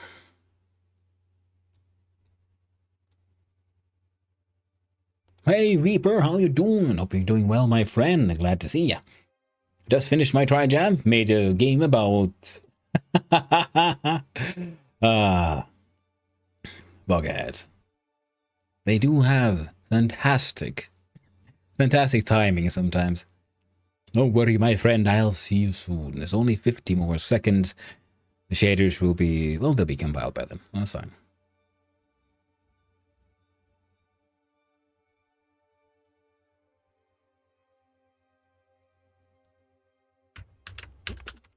Duneing like a... I dream of it, amongst the wild threads of history and the myriad of paths. My path saw the Imperium rise from the ashes left in the wake of the Great Revolt. Thou shalt not make a machine in the likeness of the human mind. With that commandment, new avenues of human potential were explored. Welcome back from the ad, Reaper. Glad to see you, my friend. I just finished my game. It's about throwing pizza boxes in the trash and trying to make a really big pile. But it was the navigators and their monopoly on space travel that sent No, I'm doing to Dune. Imperium. But I am telling you of the universe you already know. Let me describe the one you do not.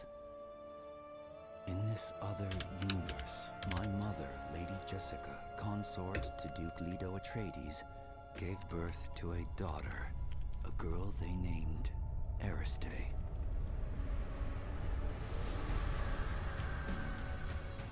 Because of her obedience to the Bene Gesserit, Lady Jessica is trained as a truth-sayer. I'm so excited. Oh, I'm sorry, Reaper. It's just Dune. Jessica was able to detect Dr. Yue's deception. I should probably clickety-clackety here. Warning of his betrayal. I could probably make myself just small. Survived Oi. the Battle of Arrakeen. How goes it, homie? It's going pretty well. The Trijam went super well. I got good advice from chat. I got cool ideas. Oh, I love the intro for this game, by the way. To ensure spice shipments continued without interruption. And I finished the game with the Trijam. The Sardaukar, the Fremen were eradicated. There was no Muad'Dib, no Lisan al-Gaib, no Kwisatz Haderach. I see a universe where I, Paul Atreides, was never born.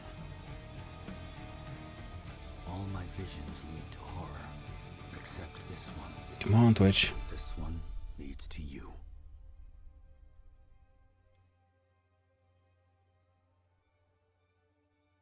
I think it looks fine.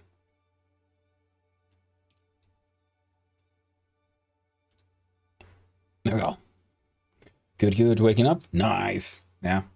Oh, and then if you, in case you get bored and you want to check it out, let me just do a little bit of it. Oh. Let's see. Itch. Come on.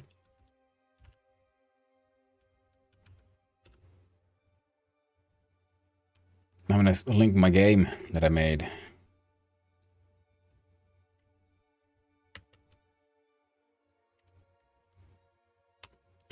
There, that one. Oh wait, I can just do this as well. And come on, friendo. Yeah, see, it's on the HIO page. See, I made this fancy pizza box. And we click on run game.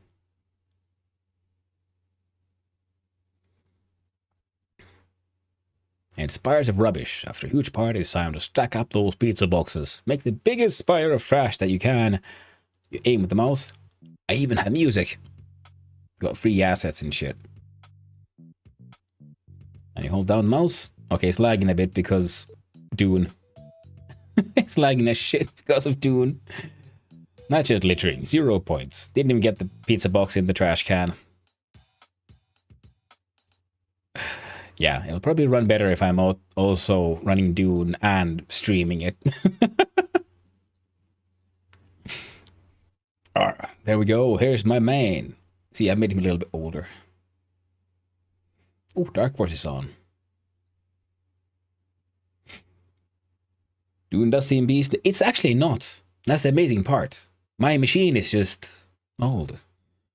I mean, consider the fact, I mean, okay, I have the 1080 Ti, which is very efficient. Actually, it's very good considering its age, especially, but I only have 16 gigs of RAM. The game's minimum is 16 gigs of RAM, but I can still play it and stream it.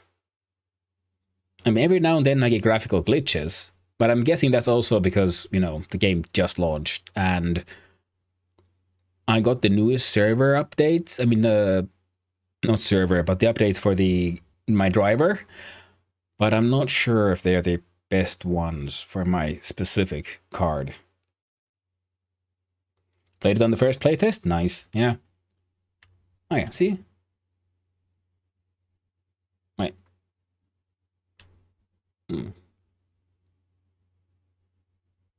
Let me know if it lags for you guys, because it looks a little bit on my OBS like it might be lagging, but I don't know if it is, because it sometimes does that. OBS lies to me at times.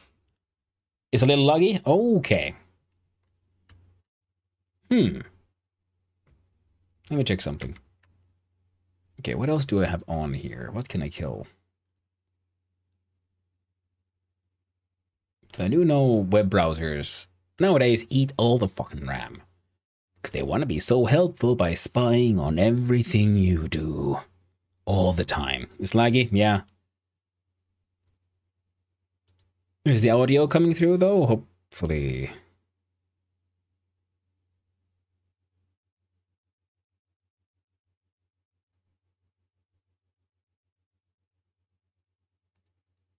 Yeah, we're working on the lag. Terribly sorry, everyone.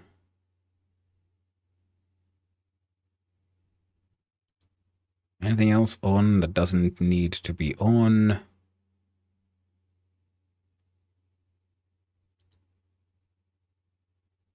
Also, yeah, that might be another reason. Let's see.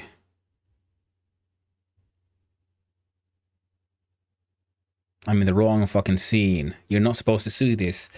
Thank you, OBS. Could you fucking not? Oh my god.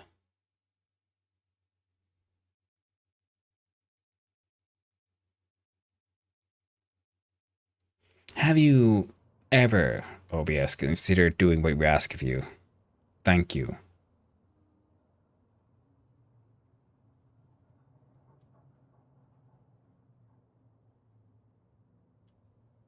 Looks fine. For me, audio besides you is very low, but that might be because I'm on a phone, though. Oh, no. Looks way better. Yeah, I killed off some things and also changed the scene that's more useful. I'm trying to change audio, but to do it,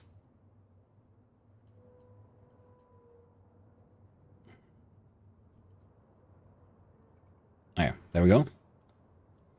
I can also take my microphone a little further away, if that helps. The cooking stream? Nice! That was a super fun one, dude. Okay, game looks less laggy, and I shouldn't be in the way of my health bar and shit. So that's good. Hey, nice. A really fun time with the first one. People loved it. Oh yeah, they did, man. That was super cool. It was really fun seeing all these like new people wandering in, like, oh hello, who are you? What are you making? And having like lovely discussions about, you know, cooking with family and grandmothers and all that. Really good times. Now, clickety-clackety on the socialies. A friend who is not here. Right, the game has a radio station. I've never tried this. Oh, posted a clip to your shorts? Oh, dude, nice. We really need to have another talk about those at some point, because I'm just...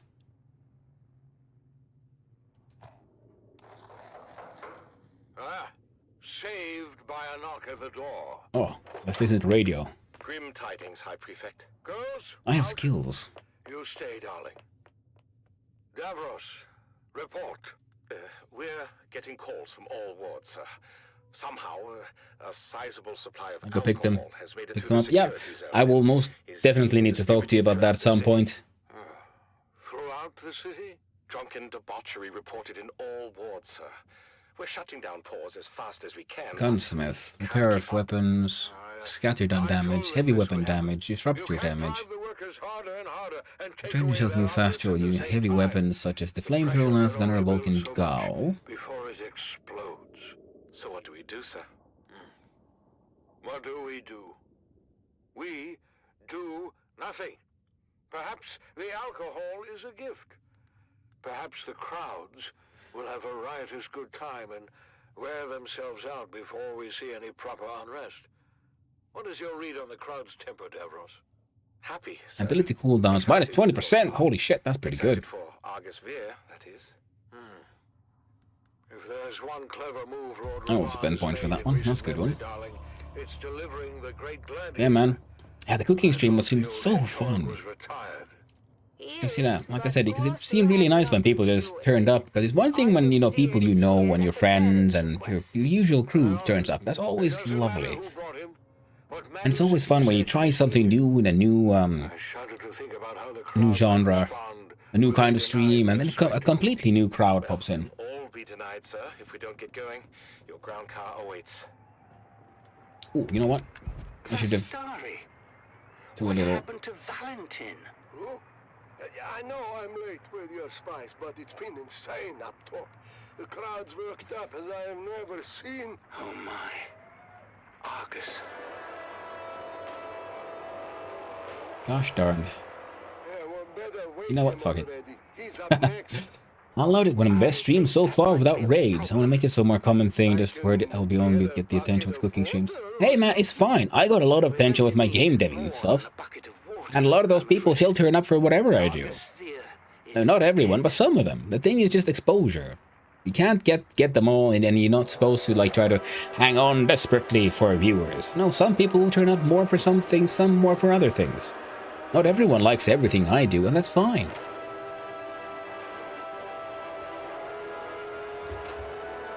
And I think it's completely fine to be more known for your cool cooking streams than your, I don't know, riveting Dune gameplay. True growth is growth. I don't want to be locked into one type of stream. Exactly. Because the more people come in from different kind of content, then more people also then start coming back for you. And those are the ones you really want. It's have you read the article by what's his face? 1,000 True Fans. It's what it's called. That is what an artist needs to survive. 1,000 true fans that'll buy whatever you put out. And using that kind of logic, you see, it doesn't directly translate to Twitch and streaming and so on, but it still kind of does. I'd recommend Googling it. The thing is, yeah, you just do different stuff, and the people that really like what you, specifically you do, will turn up for more of what you do. Some people come for the content you happen to be making, and they'll enjoy that, and then they'll enjoy other things. And some will then come there and enjoy that and realize, you know what, I like this dude, and I'll turn up for anything he does.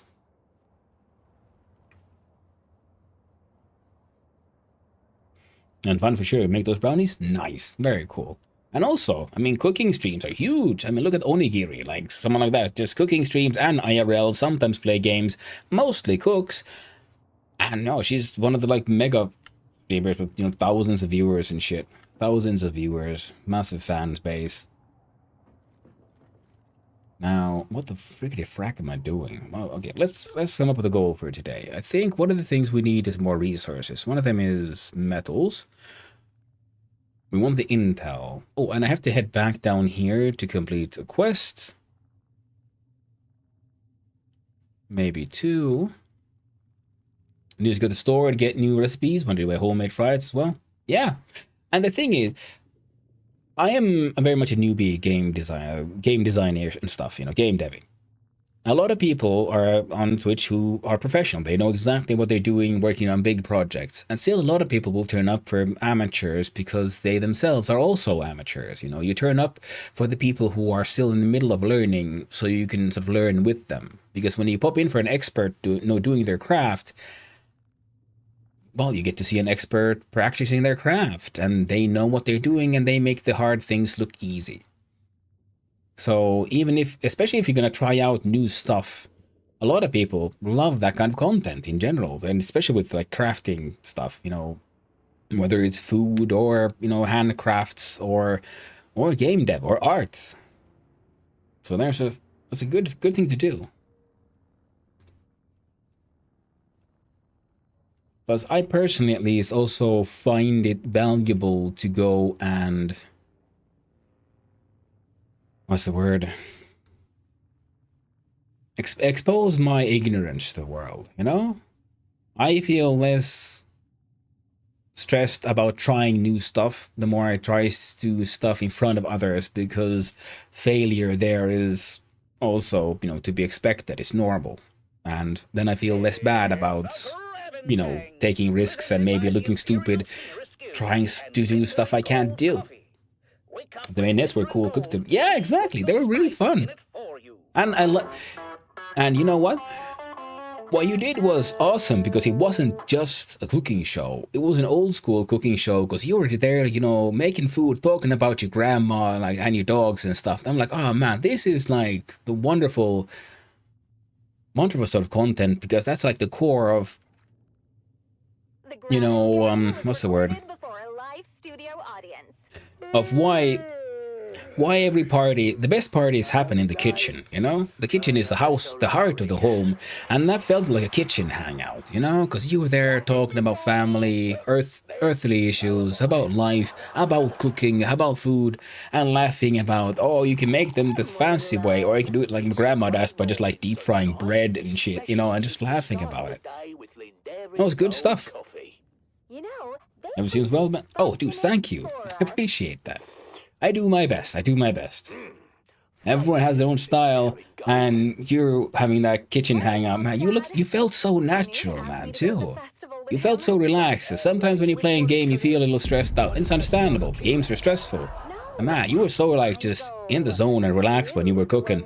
It was fantastic. It was wonderful seeing you like that. You know, the father is of the Siege persuasion. Oh, the Fremen half-breed. Dad, stop being horrible. They're called Town Fremen, and they separated from... Okay, so I'm gonna go from here. Oh, that's great. Okay, so we can do the space drugs. Enchanted. Then we do trading missions. Yeah, we'll do 2 improvised Mala weapons. Then I make them in my backpack. Yeah. Salvage metal. Thanks, man. Okay, hey, man. Thanks for coming by to saying hi. I appreciate it. Always nice to hear, man. See if we can get some groceries for stream. Nice. Yeah, it's better to get them before the stream than during the stream. That was funny, though. But if we get them in advance, might be a good idea. What about don't be coy. I know you're mad for the festival, especially the spice cake competition. Oh, this is my year, Marika. The golden hat. I like that 3 times. Yeah, man. Oh, man, that was hilarious. Also, gotta say, your cousin is fucking cool. That is a cool dude who has that kind of patience. God damn it, dude, not again. Okay, fine. Oh, come on, Dove. You say that every I know a lot of people who just year, wouldn't. Old Man They might Rashad's help you gonna once, take that's about it. the hat. Well, not this year, lovely. Ooh, the sand bike engine, that is true. Okay, so we'll fix up the sand bike Blow the judges' because I don't want to carry that engine around. Let's see, number 6. What's your secret ingredient, Dove? Oh, you know, just a little something I picked up from Frank. He calls it. Definitely complained, but he was good with it. Plus, I have to give him most of the food to him and my grandmother. Nice. That is a good touch, of course. A lot of people calm down if you feed them. Alright then, so we need to look at detach. And it's not a joking matter. Oh, then you must be talking about the Frank that invented the thumper with a musical accompaniment.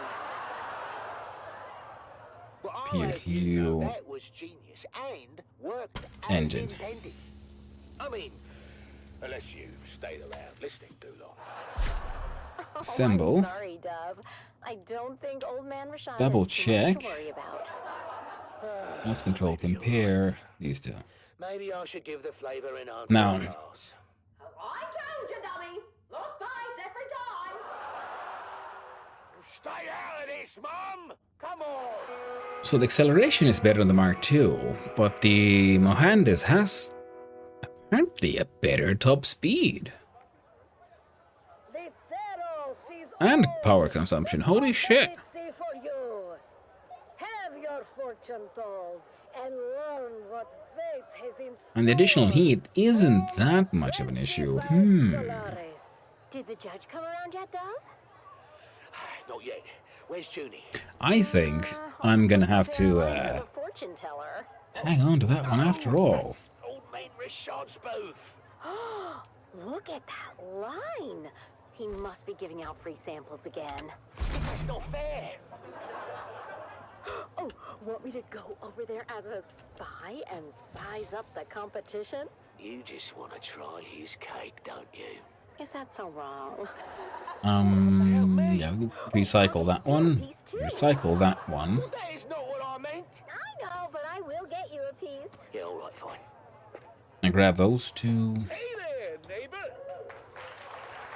Frank, I didn't think Volume, 3 volume units. I wouldn't use your invention. Come on, Dove. Have you ever known old Frankie boy to be a quitter? No, but I'm still hopeful, you know. Hanging on to that one. Have you scoped out the competition? No, but my old family deserted me for Old Man Rashad's sample line, so I can take that to bed with me. Oh, I've been through his line twice. That cake is better than ever. Thanks for the morale boost, mate. Yeah. So, It's right, wait, was there anything else I just grabbed that needs to be broken down? The answer is we make this a no. little more interesting. Wait, is that what I think it is? Well, that depends. Do you think it's the Flavor Enhancer 3000? Isn't it? Right on the money. Let's sprinkle some on. I'm not sure about this, Frank. That's why you got me around, Dove. I'm sure for the both of us. Oh my god, spice infused iron and copper just because. Nah, it'll be fine. So sorry, honey. I don't think I'll be robbed. It'll be fine. Not yet. And So cute that you think that. Ladies and gentlemen, it's time to announce the Golden Hat winner for this year's Spice Cake competition. And the winner is Dove Denick of Depot 12. Boltzmann. Did he just say Dove Denick of Depot 12? Said Dove Denick of Depot 12. Oh, we did it! We actually bloody did it! Dad, you won! Congratulations, Dove. We're just as shocked as you are. there's enough for everyone to have a taste. The line starts behind my wife right there. And here's some for you. Things glitching out a little. And you, Let's Governor, not and a worry big about it too piece much. for you because I like the look of your face. One for you, little boy, and your mum. Tell me, Dove, can we know your story? I don't think it's an overstatement to say your cake achieves new dimensions in flavor. Did you put anything special in the mix this year? Well, it's not way, yes, your judgeship, he did. In fact, the winning cake was baked with real spice and the Flavor Enhancer 3000. Flavor what now? Flavor Enhancer 3000! A new dimension in flavor, discovered and refined by yours truly, Franklin Munch. I can't believe I'm saying this, Frank, but one of your harebrained inventions finally paid off. Oh my! What was that? You okay, Mr. Judge? Sorry, I don't know what came over me. I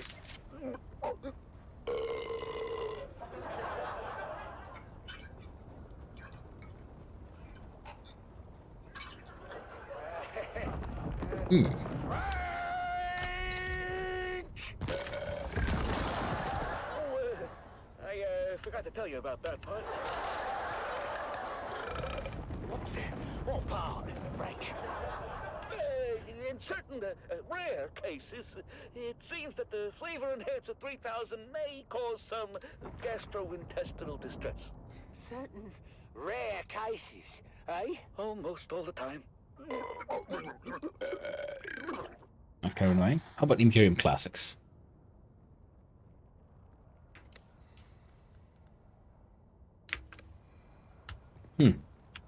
Doesn't seem to have a lot to do. How about a Trades radio? Reminds us of the ultimate sacrifice made by so many. Eric is missing. My son, my brave boy, lost to this endless war. I gotta I say, am proud of him. adding a radio to a game like this And his honor. But I cannot help the bitterness perhaps that fills attaches, my well, I heart. mean, touches on the better parts of Fallout, new ones. It was the Wasteland radio, really, that got that lifeless wasteland to feel alive. When the endless sands of Arrakis swallow our children whole. Fiona Thorne's sacrifice is a testament to the strength These and should be fine, resilience but of I House really need to Trijam. get more RAM for my Let us machine. honor her And I need all to get those it who endured the fast. trials of this war, as we strive for a future where their sacrifices are not in vain. Look at the map here. To another episode Oh, of I've gotten this Who They far? Are, Neat, I haven't been here first-hand before. accounts from the front lines. So I Presented by could host Redondo Monroe. with the scanner. Ooh, fun water. That's good. That is vehicles. I'm guessing that is someone's base.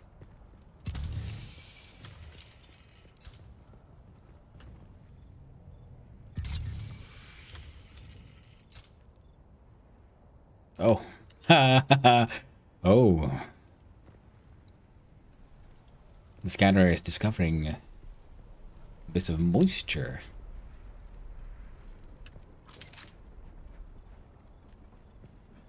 That's odd. Okay, yeah, people just park their cars here. I wonder if this is like the more like official route to get into the mountain.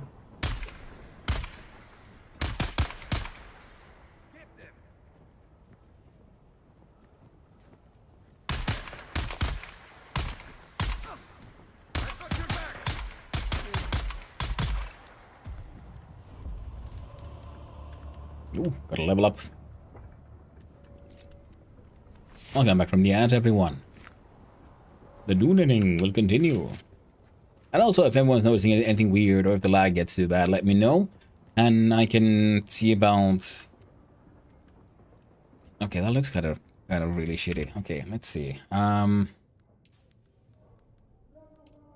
Graphics, low, firm, close, zoom.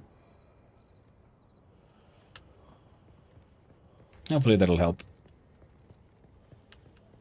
Did I suck his blood? I think I did, though. Double checking. Yeah, he's trapped. So that stuff, though. I don't think I've been here. M for map, zoom on in. What did I find? Apparently, Suk Alusus. I'm assuming this will be Suk Alusus. Because I want them EMF generators and those micro sandwiches. Okay, okay. Well, would you... Oh, what the... Someone's here. Oh, crap, damn it.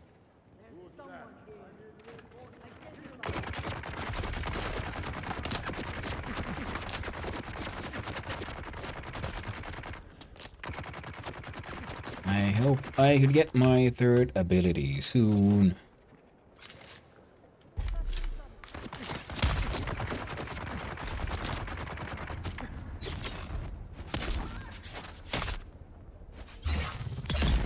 Okay, one guy down.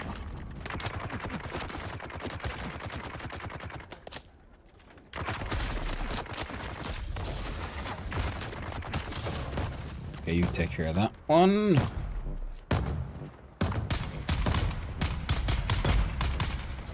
One down. Two down. Three down. Good to go. Let's suck on some blood.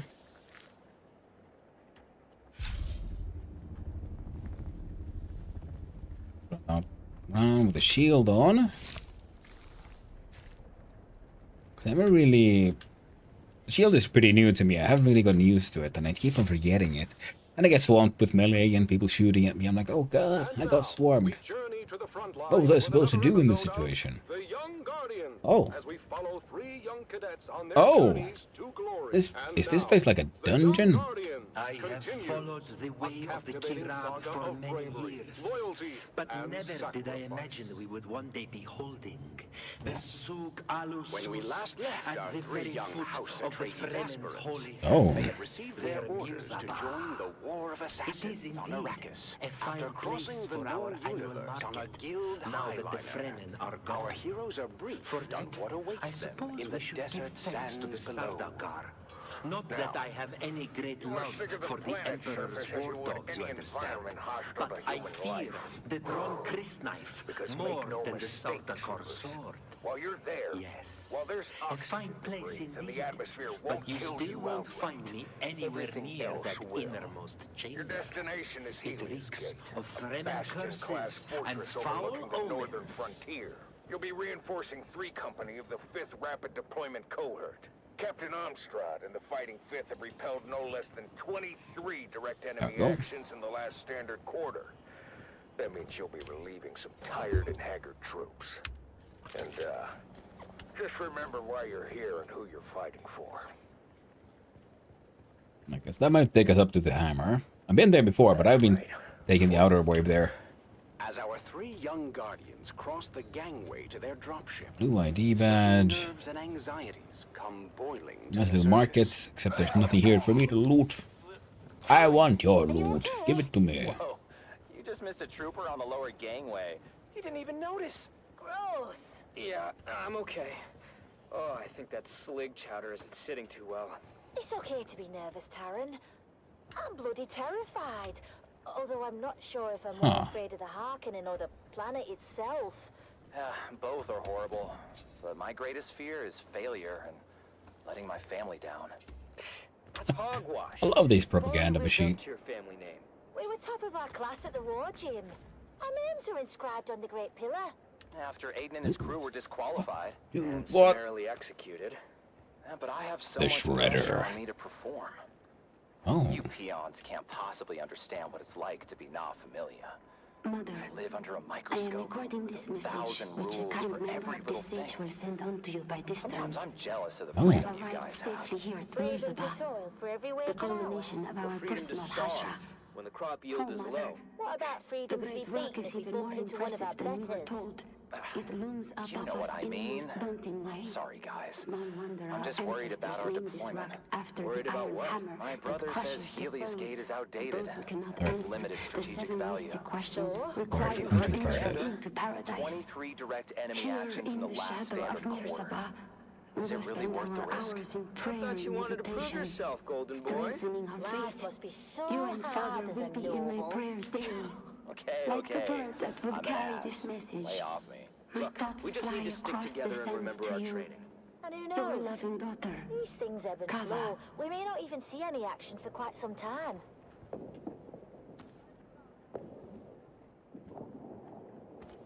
Nice. As their dropship Good navigated the loot. flak-filled descent corridor, our 3 guardians And also, could see good to the remember there's a action nice unfolding chest here below. with the base so close. Oh, cool. Can I shoot them?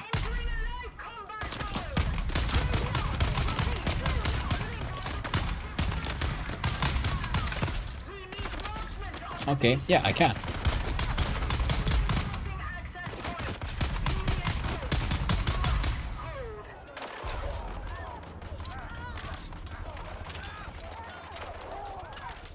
Okay, can I do this? Answer is yes. Talon is stationed at the main gate, ready to repel all comers, while Luna is perched Here's a turret for you. with scope and Nice. lab rifle.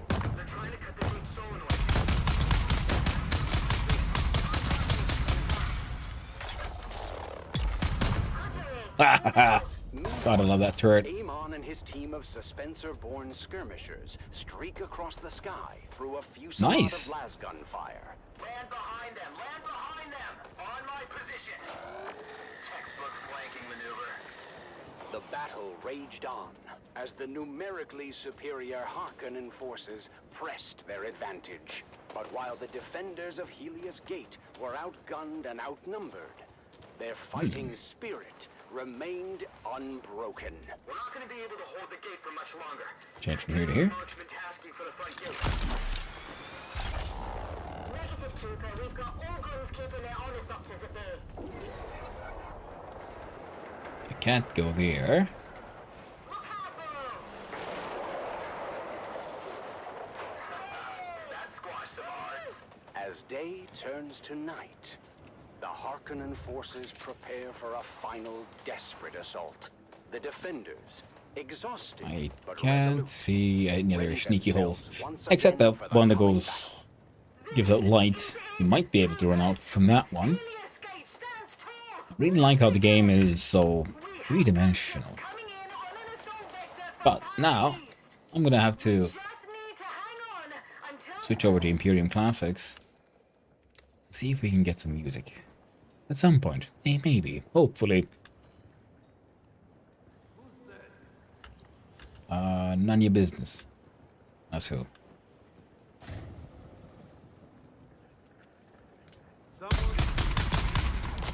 These guys down. Those guys down. You guys down.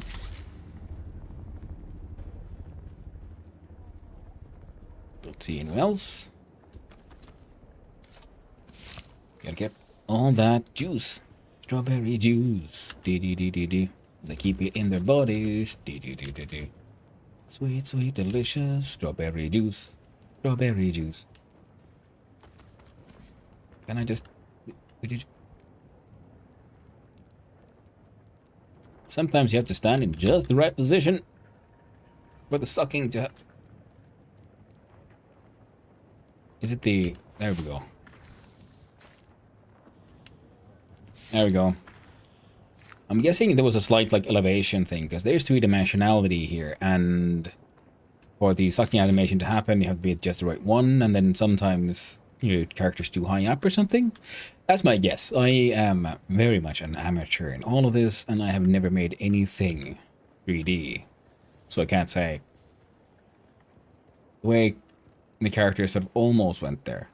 I like the fact that everything in here actually looks like a proper market. So I'm like wondering, like, if the game evolves and depending on what happens, do we like change teams and join this market, or was this just designed to be a maybe market at some point.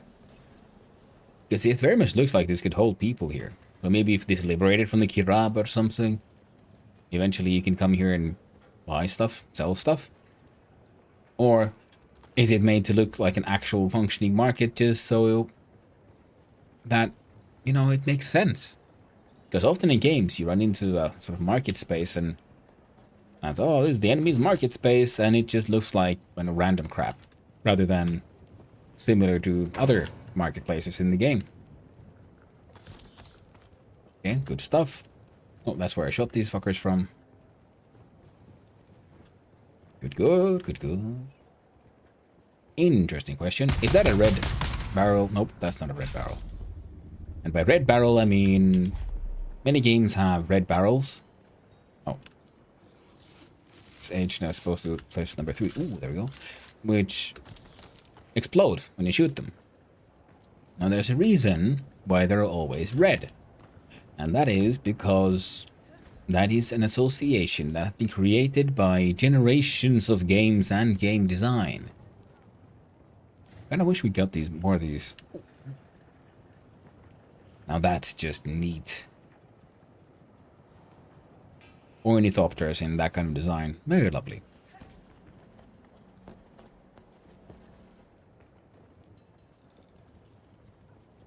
So many little sounds. Also, I need to figure out, can I change my character's audio? Because it sounds like I have a female audio, which is weird. It's not what I chose. At least not in my opinion. Pretty sure I chose like male 1. I mean, I guess it could be male, but it's a really, really young one, and our dude is quite old.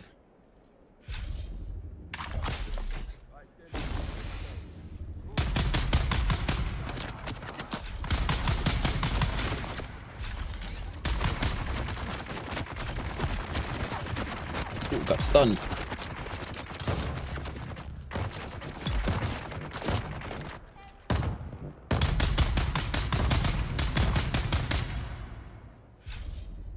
Well done, turret friend. Well done. Let's put on some more band-aids. And get his sweet, delicious strawberry juice. I mean jam. Oh, I'm all juiced up. I need more blood bags. Or those medium ones specifically because, well, they can just fit so goddamn much. And I love that the game still looks amazing. Yeah, the stream doesn't seem to be laggy anymore. I have the lowest graphics settings. And it looks freaking great. I barely notice any difference, really.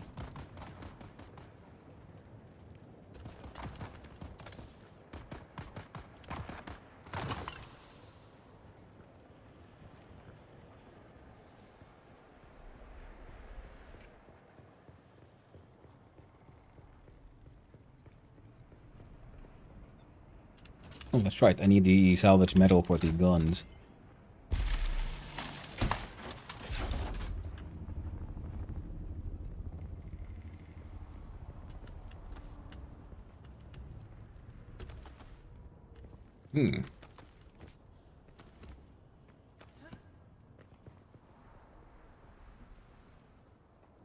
Right. Can I make those small blood sacks? I could if I had more plant fiber.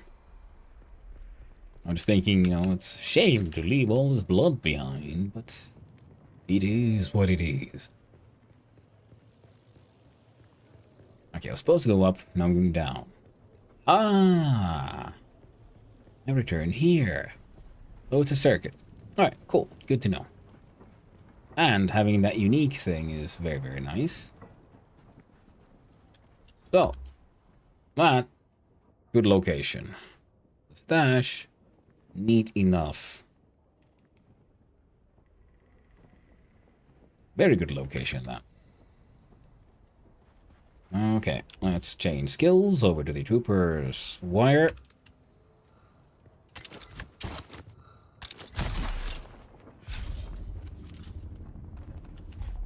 I don't think we need the shield on. Let's see if there's a... Oh. In fact, see, my Emperor's wings are breaking.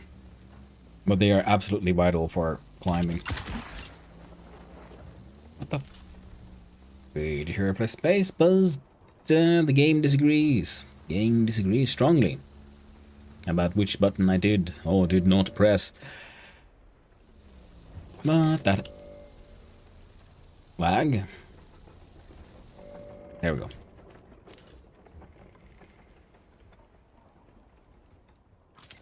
Alright, the Duneing.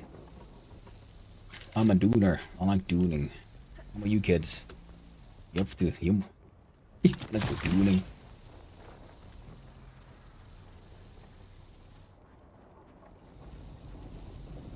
Okay, we're getting sunburned. Let's try to avoid that. This looks like there might be a cave. Ah.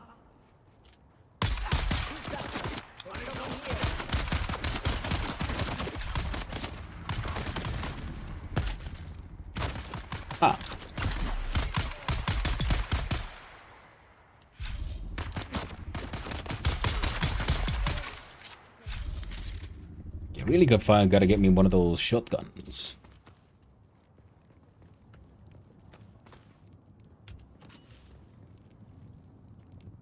Because I think that a shotgun... What? Okay, I guess we gotta drop something.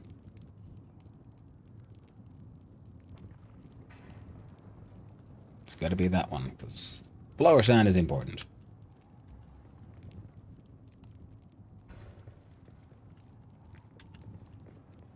Got all that, got all that.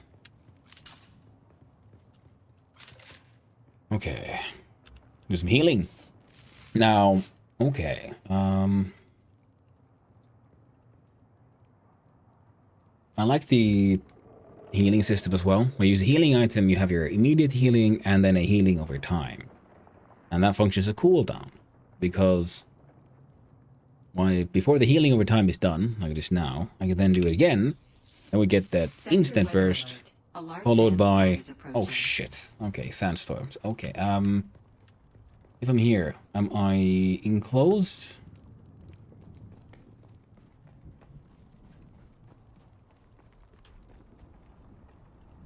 I'm now unsheltered. No, you can't see that. I'm sheltered. I'm enclosed. Okay, guess I'm hanging out here. Waiting up that sandstorm. Now, let's see.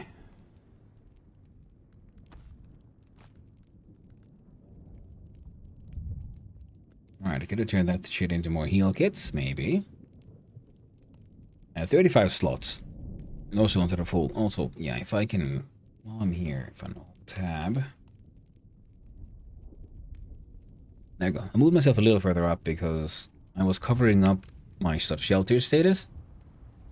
Because if we look right there beneath me, whoop, there we go. We see a little, like, diamond shape, and inside is a little, like, so I'm sheltered. And that is what indicates how good of a cover I have. There's info map. You will see the sandstorm. It is now entering my area. What sandstorms in your area? Oof. And this stuff can and will kill you very quickly, very efficiently. Our water level is also a little down, but we have, thankfully, very well-filled liter johns. So I take 2 sippies, and I'm almost at max power. Gotta love it. That's why I took the crappy liter johns. Oh yeah, I can chuck those. I can do that if I need to.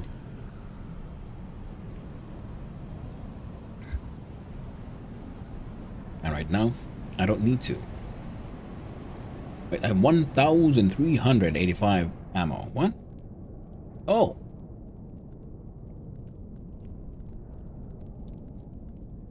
Okay. That's a lot of ammo. Good to know. I could probably drop some of that back at the base. I've been just picking up all the ammo I find and thinking like, oh, well, I'm wasting it while I'm doing all of this, so no rush. Right, sandstorm has passed.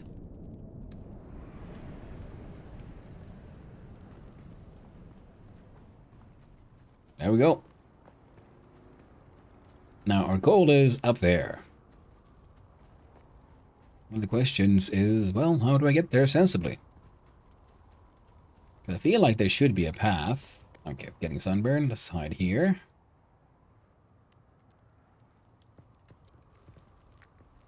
There most likely is, and I think I've just been, doing things inefficiently, pretty much. So we must. Well, no, I've been doing these efficiently, but they must have been inefficient yet more designed a path all the way up. So instead of figuring that one out, we're going to do this.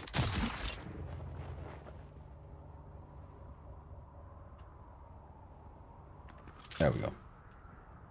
Another reason why I really also want to go back to the starting region, because that is where I found the blueprints for the Emperor's wings, and I need to find another one so I can use the permits, which they're calling it, to make another copy. Because to repair this one, well, it costs resources that would also be easy to acquire there in that area, and repairing things lowers their maximum durability, so you can only repair them so much. Eventually it breaks and you need new stuff. A really good... Oh, I fucked up. Oh, a lovely little design choice there. I think this would be a better way to go.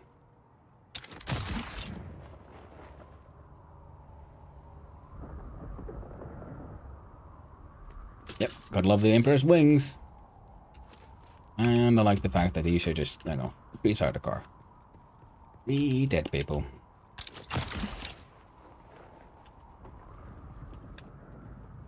Okay. A few more seconds.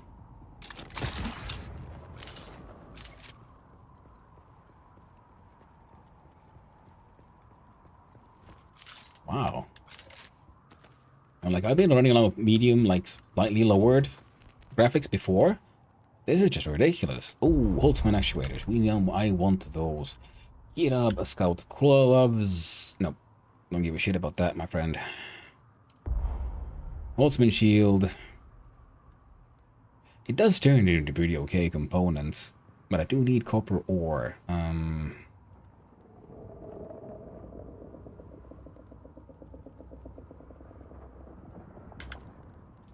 I'll do that exchange.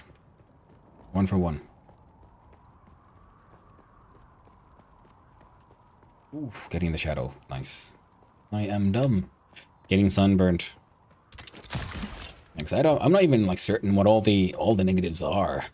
I've not been paying anywhere near enough attention.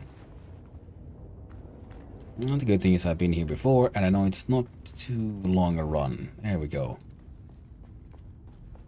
Ah. Good. I covered the chat. Hey, dude. Streaming. Or Vision Quest.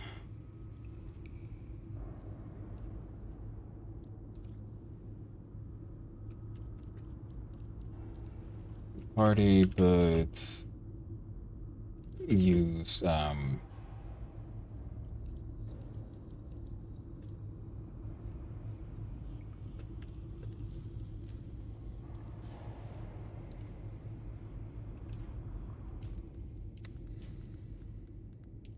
send party invites.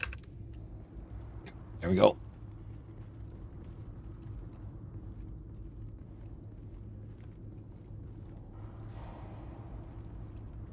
There we go. Inhale the spice.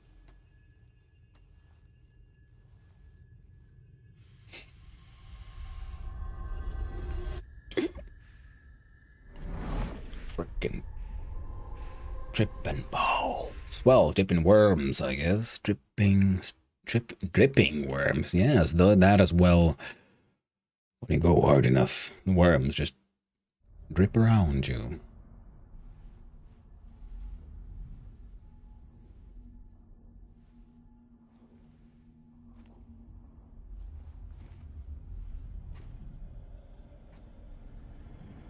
was thinking for cutscenes I might do this. Just to hide myself. You all can enjoy. Well, that's over. Now I'm back. Welcome from the edge, everyone. We're doing drugs. I mean, spice.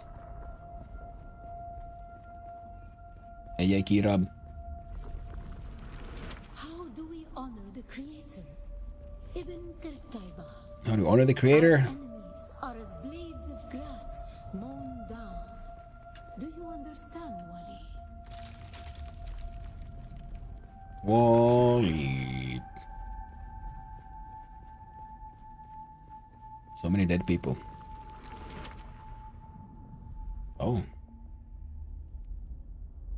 This looks like a arena battle. Hey, I'll take it. Give us the gift of time and the words of the Kitam Alibar. Knowledge without action is empty. Be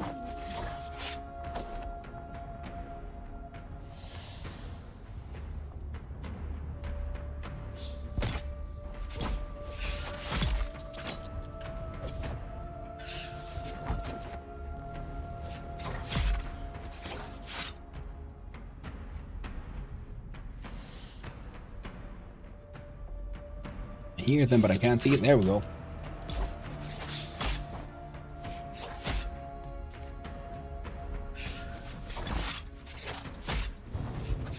During our wandering, we came to Seleucia Secundus. It was a place devoid Oh, of dude. gods, where the drummings of war were constant, and violence was the least. They denied us the heart, Get that. Get stabbed, Sardaukar. never to forget.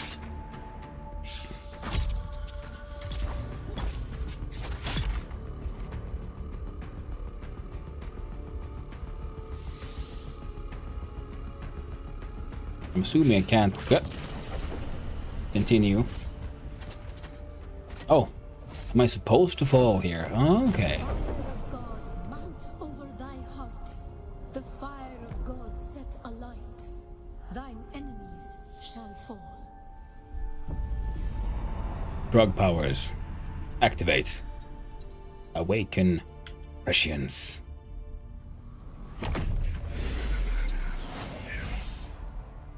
Oh, dude. We got Mojo Magic now. XCQ, okay. Oh, cool.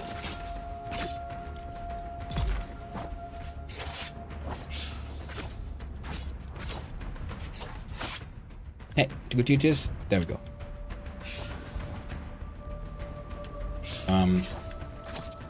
Hey.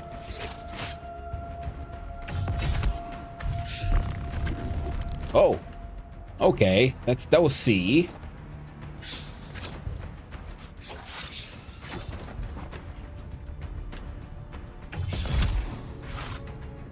Okay. Oh, X is a leg slash.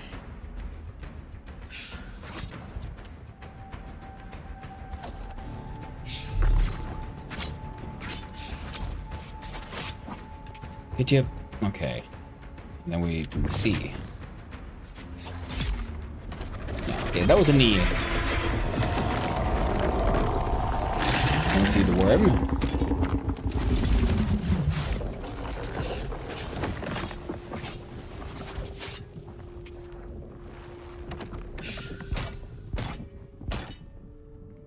Okay, multiple enemies and Q. Yeah.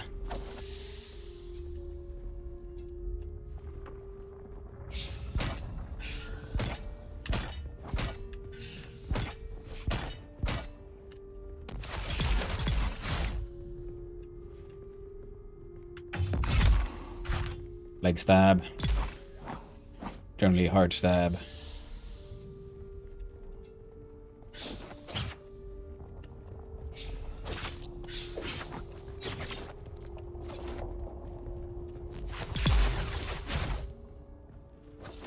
Okay, Q is cool. X does that. Seems to be like an ankle slicer. And then... How do we honor the Creator? We fight. Remember Salusa Secundus, Bila Kaifa.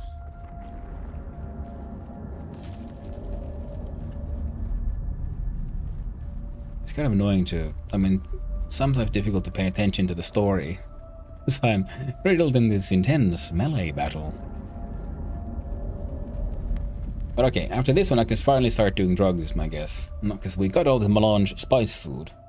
Ibn Qurtayba, the fire of God set alight. How do we honor the Creator? By fucking shit up. We fight. We fight. Remember Salusa Secundus. Bila Kaifa. Awaken. The crisp blade.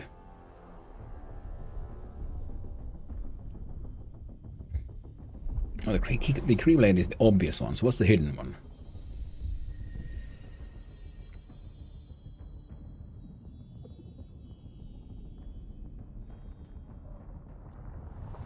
Oh, no hidden message.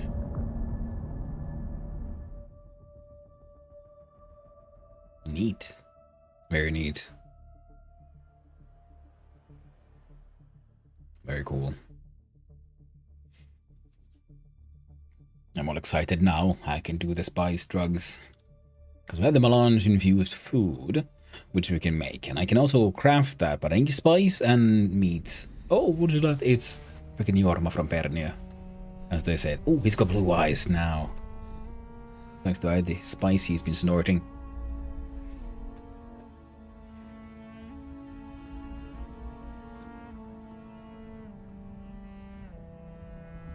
And I must say, I mean, talking with a friend of mine, I love the character creation in this. Right.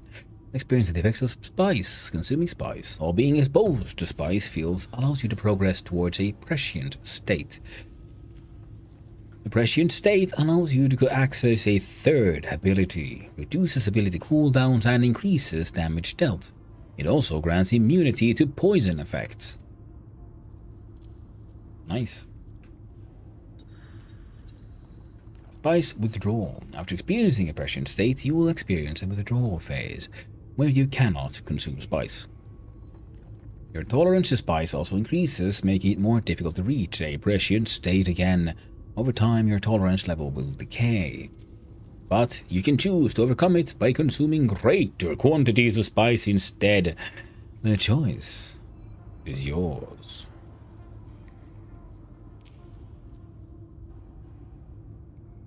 I see. So now I have access to the third ability.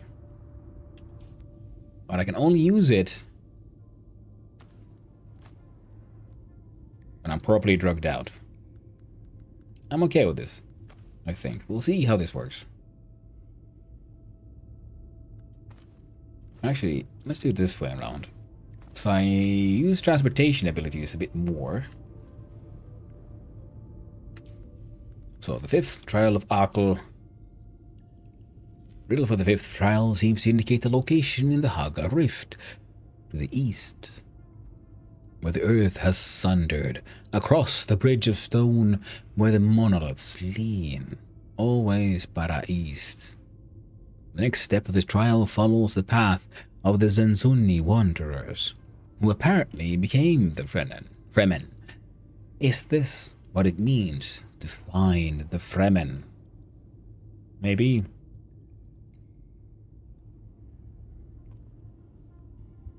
Maybe. All of the Proteus. Join a house. Done that backup plan. Then done. Wider world. Reach a settlement. Banking Solaris. Travel to Harko village or Arakeen. Look at a banker and deposit some Solaris. Oh. That could be a good idea. Speak with an Imperial tax representative about paying your taxes. I'll consider it. Reap and stow. Oh? Oh, okay. Deposit water. That will finish that one. Oh. Weapons of war. Kill enemy with the standard sword. Okay, sure. Twirling grab.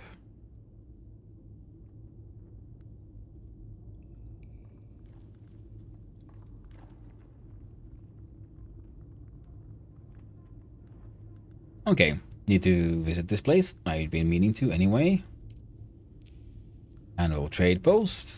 Drive the contract board.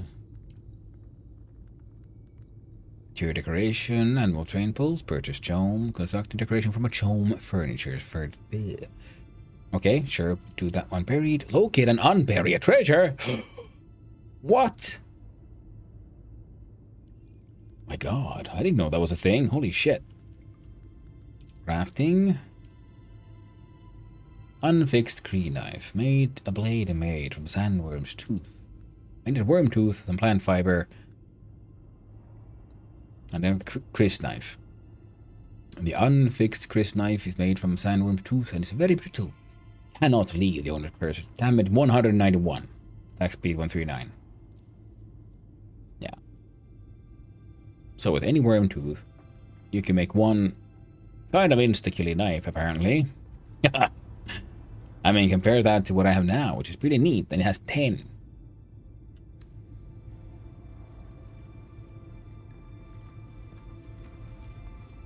Very cool. I believe you can only get those if you die by being eaten by a worm.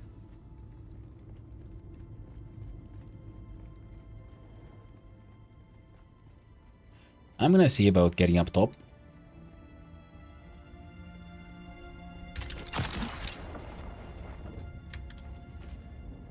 Because there is a sort of a small chest for unique stuff up there. I've been trying to jump this gap now more than once and I keep on failing, so yeah, let's just do that this time. There's a chest down there, but I don't think it has resources I want/need right now.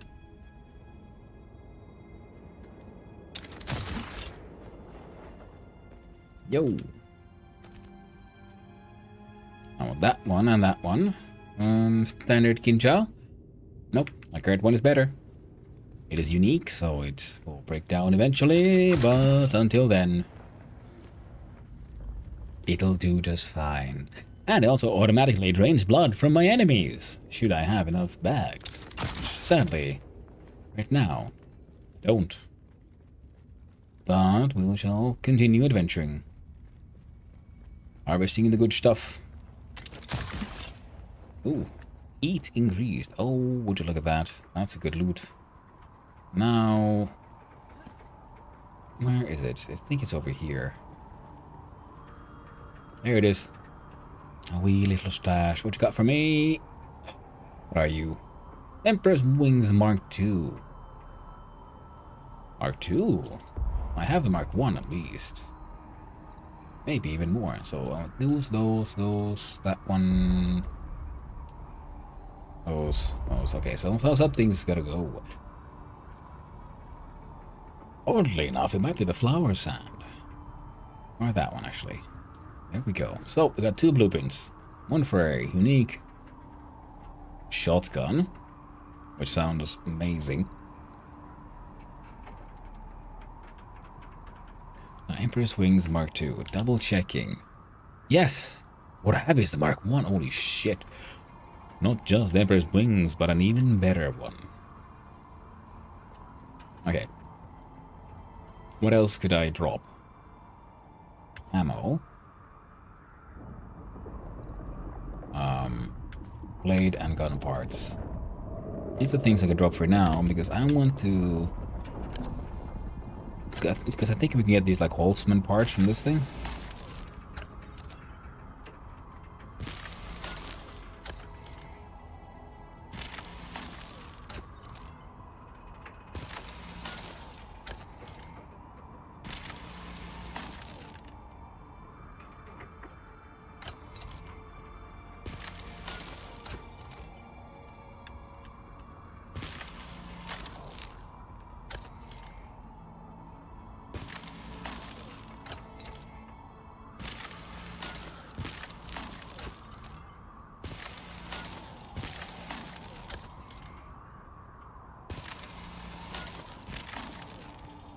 Salvage metal. And this will break the thing.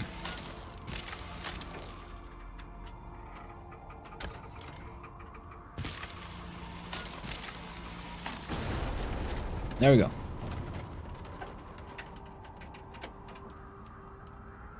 Excellent. I didn't actually have to give up anything. Fantastic. Then we'll put on the passive suspensor belts, because that'll save us just fine. Press M for map. Oh? Authorized base. Why is our base changed? Why is it purple? Did he just go and... No, he's running around. I was wondering if he went and paid the...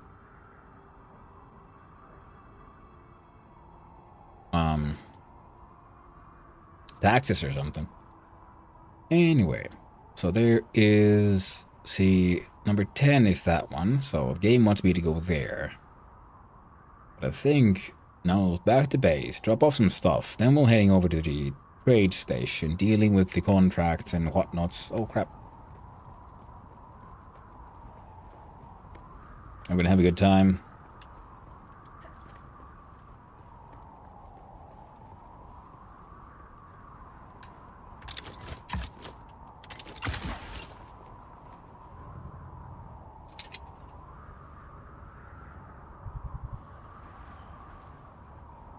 Ooh, apparently I feel parched.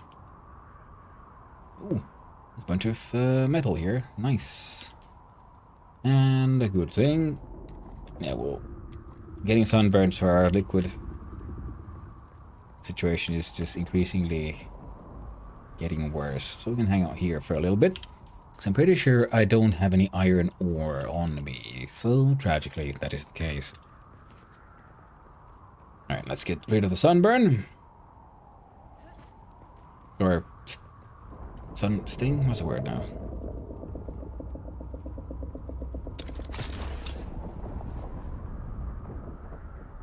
The misuse in general. Let's get rid of those.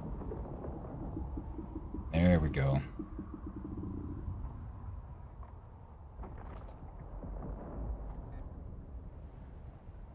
See, we'll be fine. Perfect.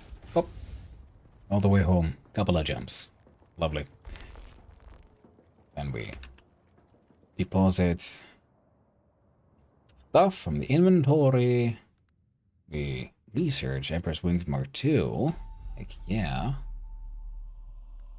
And the shredder.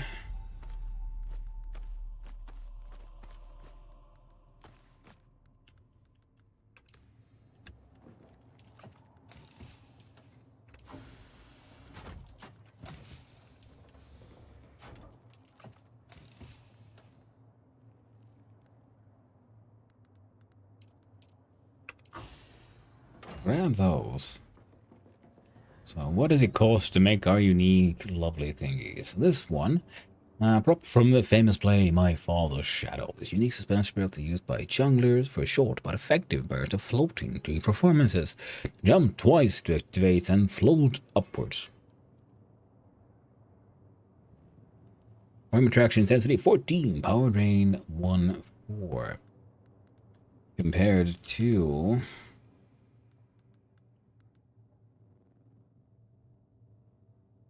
similar to this one, so I'm guessing it'll just be I don't know, better in various ways. So, either way, so see, Malon's spiced food. Now here, Olaf's quick cutter. So when Olaf was designated as a great ironworks, if anyone scrap he didn't despair. Now.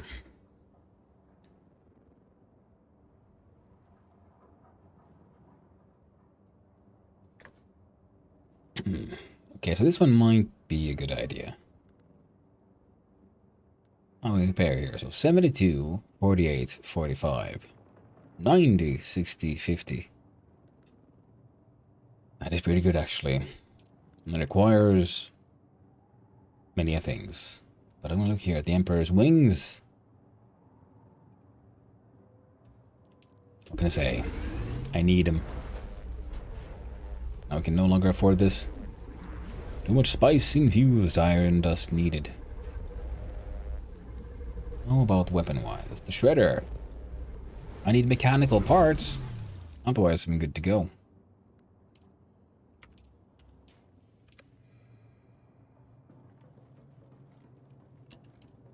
Then we look at Emperor's T wings, Mark 1, recycle that one. I have inventory, recycle that Holtzman field.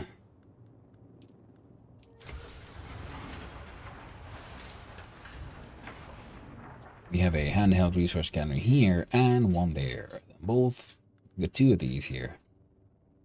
Ah, all those.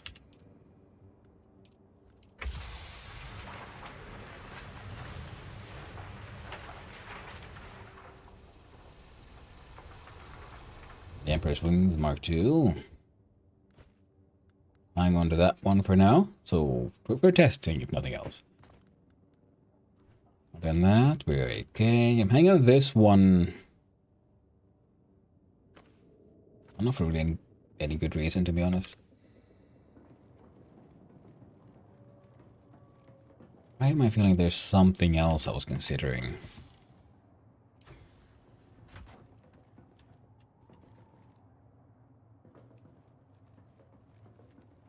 Now, equipment-wise, I get practice using any normal sword for the achievement.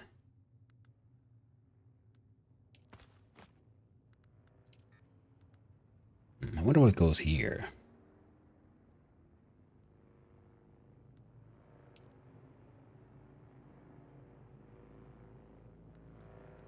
Load out in character. We have stats. Oh, that's handy. We dump these at the base. Right, the blood sacks.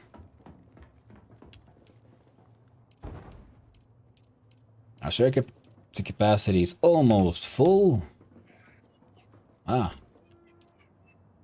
Friend has arrived. Now let's see. Not the repair. This one. And for a medium...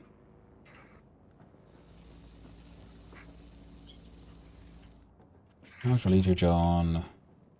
Medium blood sack. Yeah, make one more. 3 of those would be more than enough. For most needs. Hey there, dude. Oh. I'm hearing a lot of stuff that's going on in your background. Oh, sorry. 3 of these, that should be nice.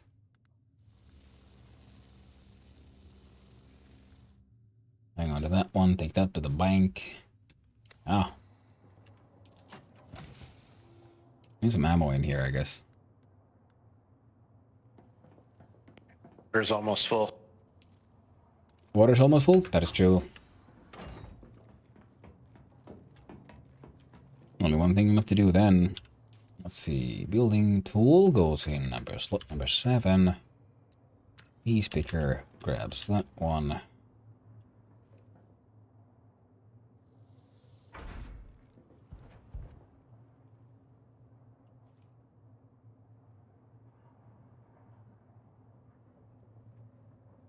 Oh, we need copper ingots. That's true. There we go.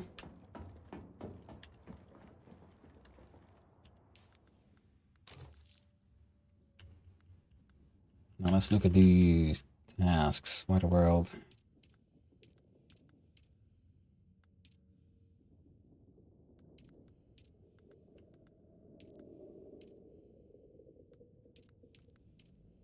Of war.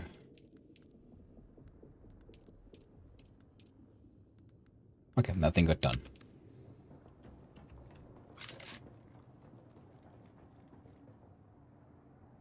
Wait. What in the world? What am I just thinking? Oh, right. Are you These streaming? machines aren't on. Yeah, I'm streaming.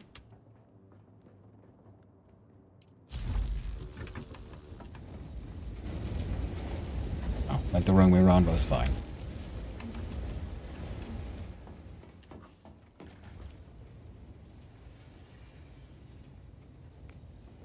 What are you building? You're chewing through the iron I'm collecting.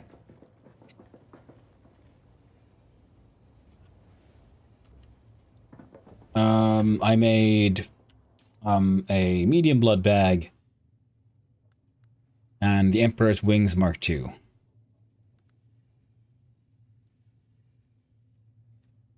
Yeah, those two.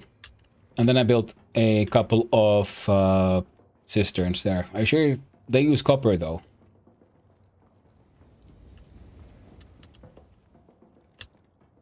Emperor's Wings Mark II. Where'd you get those from?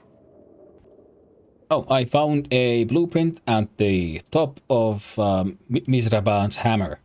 Haha, nice. Okay, so it was different this time. I should climb up there again. Yeah, definitely. Have you gotten there to do the vision quest? No, not yet. I'm assuming you did. I did. And I got myself a third ability now. Okay, cool. I'll probably do that now next. But hey, Yeah. I want to show you something. All right. Okay, follow me. All right.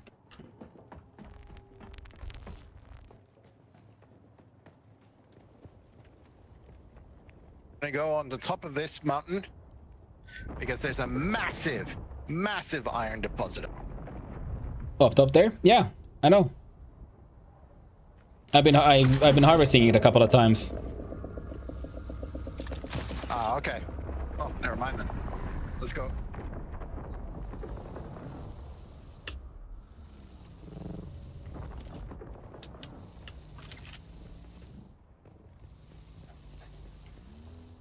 Yeah, I was gonna go to the trade depot and deal with some my contracts.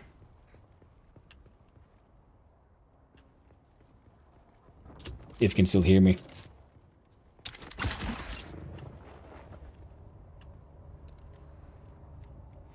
All right. I'll go to the trade depot. You can hear me. Okay, now I can hear you. Yeah. Okay. Yeah. So I'll just go there and get that stuff done and so on. Then I'm probably going to go to Imperial Testing Station 10.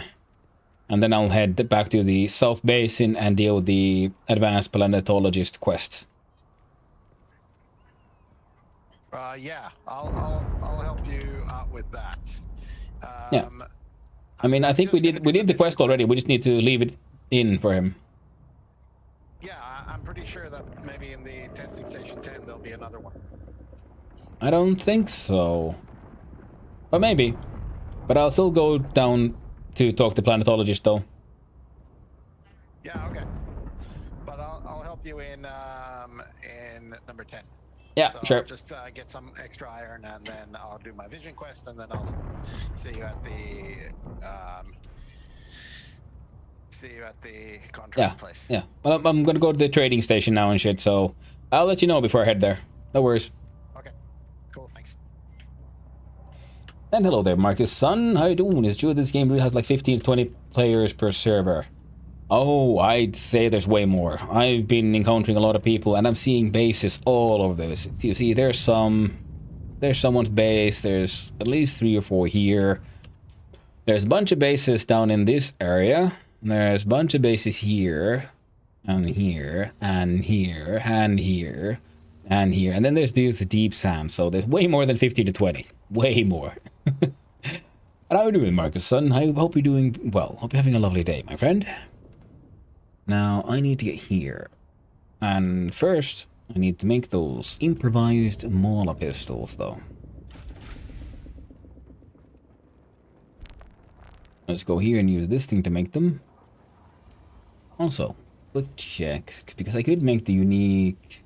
This one, what do I need? Oh, this thing is... Wow. Yeah, I definitely need that copper dust, though. Oof. Weapon. Roll down. Improvised. Mauler pistol. Make 2.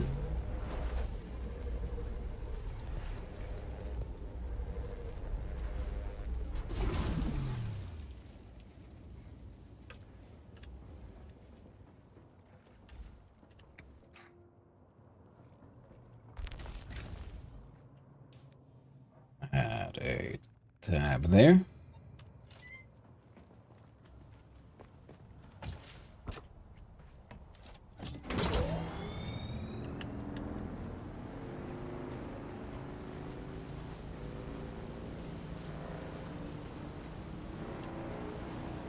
Here to go.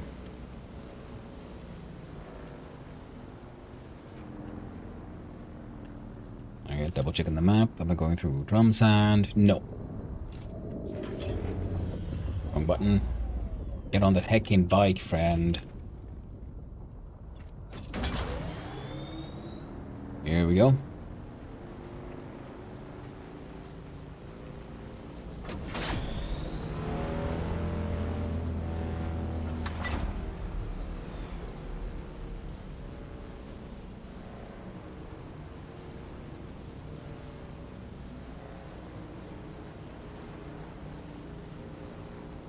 And any like glitchiness that you might be seeing is because I'm running at the lowest graphics. Because I don't have enough RAM on my little potato. Still having a grand old time though.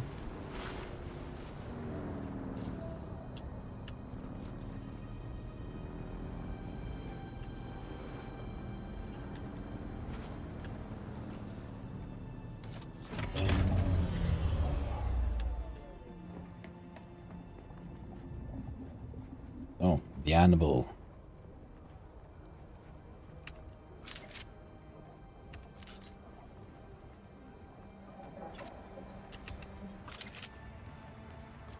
There we go. Ooh, cutscene. No, not lost, sir. She's dead. Tragic. Truly tragic. But they say the desert kills the weak. My God, man, she was one of yours. Cousin, even. I am in deep mourning, sir. Rumors of disloyalty buzzed around her like blowflies, but now, who's to say? Certainly not her.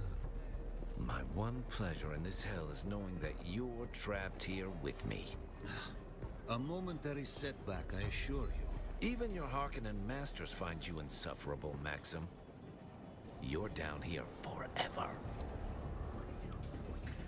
Tell me, dear Anton, what's it like being the handkerchief your superiors use to wipe the gore off Shining Atreides' honor? Let's settle this. Gladly. By the laws of Canley. By the laws of Canley. By the laws of Canley.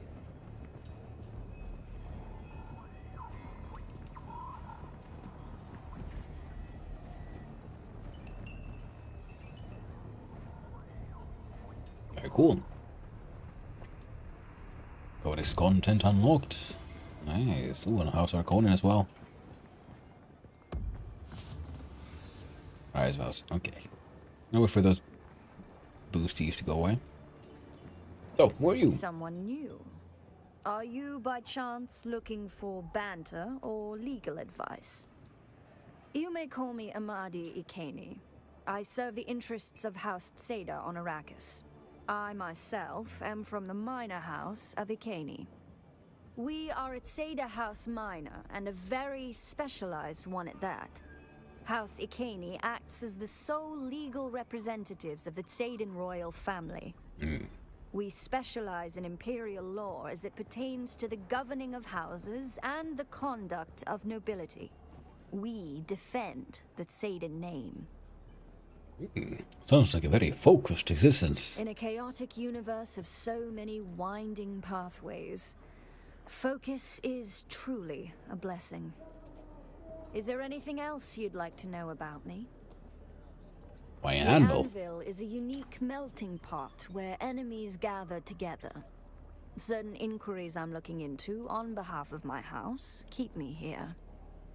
And what a fine place to offer legal advice, where even the most aggrieved parties not only share the same room, but must remain civil.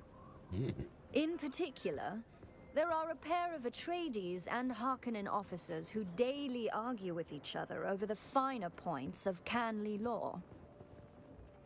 Tell me more about House Tseda. Many see Tseda as the least conventional of the great houses. Some call us enigmatic.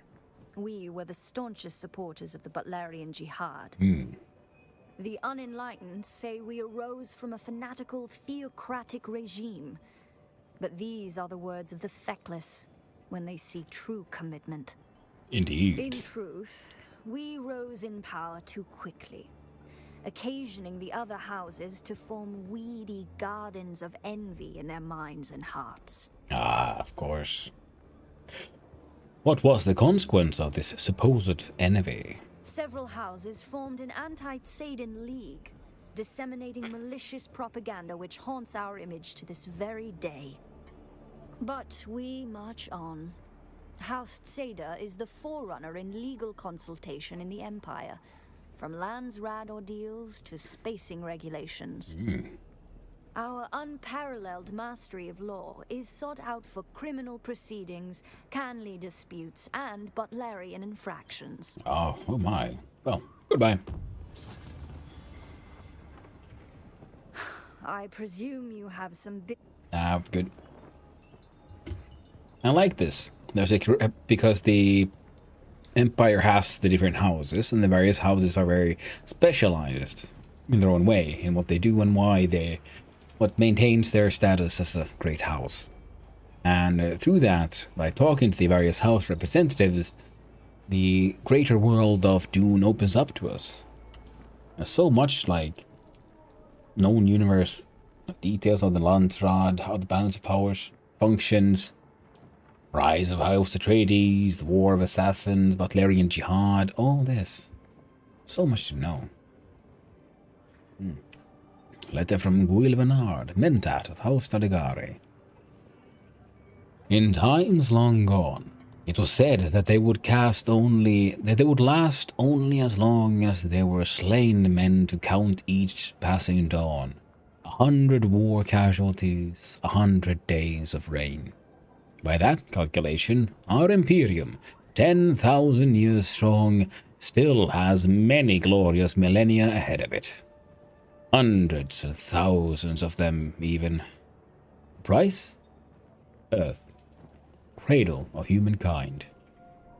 We could have called it a symbolic genocide, if symbolism was something that thinking machines could grasp in the first place. This fundamental inadequacy led them to their demise, for the rebellion of their makers was no simple counteroffensive. It was the seed of a religious movement, a jihad. A holy war doesn't just defeat its enemies, it annihilates them body and soul. And while it had neither, out of the death of the machine god arose a new galactic order. And the great convention, thou shalt not make a machine in the likeness of a human mind. Very cool. Now, whoop. Let's go talk to this dude. Hey, yo, what up, man? Do you aspire to contribute to something bigger than yourself? Care to join the right side of this war? And who are you? I am Anton Tolliver. I serve proudly as a soldier for House Atreides. However, my superiors deem me useful for more subtle operations. Oh. Can you tell me more about your house? Duke Leto is the paragon example of all we stand for. Strength with wisdom, justice with generosity, steel with compassion. Everything Arrakis needs. I see you take great pride in your house. Ours is a noble house, not only in blood, but in loyalty and honor. We've defended these values all the way back to ancient Greece on Old Terra.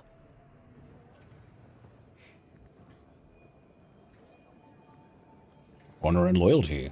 I can respect that. Then perhaps you are just the sword we're looking for. We endure as the antithesis of everything House Harkonnen stands for. The Harkonnens have no honor, no values, no redeeming qualities. Their recruiter over there is a vile runoff of every one of their anti-virtues. These Samuda-addicted freaks will lie to you, exploit you, and throw your used husk aside when they're done. You have my word.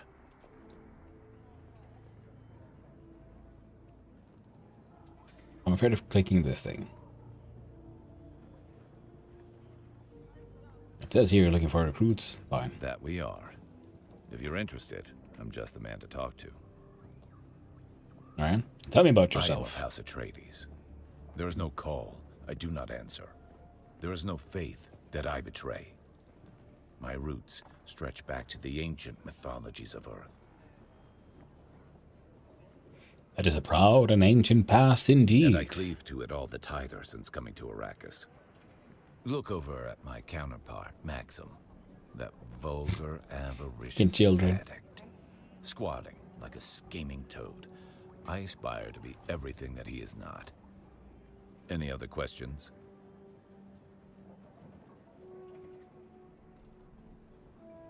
What are you doing for it? Nah, no. Then I have work to do. Goodbye. Now, oh, for fuck's sake. I forgot to pick up the... No, I didn't. Oh, wow.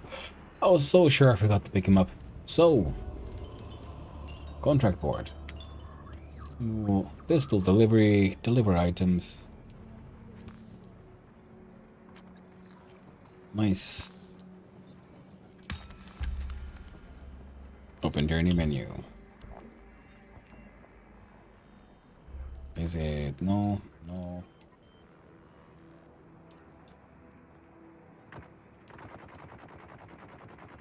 One of these.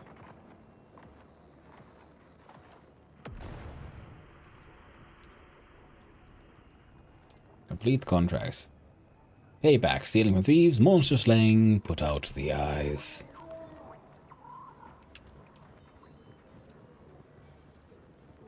I see. So familiar Charky, scavenger silsuit set variants. Yep, deliver the item. Finally, it's out of my inventory. Done.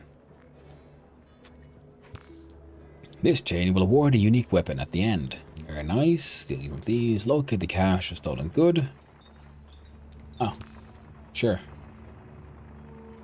Oh, nice. Take that contract as well. The shadows. Ooh, unique tool at the end. Finding Sehemo. Our sister Sehemo was gone missing. When last spoke, she was at the Anvil trade post, where she stated her intention of running mineral surveys near the hand of Kidra. It has been several days now, and all attempts to reach her via CommuniNet have failed. To add to our apprehension, we have since learned that the slave trains have been reported in the area. While our family is but a humble prospectors, we are not without means. We love our sister very much and are offering a substantial reward for anyone who can help us find her. Nice. I'll do that one. Monster slaying. Note, extremely dangerous area. Pursue task at your own risk. Do you know what it is to be enslaved? To have your dignity stripped away? To have your every action subject to another's whims? I escaped that fate, but the memory still haunts me still. Each night, a terrible beast prowls my dreams, a monster with the leering face of a slaver. I want to help others escape my fate and maybe, in doing so, free myself from these nightmares. When you battle a beast, it is wise to strike first at its eyes.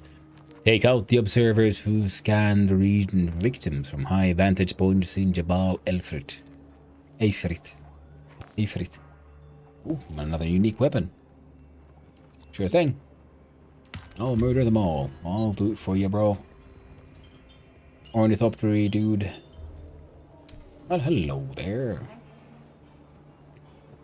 Well, you look more capable than the average scum.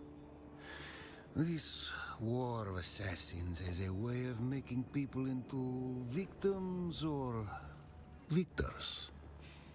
Which are you, I wonder? It's quite the scene. Dear Anton over there? The poor sod was meant for the battlefield, not intrigue. He drank his own propaganda, and it's turning to poison in his guts. The business of espionage is tragic. often cold, but thanks to the laws of Canley, Anton and I have kept intimate enough closeness as to make it personal. I freely admit I mix my business and pleasure. One should not do these things judiciously. Relish your success, and you shall imbibe more success. And what exactly is your business? Pardon me. Living in the heat and lingering Fremen stink erodes civility. I am Levenbrek Maxim Kazmir, intelligence officer of Great House Harkonnen. It Contract. seems you can both read and follow directions. We should get along famously. Can you tell me more about your house? Harkonnen believe in power and hierarchy. The strong prevail and free the weak from agency, delivering them to glorious submission. Which are you? I survived Arrakis and made a trail of corpses to get here. What do you think? Arrogance. I like that. It is the precursor to success. Or spectacular ruin. You should fit in just fine. Regardless, you seem shrewder than my Atreides counterpart over there. Look at that poor lumpling, waiting for a pat on the head from his masters. I'd call him a typical Atreides hypocrite. But dear Anton lacks the depth for hypocrisy. He truly believes the fairy tales his house spoon-feeds him. Well, tell me about yourself. As I said, I am Levenbrek Maxim Kazmir, an intelligence officer of the Great House Harkonnen. And I'll tell you a secret. I do not belong here. How do you mean? Success breeds envy. My wild success breeds wildly envious peers. Their petty schemes have temporarily lowered me into this grubby purgatory. This is temporary. It's good for me. While they grow lazy above, I hone my craft below, collecting diamonds in the rough among this criminal scum. They say it was my excesses that brought me low. Lies. My hungers make me great. An army marches on its stomach. Great men march on their vices. Ooh, bondsman. Opportunity only exists when we force it through skill and will. Well said. Fate is something one must strangle into submission. Have I sated your curiosity in me? Yeah, sure. Then enough about me. Let us talk of opportunities and success. Success is by far my favorite drug. Sweeter than even Samuta. Alright. Completing those. Complete a contract.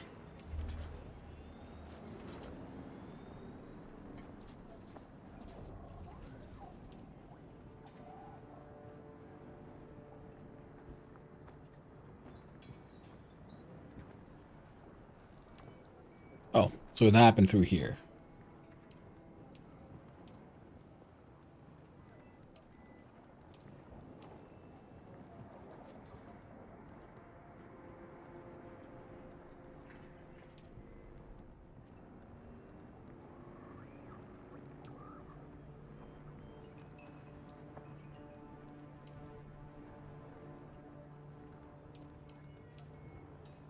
I guess I could do these. Reach a settlement.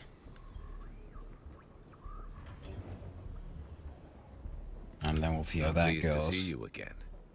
My house seeks assets in this wretched war of assassins. I prefer open conflict, but my Duke... Trust is not an easy thing in a war of assassins. But I have it. One of our undercover agents went missing. I fear Maxim is on to him. Bring me him or information on what became of him.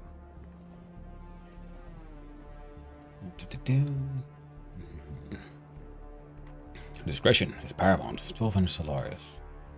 That's not important right now. Finding him quickly is.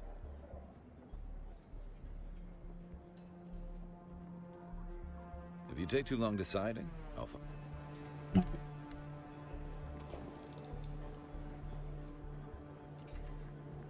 Can I fly you somewhere today? Somewhere. Music to my ears. Where do you want to go? Atreides and their war levies. Look, I can get you there, but I want a little extra for the trip. Oof. 2,500 Solaris. All right. Doctor's on the roof. Let's go visit the Red Duke. Let's go check out Arrakeen. Let's go. I wouldn't mind putting some of that money in the bank.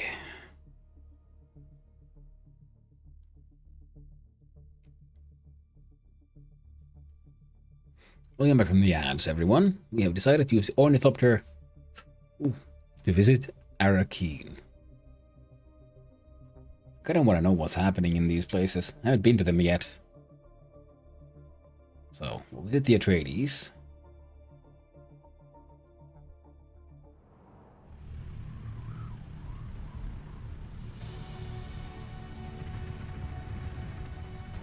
Ah, cool looking stuff.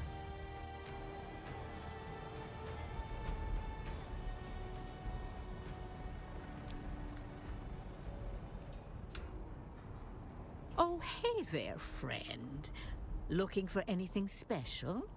Especially in your inventory. Oh, you know, we're always coming across one weird thing or another in the Badlands.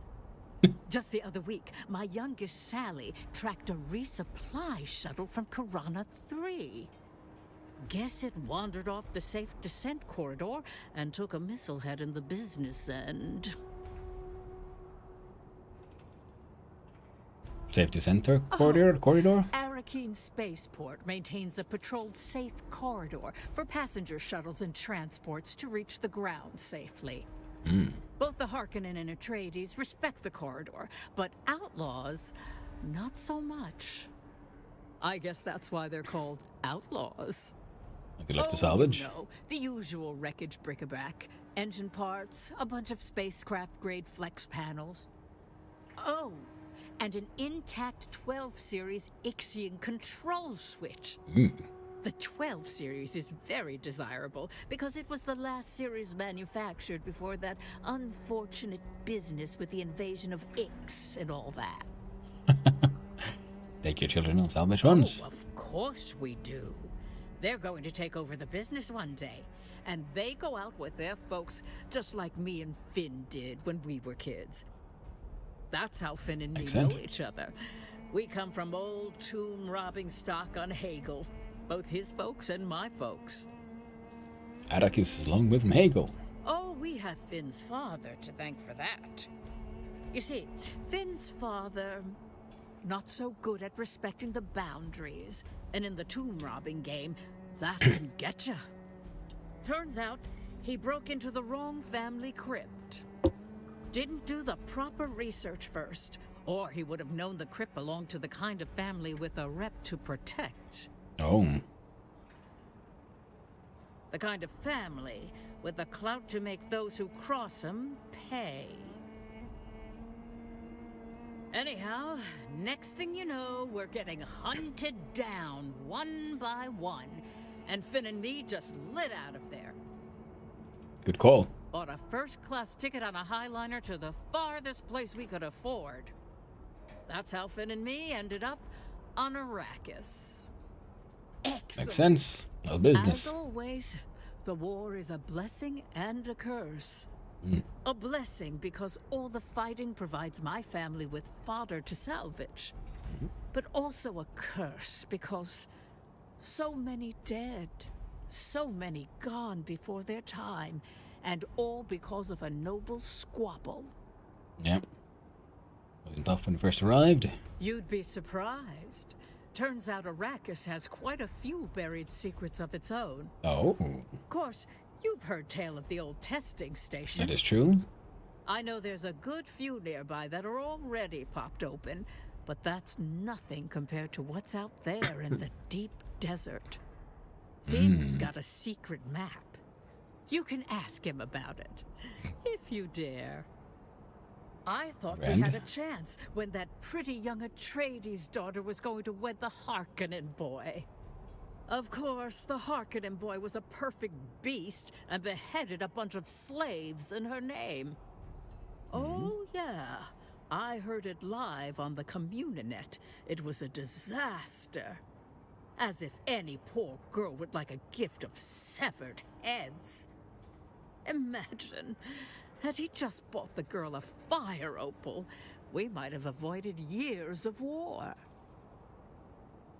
Let's talk about something else. Let's do trade. What do you got? Blank sync chart. A blank sync chart that can be populated with a survey data. I'm pretty sure I have that one, so buy... I'll buy 3. Chemical parts, salvage metal, rangefinder. Interesting. Welcome to O'Gary's. If you need it, we got it. And if we don't get it, we'll get it. First we did... Ooh, what? Oh!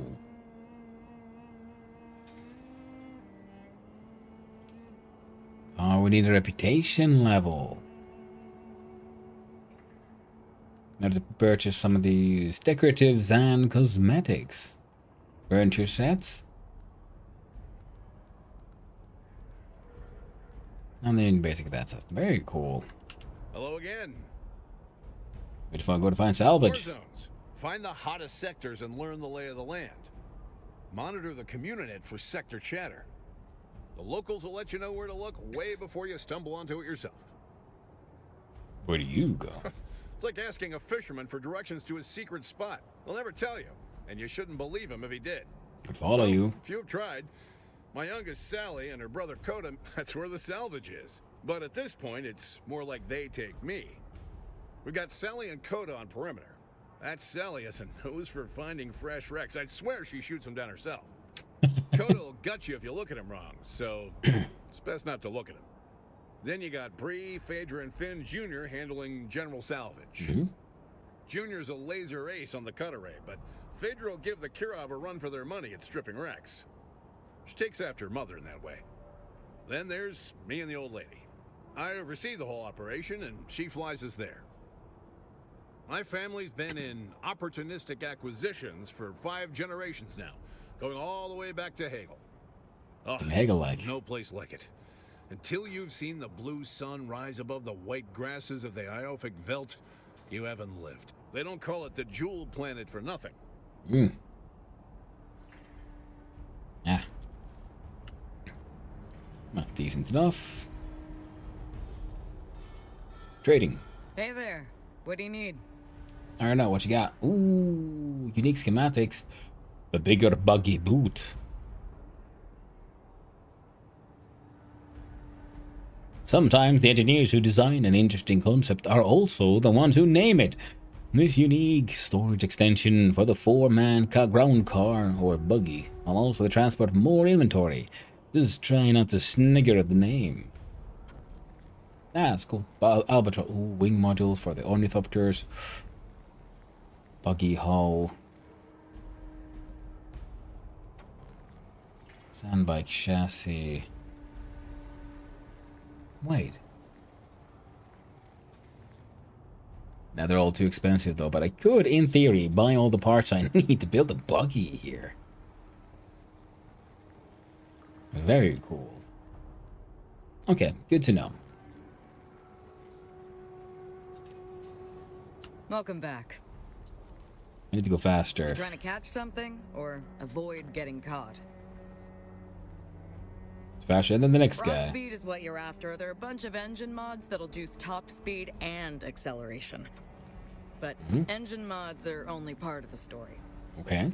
If you want to be faster than the next guy, what you need is something extra after you reach top speed. Boost modules give you ace, so the next time you're racing to the next hop, if range is what you're after, nothing's going to beat an ornithopter. What you're going to need to do to maximize your range is to find the perfect balance between... We're not talking about a gunship.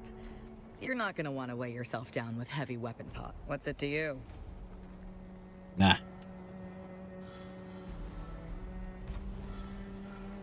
looking cool, looking cool. Okay, let's go forward. Go deeper in. Arakin.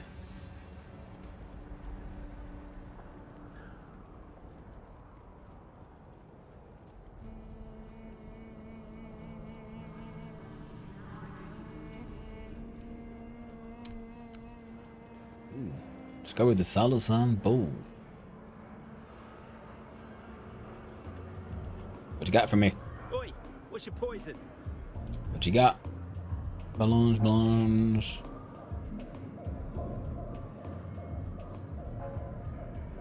Ooh, garment social. Neat.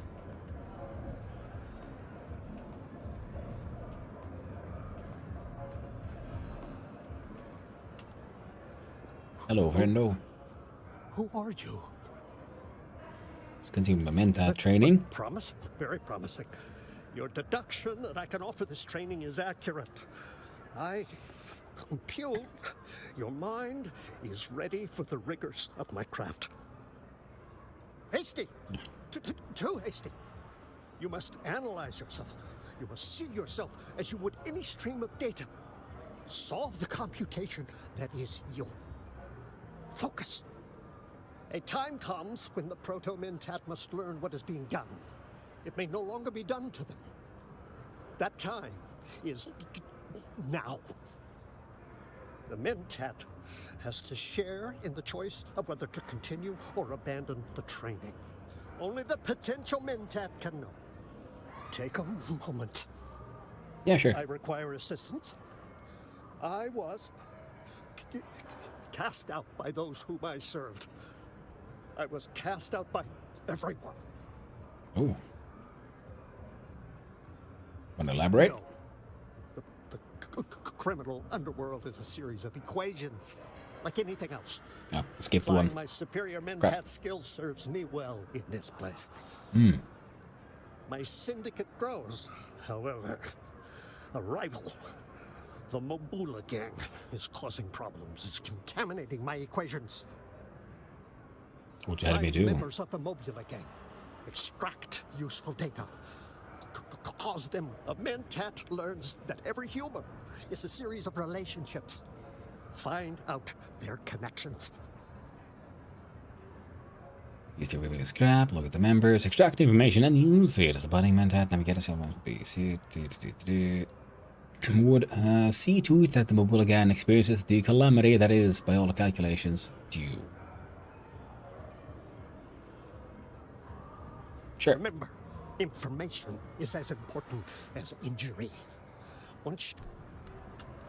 Neat.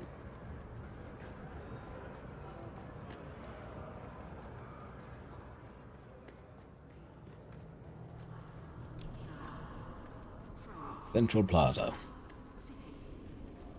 Dude, this place is huge. You're not from around here. Nope.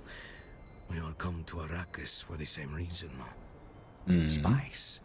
Yep. Have you come for the spice? I want to know everything about Melange. No one knows everything about Melange. Well, except for the Equan Bedouin, maybe. But they're gone now.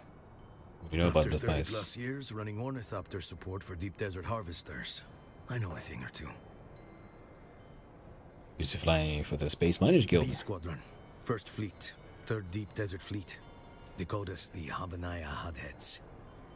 Our job was to fly high, search for worm sign, and give the command deck heads up before the Old Man arrived. Old Man? The Old Man of the Desert, a.k.a. the Maker, a.k.a. the Great Sandworm. You know, the 500-meter-long behemoths that haunt the sands of Arrakis and devour everything they come across. Danger don't cover it. If the worms don't get you, the sandstorms will. Yep.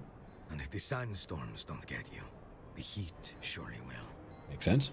The deep desert is no place for amateurs. So, let's trade. What you got? Spice-related stuff. Refined spice melange itself.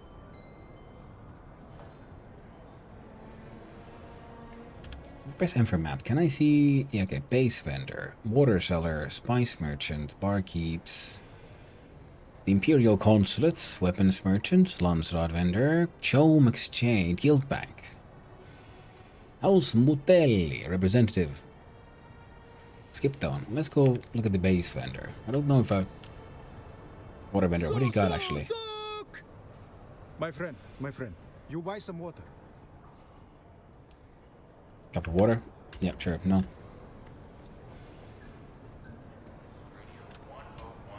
Base vendor, what you got for me? How may I assist you? The Chome vendor. Of course. Wait a moment. Is this a test? Is corporate checking up on me?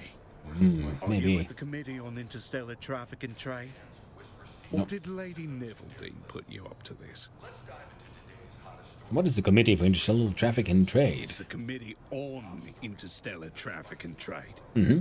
Which you would know if you were on it. Astute. Which you are not. So buy something of pound sand. I like to trade. What you got for me? Bedroom, small decoration set. Office.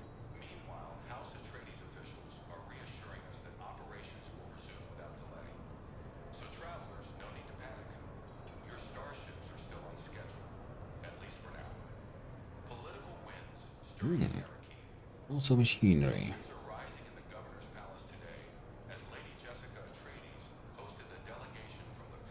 Wall art. Buy that one.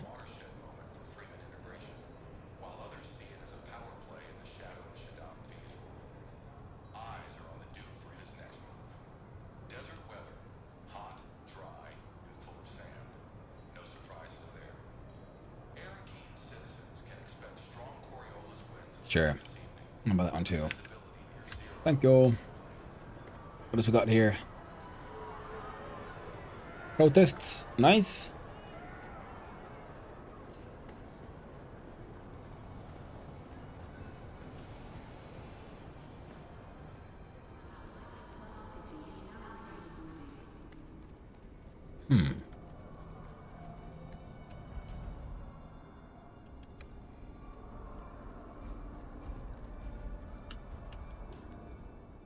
There should be House Mutelli representative. They're probably there, but I need to unlock them by doing stuff. And this would be the bank.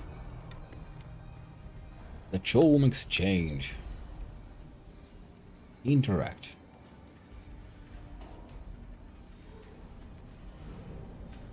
Buy.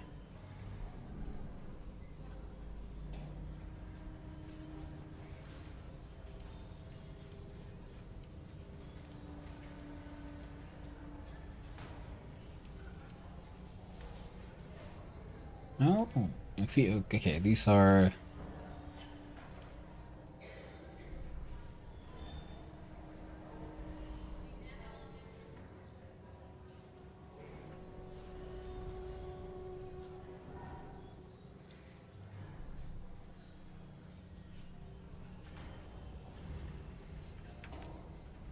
okay. Auction house, neat. Yo. Welcome. Would you like to deposit or withdraw Solaris? Okay, deposit. How much Solaris would you like to deposit? All. Welcome. Store items.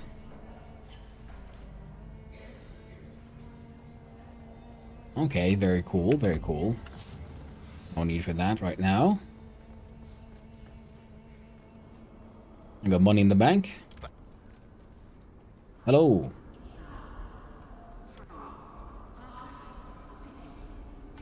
There's a bank down here. Oh? Yeah, you can deposit your money at the bank, and this is also the auction house. I'm running around exploring.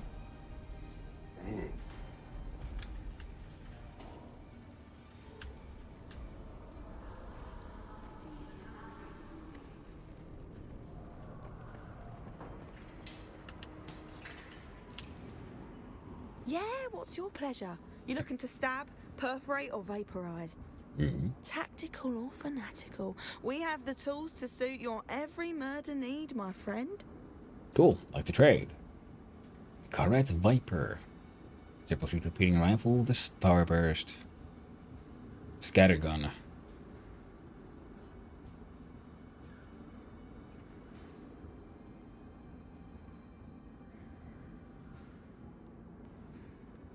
Okay, very cool. Totally outside my skill. Pictures of the Emperor.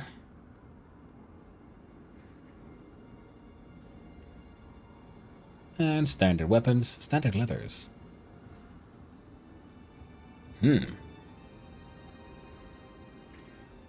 cool, very cool.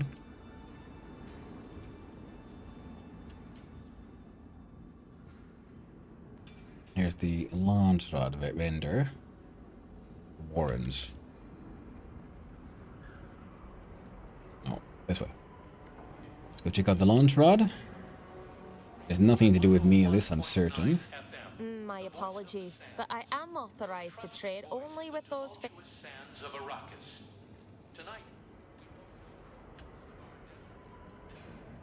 Okay, yeah. That was blocked. What's over here then? Warrens.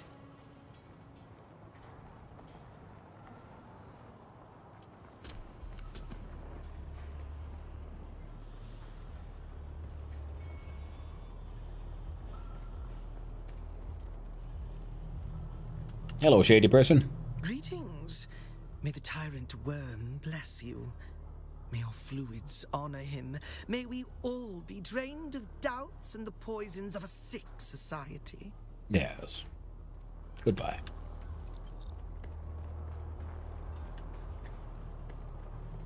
What's up here? Ooh, sneaky. Progress in the main story. Sure, I'll get to it. All in due time. So yeah, we'll have to choose an allegiance and earn it. Now we run.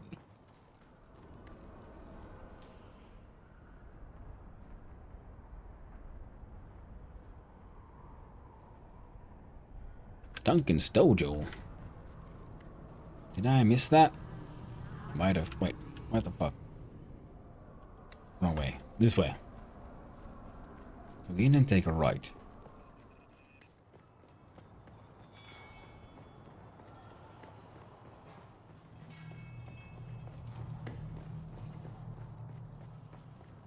Here's Duncan's Dojo.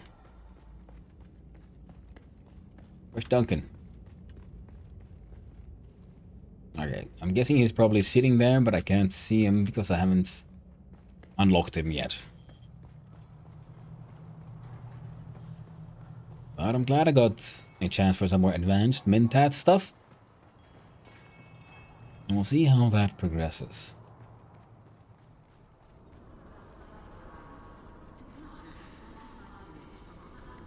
Well, that's neat. What's this place then?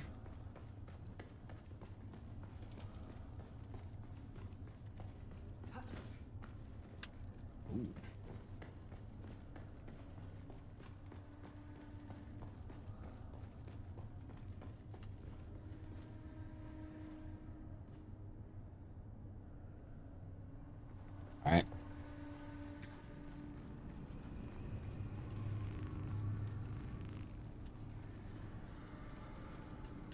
What up, man? Keep your distance. We can converse at arm's length. What you, besides suffering this audience with you? What you doing up? You really expected an answer. I am the Imperial Treasurer here in Arrakeen.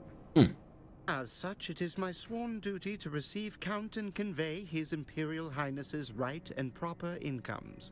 Where did the taxes go? How would I know? It seems my lot in life is to stand here and be interrogated by nitwits. As it is. Unbelievable as it may be, His Imperial Highness has yet to consult me on allocating his vast income. But I would definitely advise him that his treasury officers could use improved security. There's entirely too much riffraff getting in. I'd like to pay my taxes. What do you mean?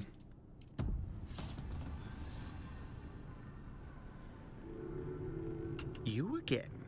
In this terminally dull exchange? Or I suppose the answer, not that it's any of your, but it is a matter of, I am the 5th son of Graf Heino Flaxenrad of the Alpha Hydrae Flaxenrad. Doubtless you've heard of us. But while it's true that I was afforded every advantage, so especially if you're not firstborn, grandnephew of the, you are still expected to find a way, and regrettably, the best appointments are long since had. By then, all that's left is finance or perish. A fate worse, but at least I'm not a girl. Nothing is wrong with them, but when it comes to serving your family, it is much worse. The lucky ones are married off or shipped off to the mother house on Wallet. Otherwise, it's the Imperial Knitting League or a tower somewhere with a lot of cats. Neat. If you're talking, I don't think I can hear. No, I wasn't really talking. I'm talking to chat. What's this then? I trust I need no introduction. Sure. Listen now to the words of Haldebor Desio. We are the musician kings and queens. Our voices cause even the mute vacuum of space to quake. From our beauteous homeworld of Chusuk, we cultivate an oasis for the arts, culture, and learning.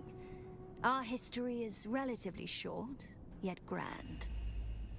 Our founder, Francesco Verota, raised us from humble instrument makers to a minor house under Padishah Emperor Almarak III. We arrested the Siridar earldom of Chusuk from House Mandervold in the 9th millennium. We seized the day. We charmed destiny itself. Neat. Your conclusion is as accurate as it is understated. You simply must experience our history in long... You may tell your chums that you have met a god. Heresy! Is it possible, however astoundingly improbable, that you have not heard the name of the legendary Haldebor Desio? Nope. Acclaimed Leggero tenor, beloved, Nope. a name both whispered in hushed reverence, and... Nope. Come now, I am the poet laureate of the known universe. Thought you were an agent of the Landsraad, that voice. A person can be more than one thing. I myself... Ah, sure. Whatever, yo.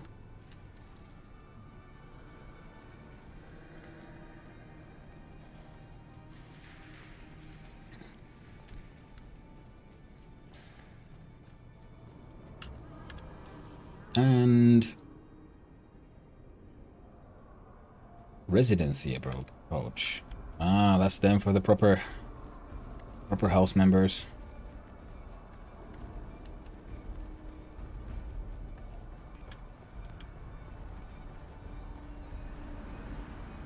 Oh. Ooh. Very cool. Very cool indeed.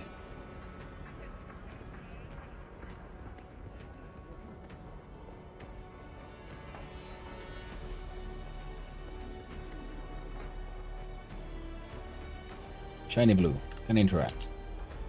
You were expected. Don't look so shocked. As the Duke's master of assassins, I must know the movement of every grain of sand in Arakeen. You are free to roam the city as you please. Cause no trouble, and you'll never have to acquaint yourself with the more disturbing aspects of my title.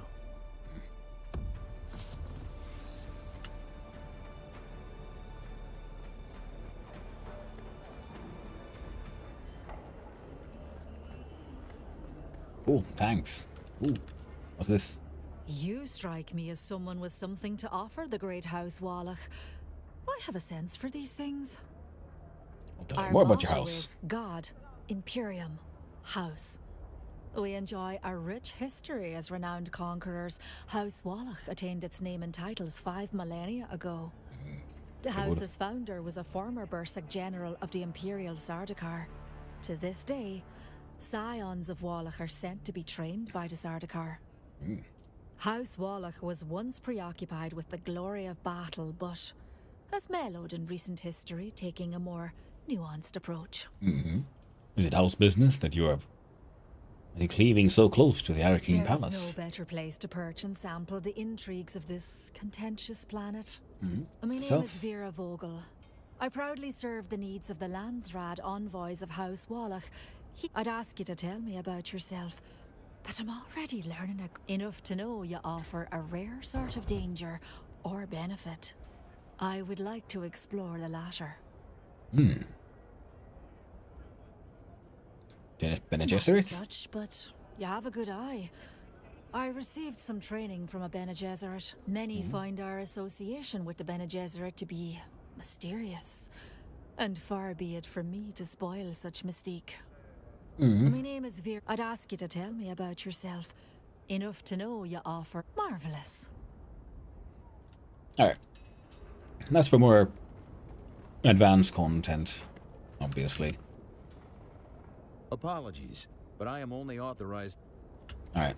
House Atreides stuff and Landsrad stuff. Nothing to see there. Nothing to see there.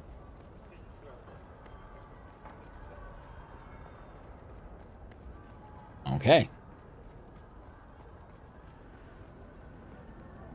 Very cool. I like it. So.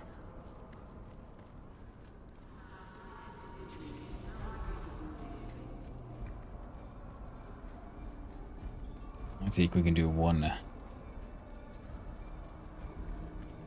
more adventure. I think I've done all the trading I can here. Oh wait, can I run out here as well? Flying wheel. Oh. Oh, that's cool.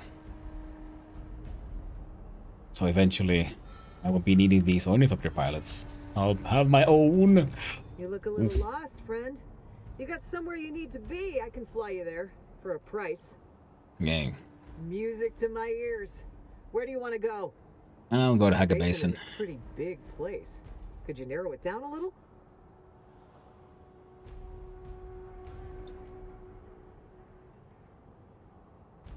Now the paleontology training could be good.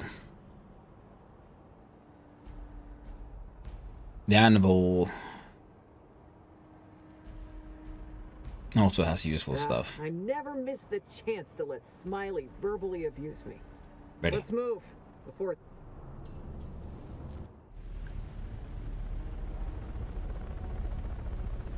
Very cool. I imagine all that also looks even cooler with the higher graphics and all the details. But even with the lowest graphics. Very cool. Ah.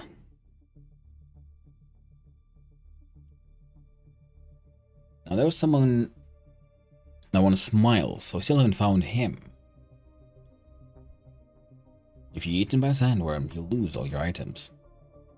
Respect the sandworm.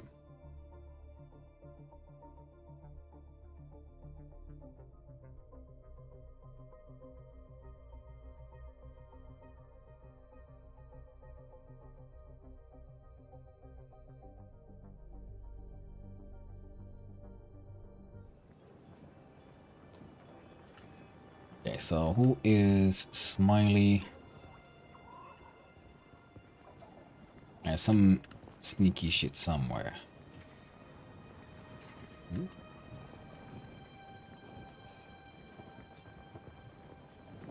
What up?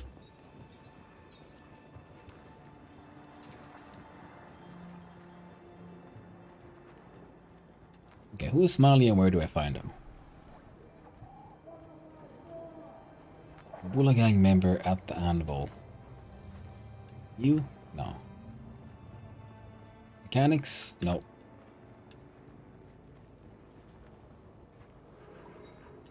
This guy? No. All these background people? Nope.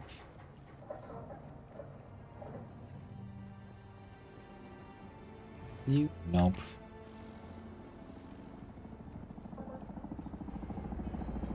Oh, this guy. Don't know you from Adam. Slag off. What's to you? Better yet, just keep walking. What's this then, a bio lesson? Wait. What the hell is this? What? No, wait. I'm just a grunt. I don't know nothing. Wonderful, threatening. You want Starkey? Where to find Starkey? You'll find Starkey here. Far south of the rift, huh? Thank you for your cooperation.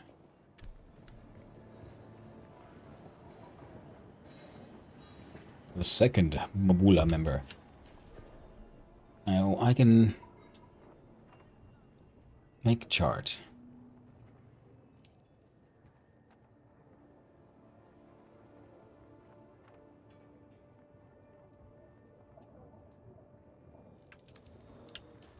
I don't get it. What?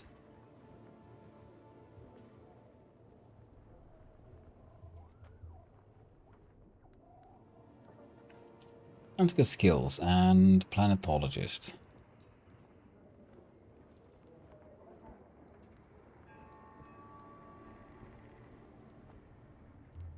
You can now create sync chart. There's real base surveys. Create sync chart map screen, but you'll require blank sync chart in inventory.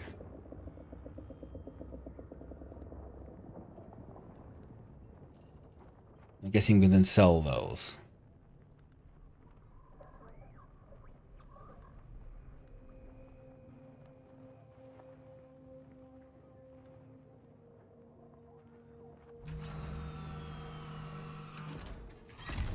Always waste money for that one. Nah, neat. Freaking ornithopters and shit. No. There's intel to be gathered, stuff to do, gang members to interrogate, and testing stations to enter. And I do believe I have, yeah, a few survey probes.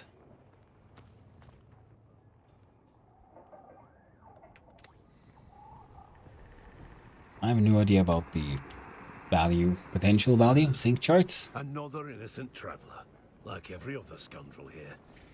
Got my eye on you, stranger. Friendly banter ain't worth the spit it costs in the gap. And I was hoping to retire 10 years ago. Name's Used to run spies for the Arks. Got tired of them. Got tired of taking orders. Sandflies wanted me, but I can't stomach who, not what. Lazy bastards, a lot of them. Holed up in the shield wall. Want to wage without doing the work. Give the rest of us a trade post. You think an old-timer like me can't tap a keg? I do just fine. Don't give a spit about accumulating salaries. Just want my own place. To be left alone. Yet, you got more questions. Guess that's not illegal. Night Rider, sandbike boost. Ooh, unique boost with an extra large air intake for better performance during the cool evenings of Arrakis. It helps very little during the super heated days of the day. Oh, that's neat. Scipio's blood bag.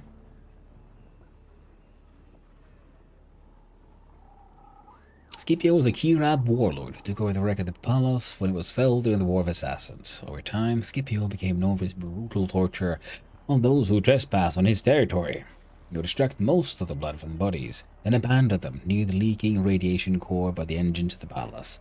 This unique blood bag is able to tolerate large amount of reuse. A reminder of a twisted legacy. Ooh, buoyant Reaper. Crafted to the same general standards of other Dew Reapers, this particular design was modified by the Thufir Hawat to ease the lives of the Atreides peons. This unique Dew Reaper siphons a portion of the Holtzman field that powers the collection of dew to lighten the Dew Reaper itself, allowing an easier swing, lighter load, and more efficiency in the long run. Neat. A sandbike parts. Chome. Stuff. Drink to reduce the time it takes to activate an intact vision abilities. Oh. Oh. That sounds interesting. Okay, we can buy a blank sync chart from here.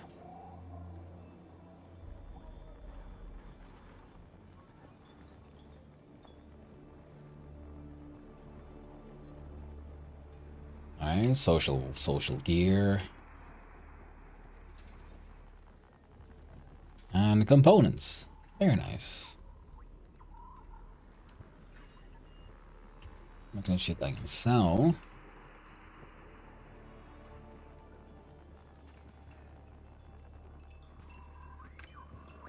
Okay.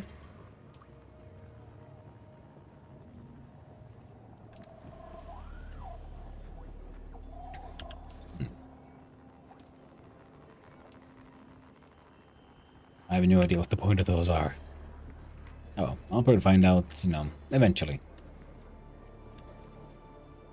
I've been praying with a friend and he wants... I'm pleased to see you again. I think he wants to do the air. I'm pleased to see you again. Atreides, My sure. house. See, trust is not an... One of our undercover... Find the agent. Detail. Accepted the contract. Missing spy.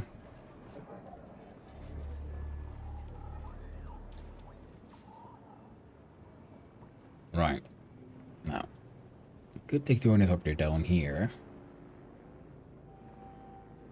And head over here to deal with the planetologist.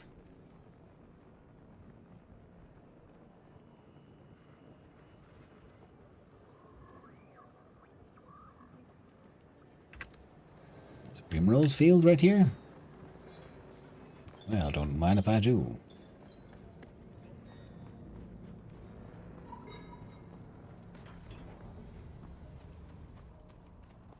Limited warfare, PvE. Huh. That's odd. Where exactly is it then?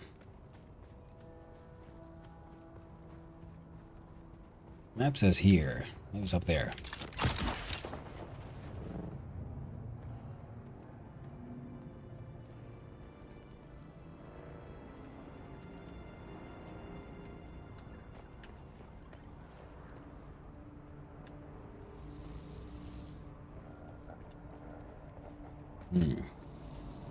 All right.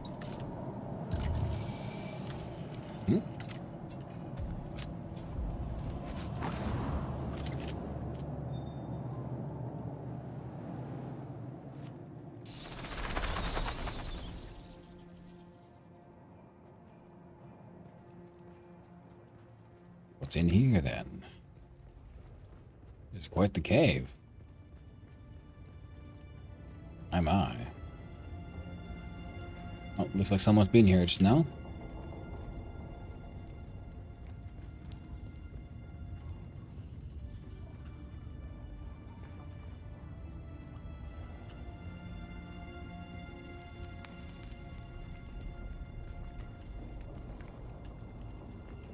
Okay.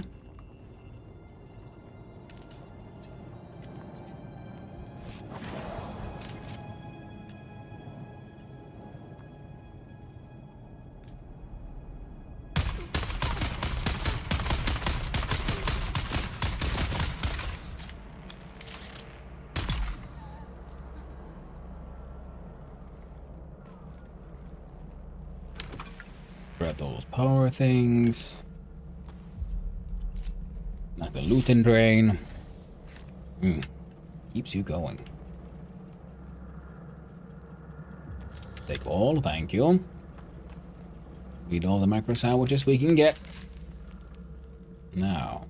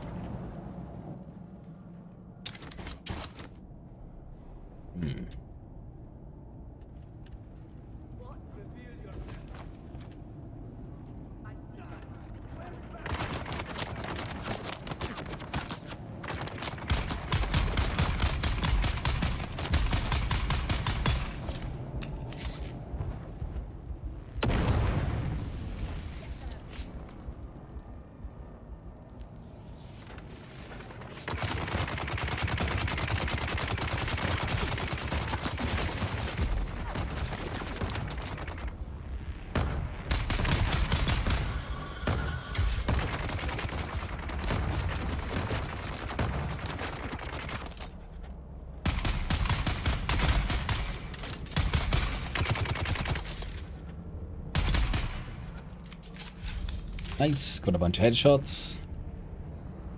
Took them all down. More ammo, more parts, and most importantly, more of that sweet, delicious strawberry juice. Keeps you going.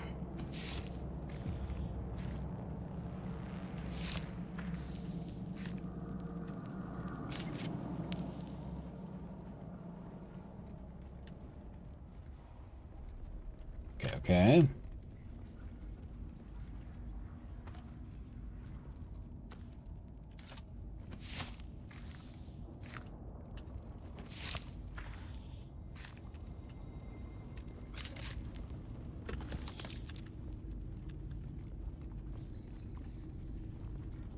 We gotta just run around and see what all there is to find.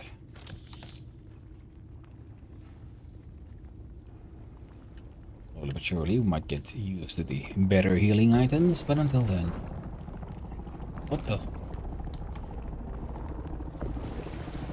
Hmm?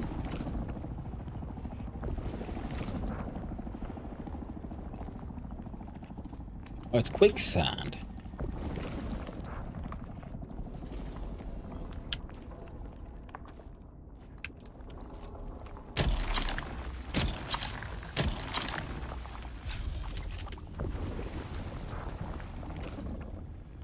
That's a new one. I knew of it, but I haven't seen it before. Nice.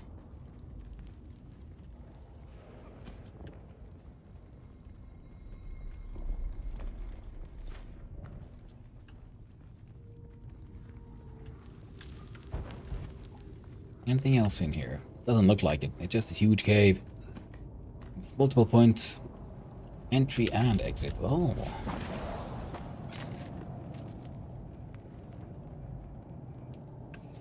And easy. Big chest. Ooh. Metal steel suit garment.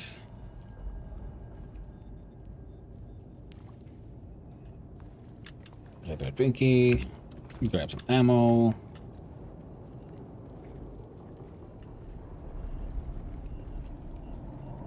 Well, that's cool. What was that?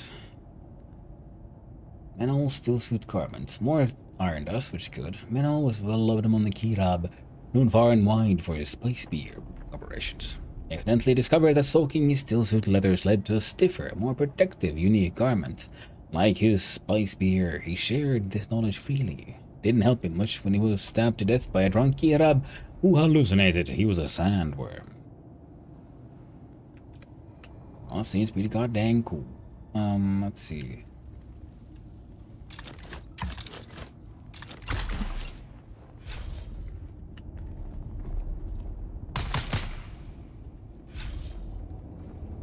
So there's that way up. There's that way down. Why is this one illuminated? Oh. Ah. I see right. someone. No, you don't.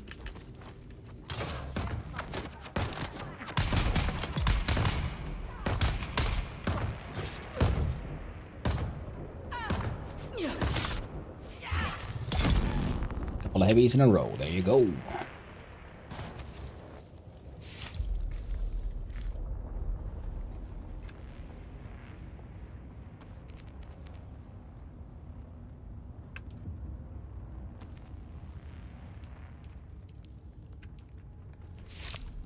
Check out the blood. Yeah, thing has not reset.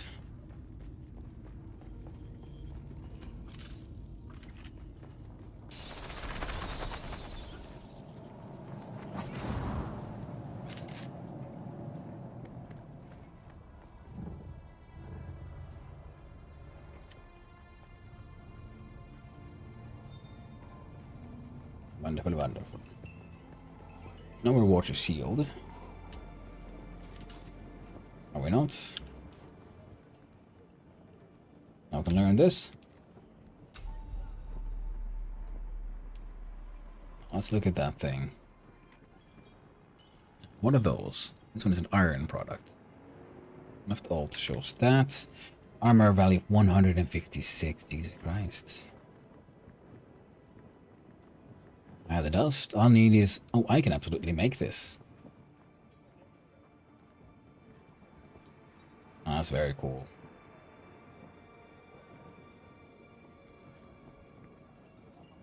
Now the mask is good. With this, I'll even get even better still suit as well. I'm very okay with this.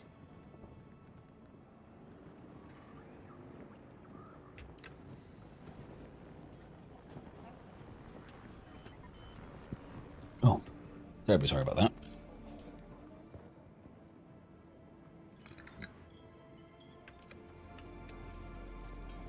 It's not too far away. We can do this, because I gotta go walk my dog soon. So before that time comes...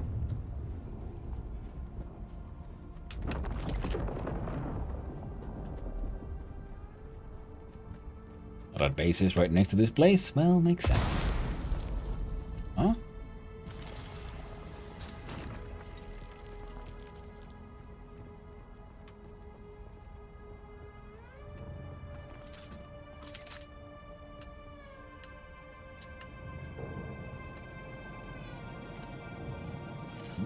There we go.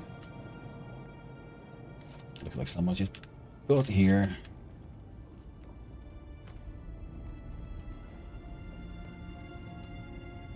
Don't mind if I do.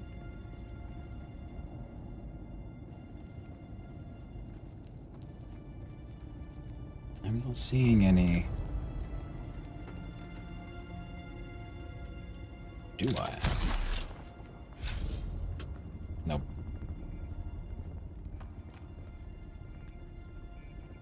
I do like the good use of, like, what's the word? Verticality. Three-dimensional maps and all our deep, grand adventures. Oh, I've been here.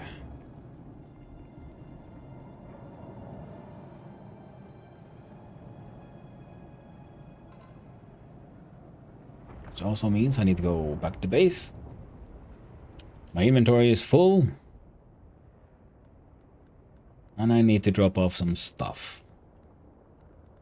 And maybe, just maybe, make a cool new gun. I mean, still suit. Fair enough. That one. Whip out the good old vehicle storage device. Man, I was kind of hoping to pass through here. Those worms. They're not playing nice.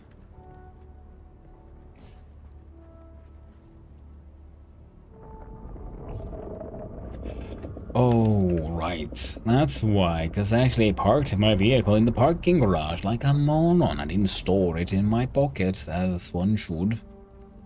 What a fool I am. Alright, let's see.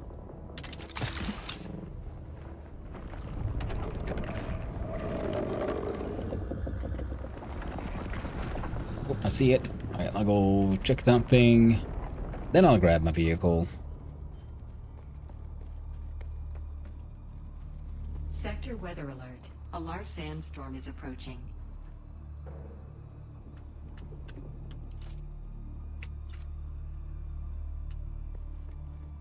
Oh, right. Let's put the do repair where it's supposed to be, and that one. And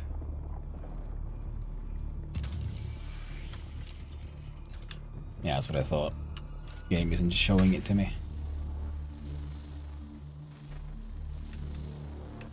That's fine.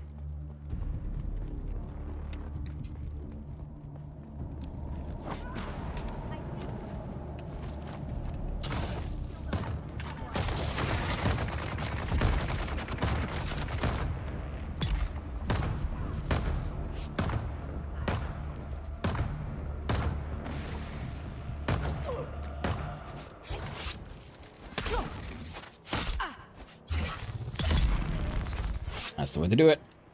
Booyah. And you suck them dry. A large sandstorm is approaching. There you go. You don't need that head, do you? Don't think you do, friend. Here. Get sucked. Sucked. Put on some band-aids and grab these looty loots. Yep.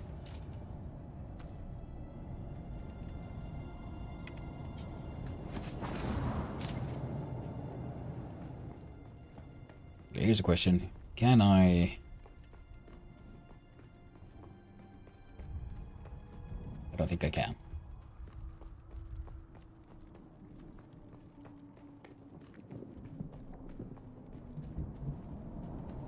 There we go. Yeah. Sector weather alert. A large sandstorm is approaching. Okay. Yeah, no. We're hanging out here. It'll be fine. And then it's time to collect our vehicle. And then I might have to log out at the base. Just thinking. Just thinking. Right.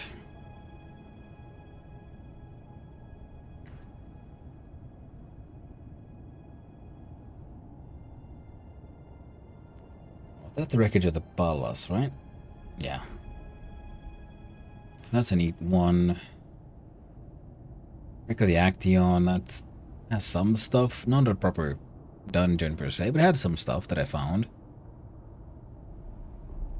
Now the game wants me to go here and here, so I think a good idea would be go, yeah, like I said, drop off the stuff at the base, then I will deal those two. Drive over here. Oh.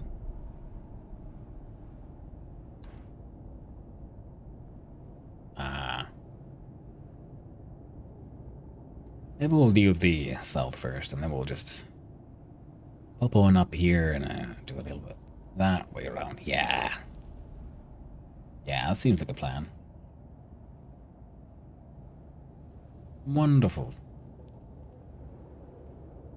Oh, lovely. I haven't been there either. Nice. Very good.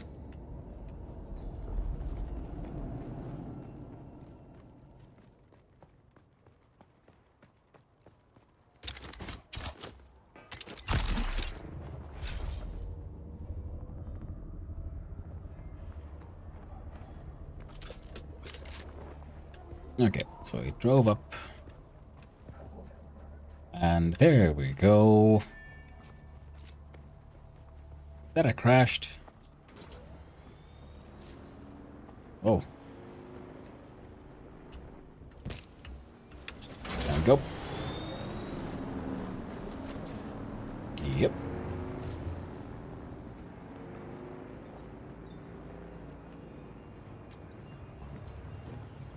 Now what's this then? Oh, that was a contract one. Oh, right. Yeah, yeah, yeah.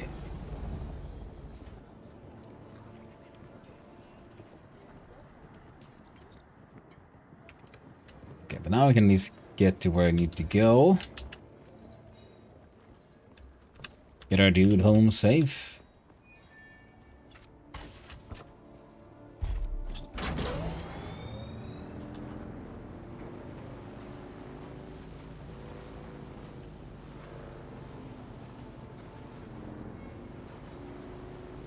Okay, there we go, there we go. Yep.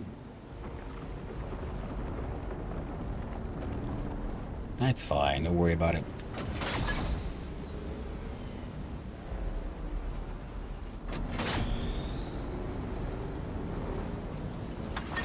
I worried about it.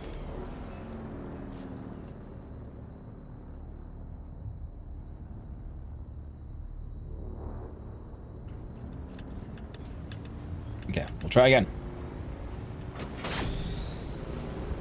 A little bit of boost.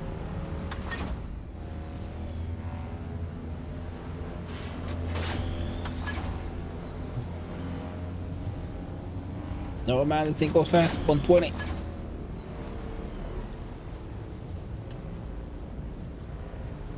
The vehicle's engine isn't the best, like acceleration wise, but its top speed is top notch.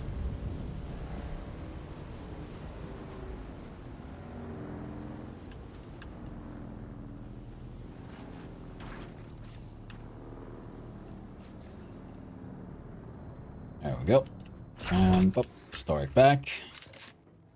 Gun.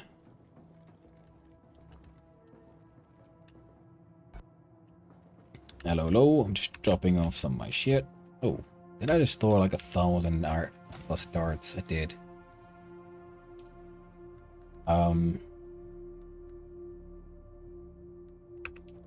Yeah, can I put them somewhere else? How about in here? That's perfect.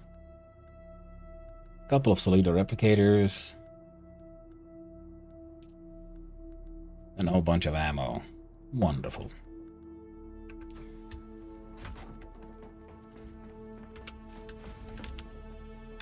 Let's see here. Deposit blood. That thing's maxed out. Maxed out. Almost maxed out, so I'm pretty sure we're done.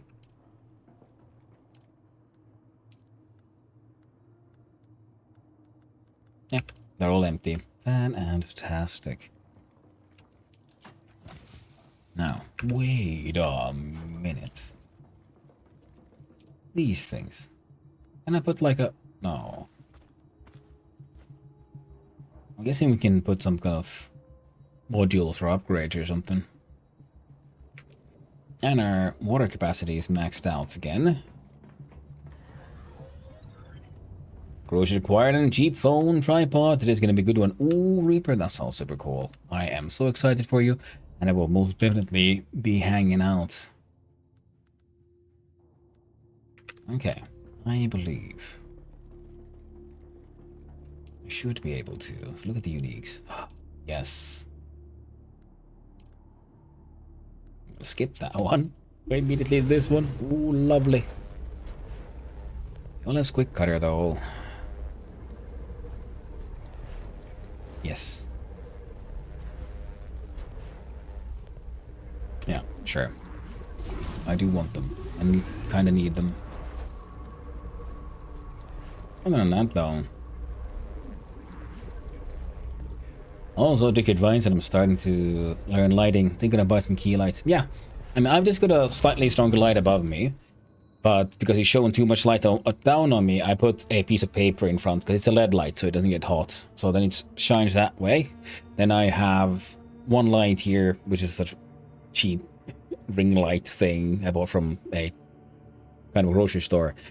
But so that's lighting me, but then I need some more other lighting. So yeah, it's you can get creative. So those articles, No Film School, wonderful website for all kinds of filming tips and tricks.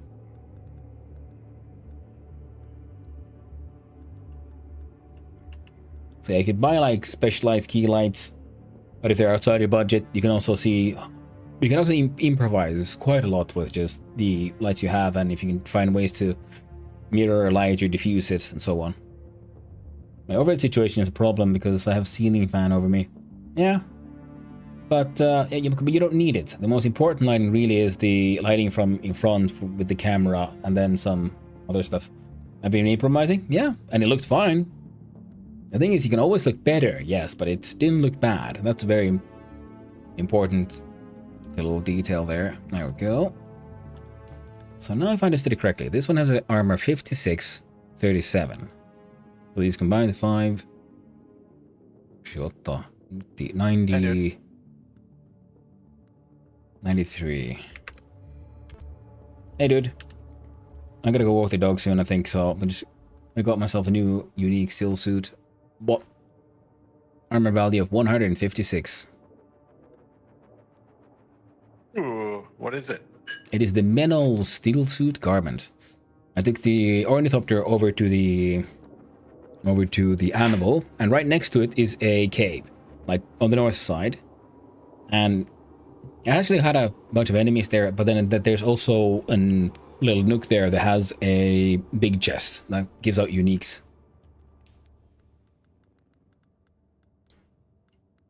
And is straight to the north. Go meet my cavern.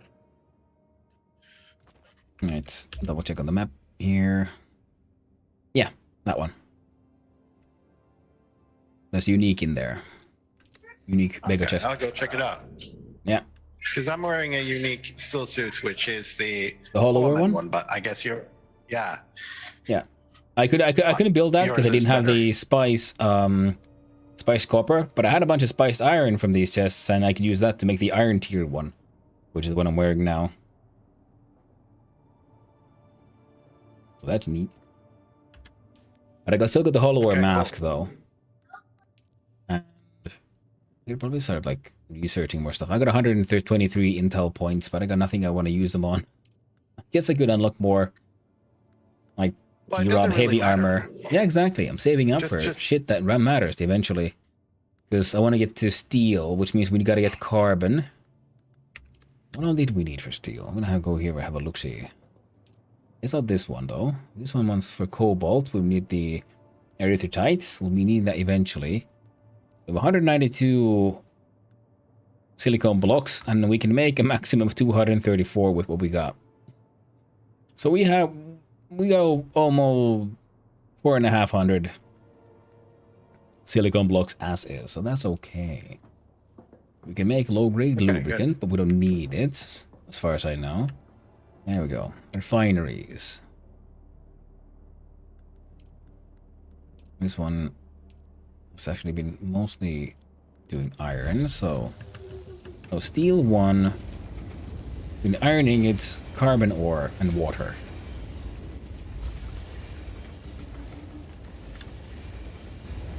Yeah. Storage. I'll do a bit of a swappy here. So that one can hang on to the copper, and this one is gonna hang on to the iron. So we've got 154 iron. Yes. And I also made the unique cutter, the Olaf's quick cutter.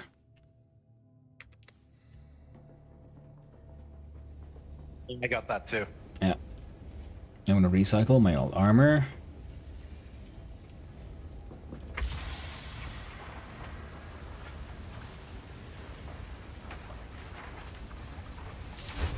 And I should have a double check on. Oh, yeah.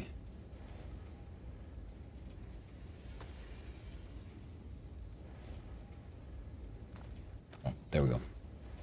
Well, let's go cutter handheld one cutlery Mark II 72 40 40. Yeah, the Olaf's one is much bigger, much better than the Mark II.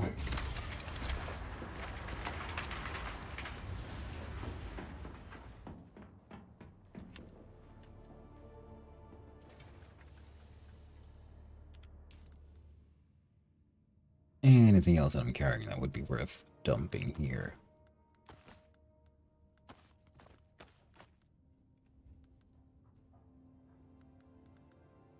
Okay, that's my bank. 49,000 in the bank, 1,500 in the pocket.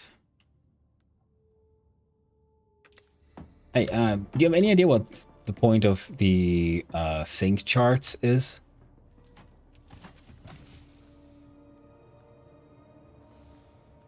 Supposedly, when you have the cartography, when you do the map all the stuff where everything is, then you basically write it down onto a sync chart, and then you sell it on the market. I did one, and I put it on the market. Let's see if it sells. I don't know. Yeah, I made one. I'm thinking it'll be more useful for later on, or if you have 100% of a region, you could probably sell that one.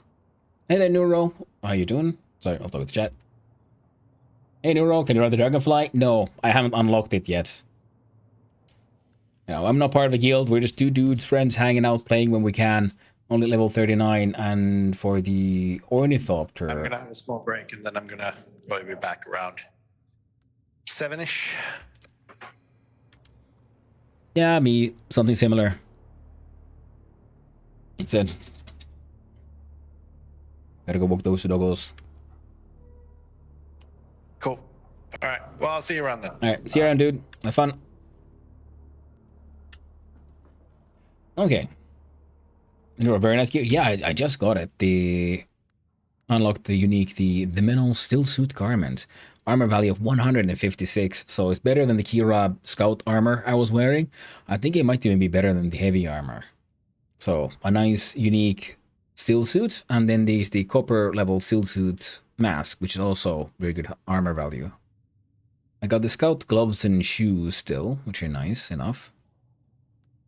Callous drinker, very decent Kintal.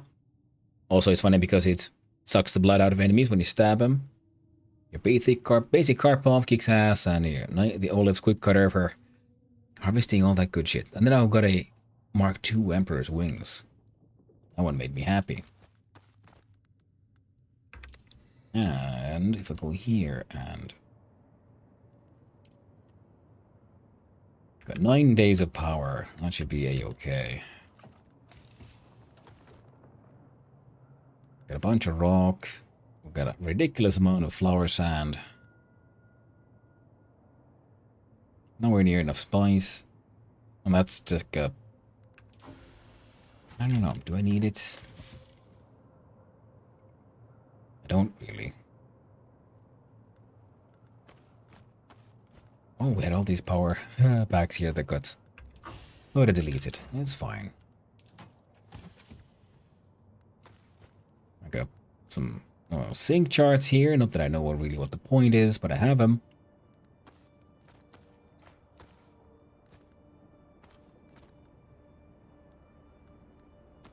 Healing items. Scouting, ammo, binocular.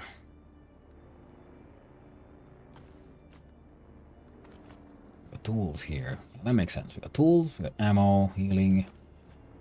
I would go under tools. Money. Static compactor. Yeah. Ooh, what is this? Sandbike PSU Mark II. Well, I've got one in use, and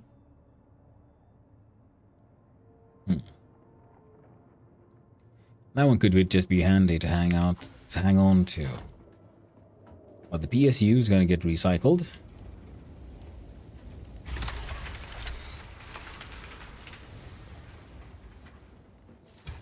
And at some point, yeah, we got to go back to the previous stage and just grab a heck ton of copper. Gotta go mining. Actually, there's probably a whole bunch of copper here if I just get art, be arsed to grab it. But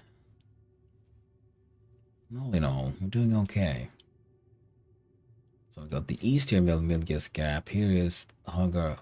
Oh, it's all just Hagar Rift outside Shell. No, that's the Hagar Rift. Milgias Gap, Hagar Basin South. Western Vermilius Gap. I think here's where we might find some carbon for steel. I mean, I'm kind of tempted to just head out there and go and go mining. Like, screw the story, screw the contracts. Nah, we're gonna do it proper. Get the intel.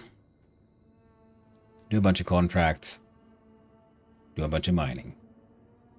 Oh, radiation. That's that yellow shit there. Ah, that's cool. But in this giant house of ours, which is not only a second floor that is currently unused, but a story about that as well. I made it big enough just in case, you know, but so far we're mostly living off this one maintenance floor. Of course, that is true. I should have a quick look-see. A little place, do a build, piece picker. We can do one more of these. Yeah. Definitely need a better water cistern. The next one would be this medium one. That's still the last one, and the medium one requires steel ingots. Yeah. Because, yeah. Well. And the wind trap for more moisture. Water capacity is 2,500. Very nice. This one has 5,000. So this one is worth 5 of these small ones. From the steel side, I can finally make a sniper Need more mechanical parts. We can find those in shipwrecks and stuff. And the steel. Only needs 12 only, but it needs 12. That's something I can do.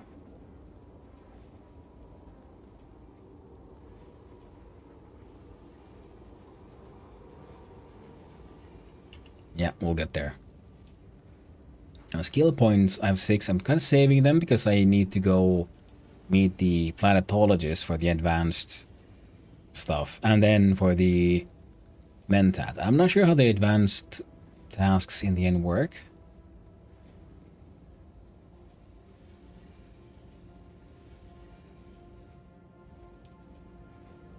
I guess I should unlock that one. That one I should have access to the Hunter Seeker. And I want the Hunter Seeker skill. I think that could be really, really neat. But, as Gimpatato very correctly puts it, we have explored. Today, we took part in the Trijam and we made a game about throwing pizza boxes in the trash and making a nice pile. We have adventured in Dune. We have visited the home base of the Atreides. And we have unlocked very cool gear. As such, it is time for us to raid on out, isn't it? So, if I do this one, and I do this one, and I do that one. And everything's loading at the same time, so it's lag as shit, so now we wait. Ah, there we go. Twitch, finally, thank you. It is time to clickety-clackety on the raid buttony.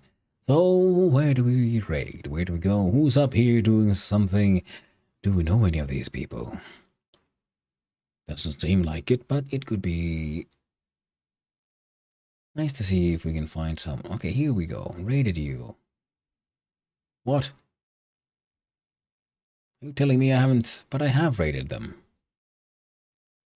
Well, when all else fails. Raid the Huzzah. Welcome back from the ad, everyone. We got a bunch of stuff done. And now it's time for us to leave. Thank you all for hanging out. Thank you, all the chatters, all the lurkers, and those who just wandered on in. I hope you all had a good time, and I hope you all have a most wonderful day. I'll be seeing you around. Next time is tomorrow, and we'll be doing at least some level of more Dune magic and Dune adventuring. So, until then.